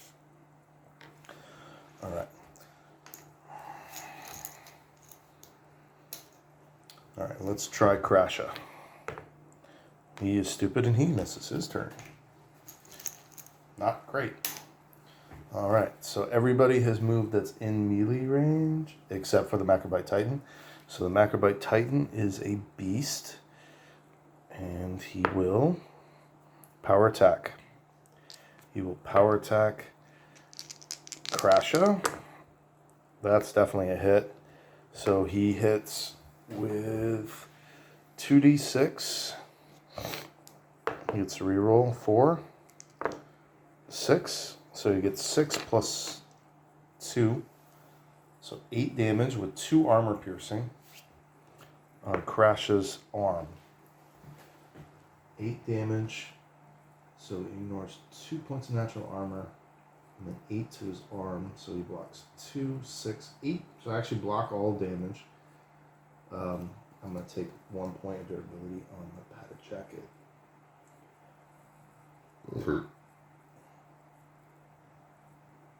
I guess it has to hit the coat. So his coat only has 1 point of durability remaining. The padded jacket beneath it absorb the fog. Okay.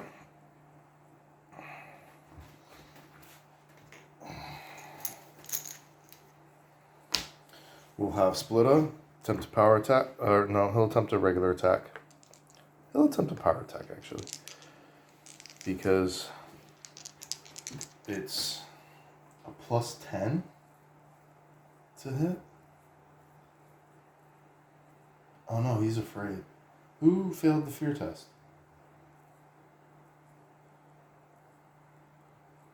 Shit. I can't remember who failed the fear test. Choppa passed. Splitta failed? No. Crasha failed. Splitta passed. Okay. Alright. Crasha failed the fear test. That's right. I think. Okay. So he's got 48 combat skill. He just power attacked. So he'll hit on 58. 78 the power attack. We're going to go with the power attack. 19. Okay. That's alright. Still get to reroll damage. 7. All right, 1. So it's going to be a 9 damage. There is 3 natural armor. Ooh. So 6 damage to the Megabyte Titan. That's it. Even on the power attack. That's, he's got 40 hit points. He might kill me.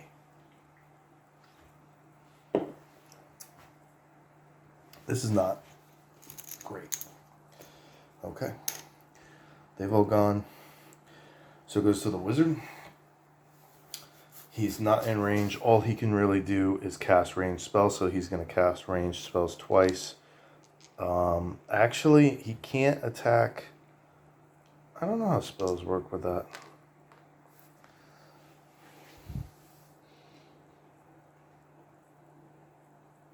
I think it just works like a shooting an arrow.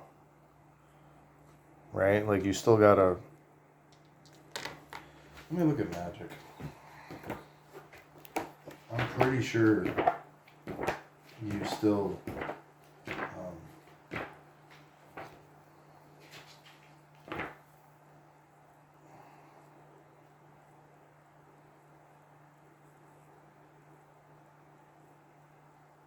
Oh. Magic missile just require line of sight. No 2-hit roll is required. There are no modifiers for obstacles and such things. Okay.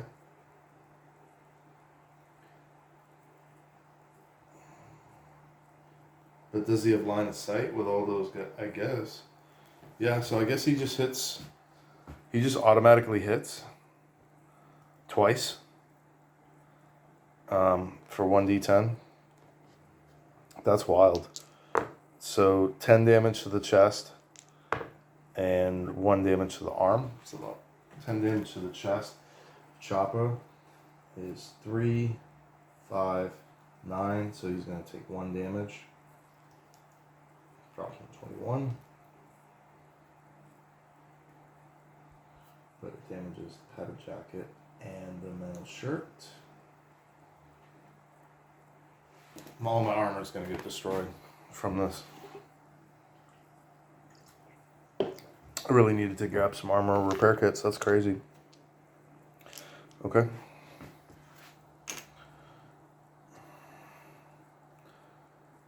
Did I not go? Did I skip a turn? Yeah. Looks like I did. Oh no, that was Splitta's turn. Yep. Alright, so now we get Bright Star. He will just regular attack. 65. That Knoll gets minus 10, so I hit on a 55. 95. Oh my god. Roll again. 70. Nothing. Holy crap. And there's not a lot I can really do. 6. So 1 in monster. 1, 2, 3, 4.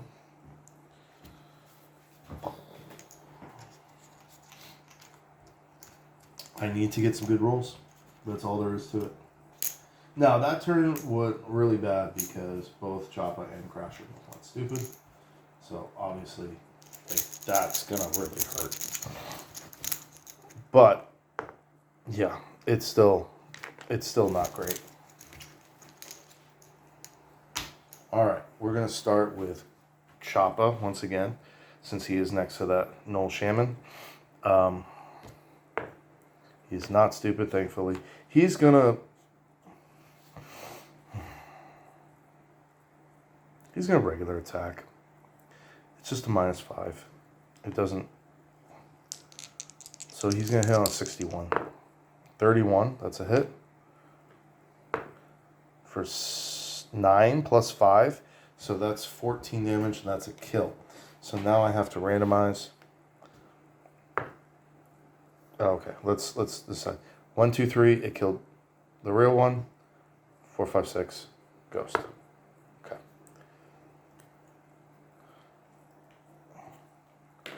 Ghost is dead. Actually, doesn't really count for shit. But then he's going to regular attack this guy in front of him. 0-0, that's definitely a hit. 0-0-5, cool. So he gets, Choppa gets a combat skill. He's going to go up from 66 to 67. And he gets to reroll his damage. 8, 10, so 15 damage to this gnoll. That's going to kill this guy. All right, good job, Choppa.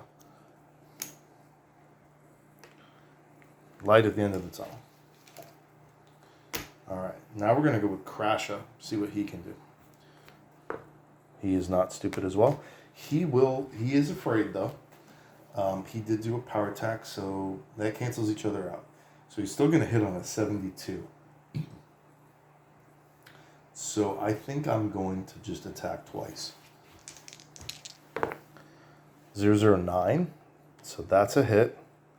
4, 6 plus 3, so 9 damage. 6 damage. He does 6 damage to the Macrobite Titan.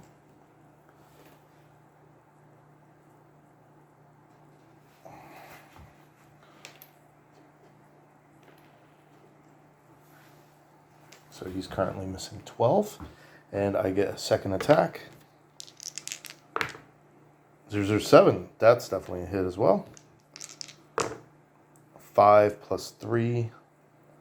Minus 3. So he does 5 more damage. Okay. So 17. The Microbat Titan is now missing 17 life. So it's almost at half. That's something. That's definitely something.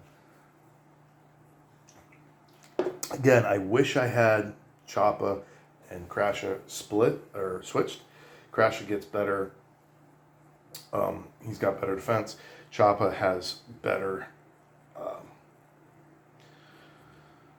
not only better damage, but he's got better resolve and better armor piercing. But, you can't win on everything. All right. So first, the Gnoll Shaman's going to go, and he, because of where he is, he just automatically hits twice on Choppa. So the first one's going to be 7 damage to the chest. So he's going to absorb 3.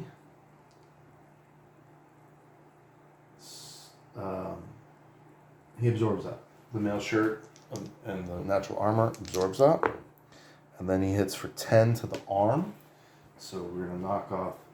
So 7 to the arm, and then that's going to go through both the leather bracers and the padded jacket. They each take 1 point of durability damage. And we end up taking 2 damage total. So that armor's still pretty awesome.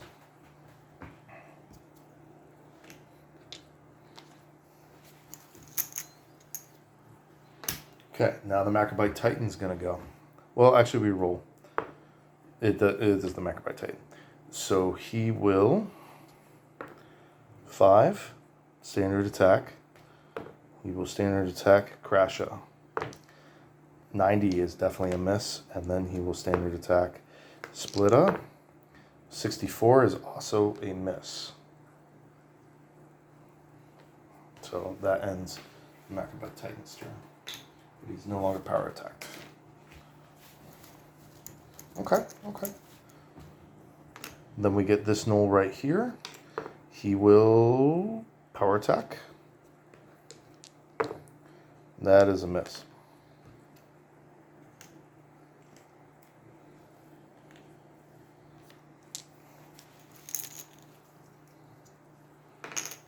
And then we get this final gnoll. So he's going to move forward and he's going to regular attack. And that is a hit. 1d10 plus 1 for 7 damage to the arm with 1 armor piercing. So 2. So 5 damage.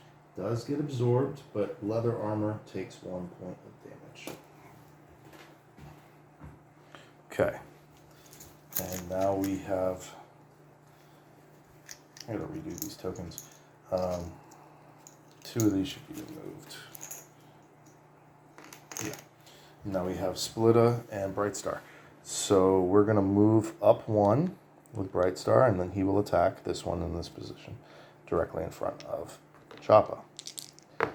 So 75 is definitely a miss. And then we will go to Splitta. Splitta's not stupid. He will power attack because he needs to hit. There is a +5 to hit, so 53, 73. Ooh, and he misses with a power attack, but that's okay.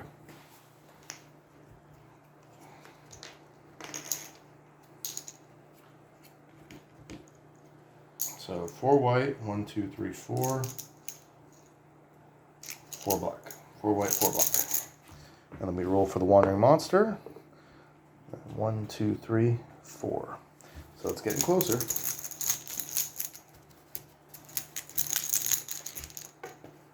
Oh, and we gotta roll counter die. Yep, there is a threat die.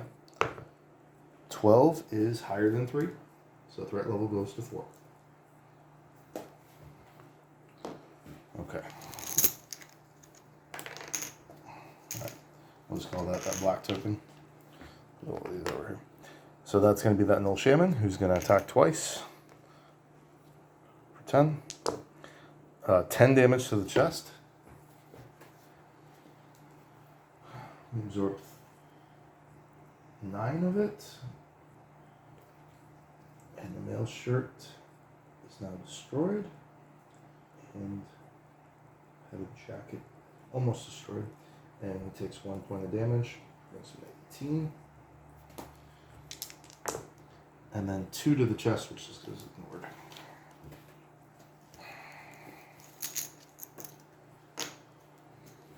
Okay, we're going to go with Choppa first. He's not stupid. He will attempt to attack this one directly in front of him. He will not power attack.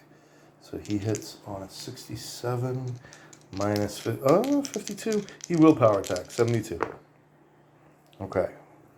He hits for 8, 13 damage, and he kills this Null with his power attack. He's getting automatically hit anyway, so I'm not that worried about it. Alright, so 1, 2, 3, Macrobite Titan. It is not, it is this Null down here. That's the wrong thing. He will. Null will power attack. And he will hit for 1, 6, 7 damage to the leg with 1 armor piercing. So 2, 6, so he does 1 point of damage to the male leggings and 1 point of damage to Choppa. Now it sounds like I'm almost invincible, but my male shirt just got destroyed. Pad jacket's going to get destroyed pretty quickly too. So his armor is finite. And I don't have a repair kit, unfortunately. Alright, now it is the Macrobite Titan. 7 is a special attack. He does not have a special attack. Oh, I forgot to roll for spores. Ugh. No wonder I did so much damage to him last round. I shouldn't have done that. Okay, so he's going to standard attack. Splitta. Miss. And he will then standard attack Splitta again. Miss.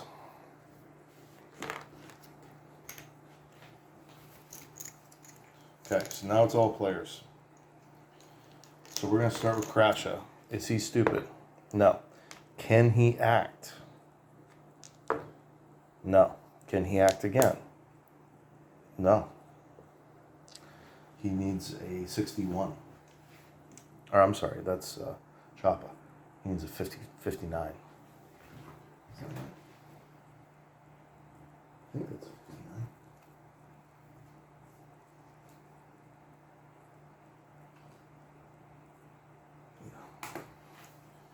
Okay.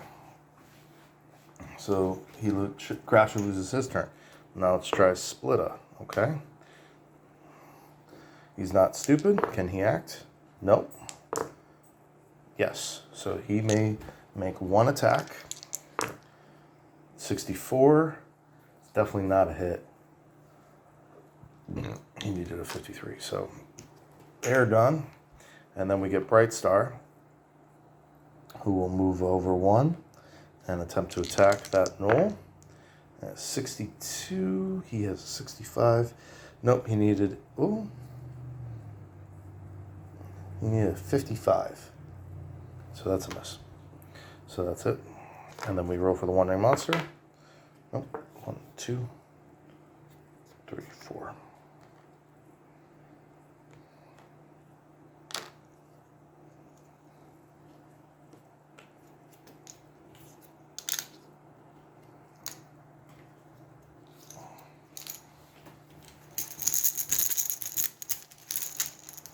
Okay.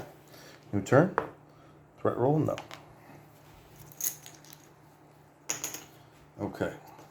We're going to start with Crasha this time. He's not stupid. Does he get to act? Yes, he does. He will power attack. So that will put him at a 92 with actually 90. So he'll hit on a 90. 47. Awesome. So power attack successfully hits for 6 or 7. 7 plus 3. So 10 damage minus 3. So he power attacks for 7 damage.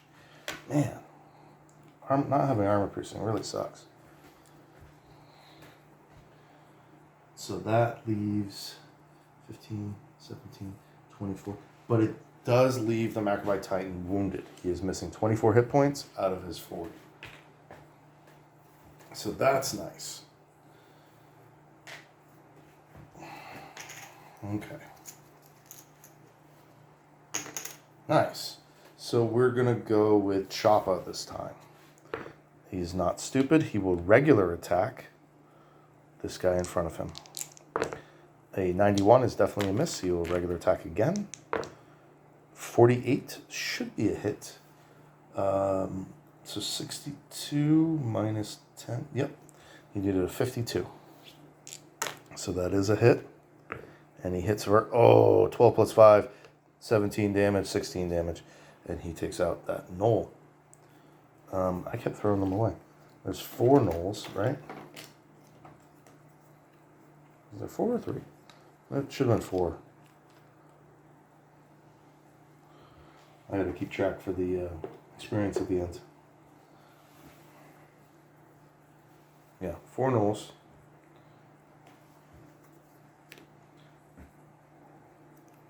Good job, Choppa.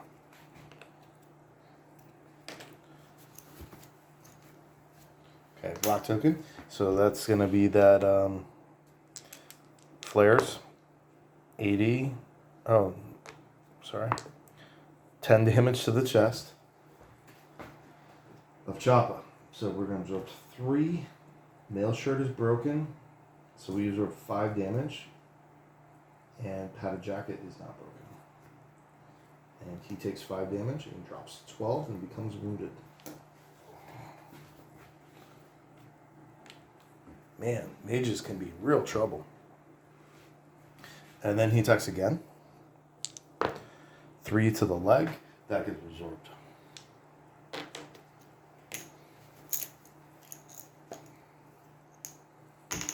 Okay, we're going to go with Bright Star.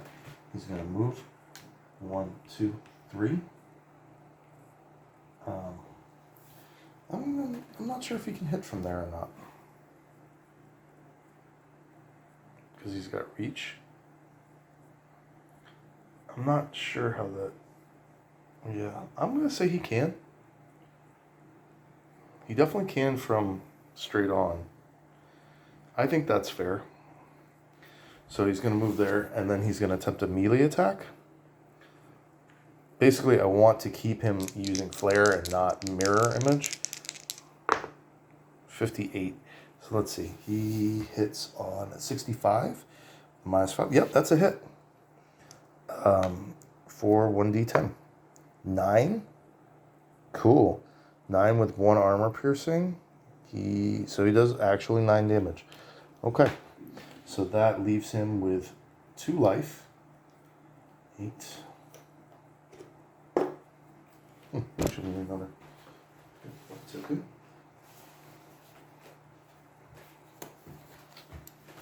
So 9 life, and that wounds the shaman. Okay, and that ends Bright Star's turn. So Macrobite Titan gets to go. He can only regular attack. He will attack Splitta. 32 is a hit, so that's his first hit. And Splitta will attempt to dodge.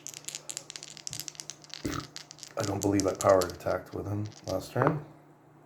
Splitta gets a 006. That's definitely a successful dodge. It's not a perfect dodge, though. So he does lose his dodge for the battle. Okay, cool. I'm happy with that. I do not want to get hit by a 2d6 plus 2 stunning weapon. Alright, and then last action goes to Splitta. So I move 1 black token from that dead knoll. And Splitta's action. He will now power it. Well, I gotta do my rolls. He's not stupid. How does his resolve? Fail. Pass. So he can regular attack, and he will. And he will hit on a 53. And he misses. Okay. I would have power attacked with him if I could have. Then we roll for the wandering monster. Nope. 1, 2, 3, 4. So almost, because he needs line of sight. So 2 more rounds, and he will be activated. All right, we do get a threat roll. 12 is above 4, so we go to a 5. Minimum is 3. Here. Okay. Noel goes first, and he will twice hit Bright Star with Flare. Where's mine? Yeah. 1 to the head, that gets absorbed, and 9 to the chest. And Bright Star has no natural armor, so he absorbs Leather Jacket, obviously takes 1 point of ability. He takes 6 damage, going from 15 to 9. Not enough to wound him, but real close. So, that is why Bright Star does not fight on the front lines. Okay, we're going to go with Choppa. And he's going to 1, 2, 3. Charge attack. 10. Yeah. So that's definitely a hit. For 14 damage. Yeah, he kills the knoll. Good job. The knoll shaman.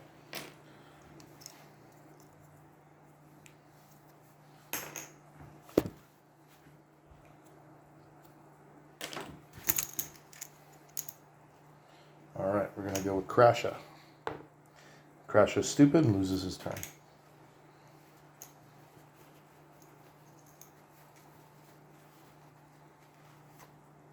Okay, Macrobite Titan is going to attack Splitta for 100. Oh, he falls down. He swings wildly at Splitta, and striking his hands against the ceiling, he falls down on his ass into a prone position.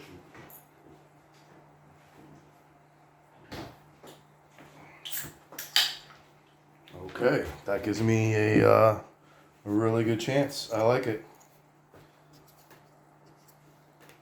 Ignore that black token. That's for the large monster. We're going to go to Bright Star first. He is going to cast Matthias' Bomb. Attempt to, anyway. To heal himself. 25, yep. So he heals 1d6 plus 1d3 plus 1. So d6 plus, so 6 plus 2, so 8 hit points. And he is back to full life. He's then going to spend his 2 action points using a bandage. Oh shit, Chapo was wounded. Well, he's at half. He should have been wounded, so I'm sorry about that. But I will use that linen bandage. So I need to below 61. 40, awesome. So he heals 1d8 plus 1d3.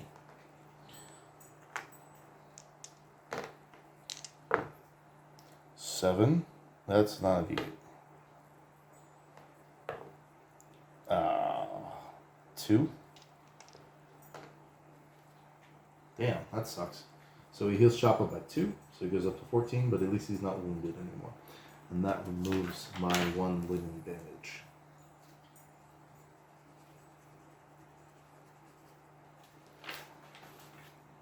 At least did something. And then Splitta's turn is last. And Splitta still has to roll for the spores and stupidity. He does get to act. He will power attack. So when you're prone, you get plus 30. So I think he hits basically as long as he doesn't get a 90.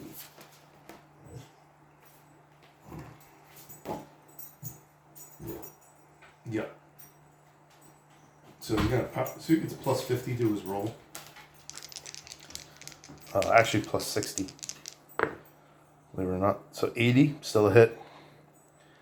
And it's a power attack, so an 8 or an 8. So 8 plus 2 is 10 damage minus 3. So he hits for 7 damage. Let's remove a couple of these ones and put a 10 up there. And what are we looking at? We're looking at 31 damage to the Macrobite Titan, who is still down.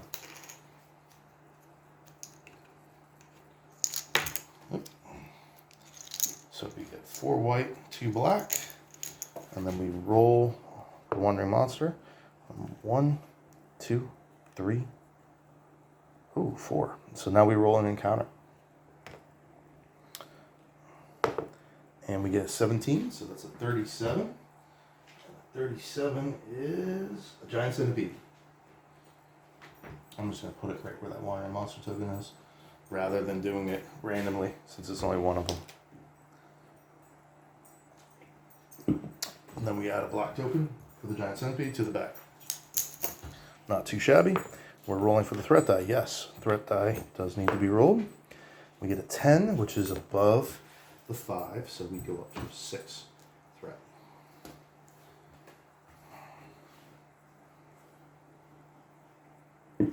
Now, on the threat die, it just occurred to me, I add 1 to the threat every time I win a battle. But maybe it's every time you kill an enemy.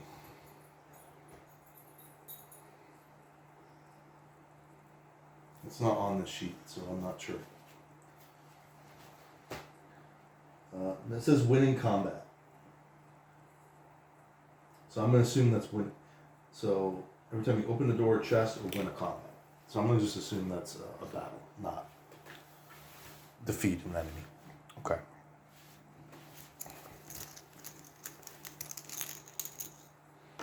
White token. We're going to start with Crasha, see if he can finish the job. He is stupid, so negatives. This goes to the Macrobite Titan, and he stands up.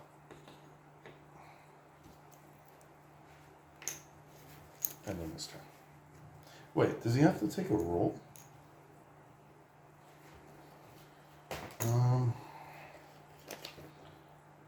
He might have to roll for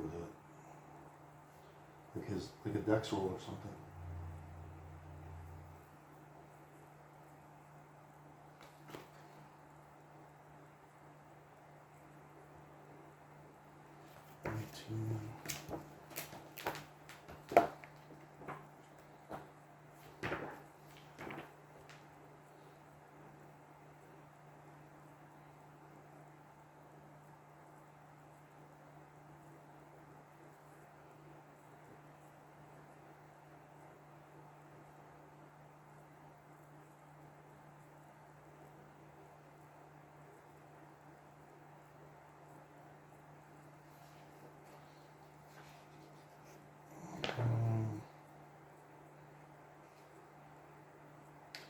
There's the fumble.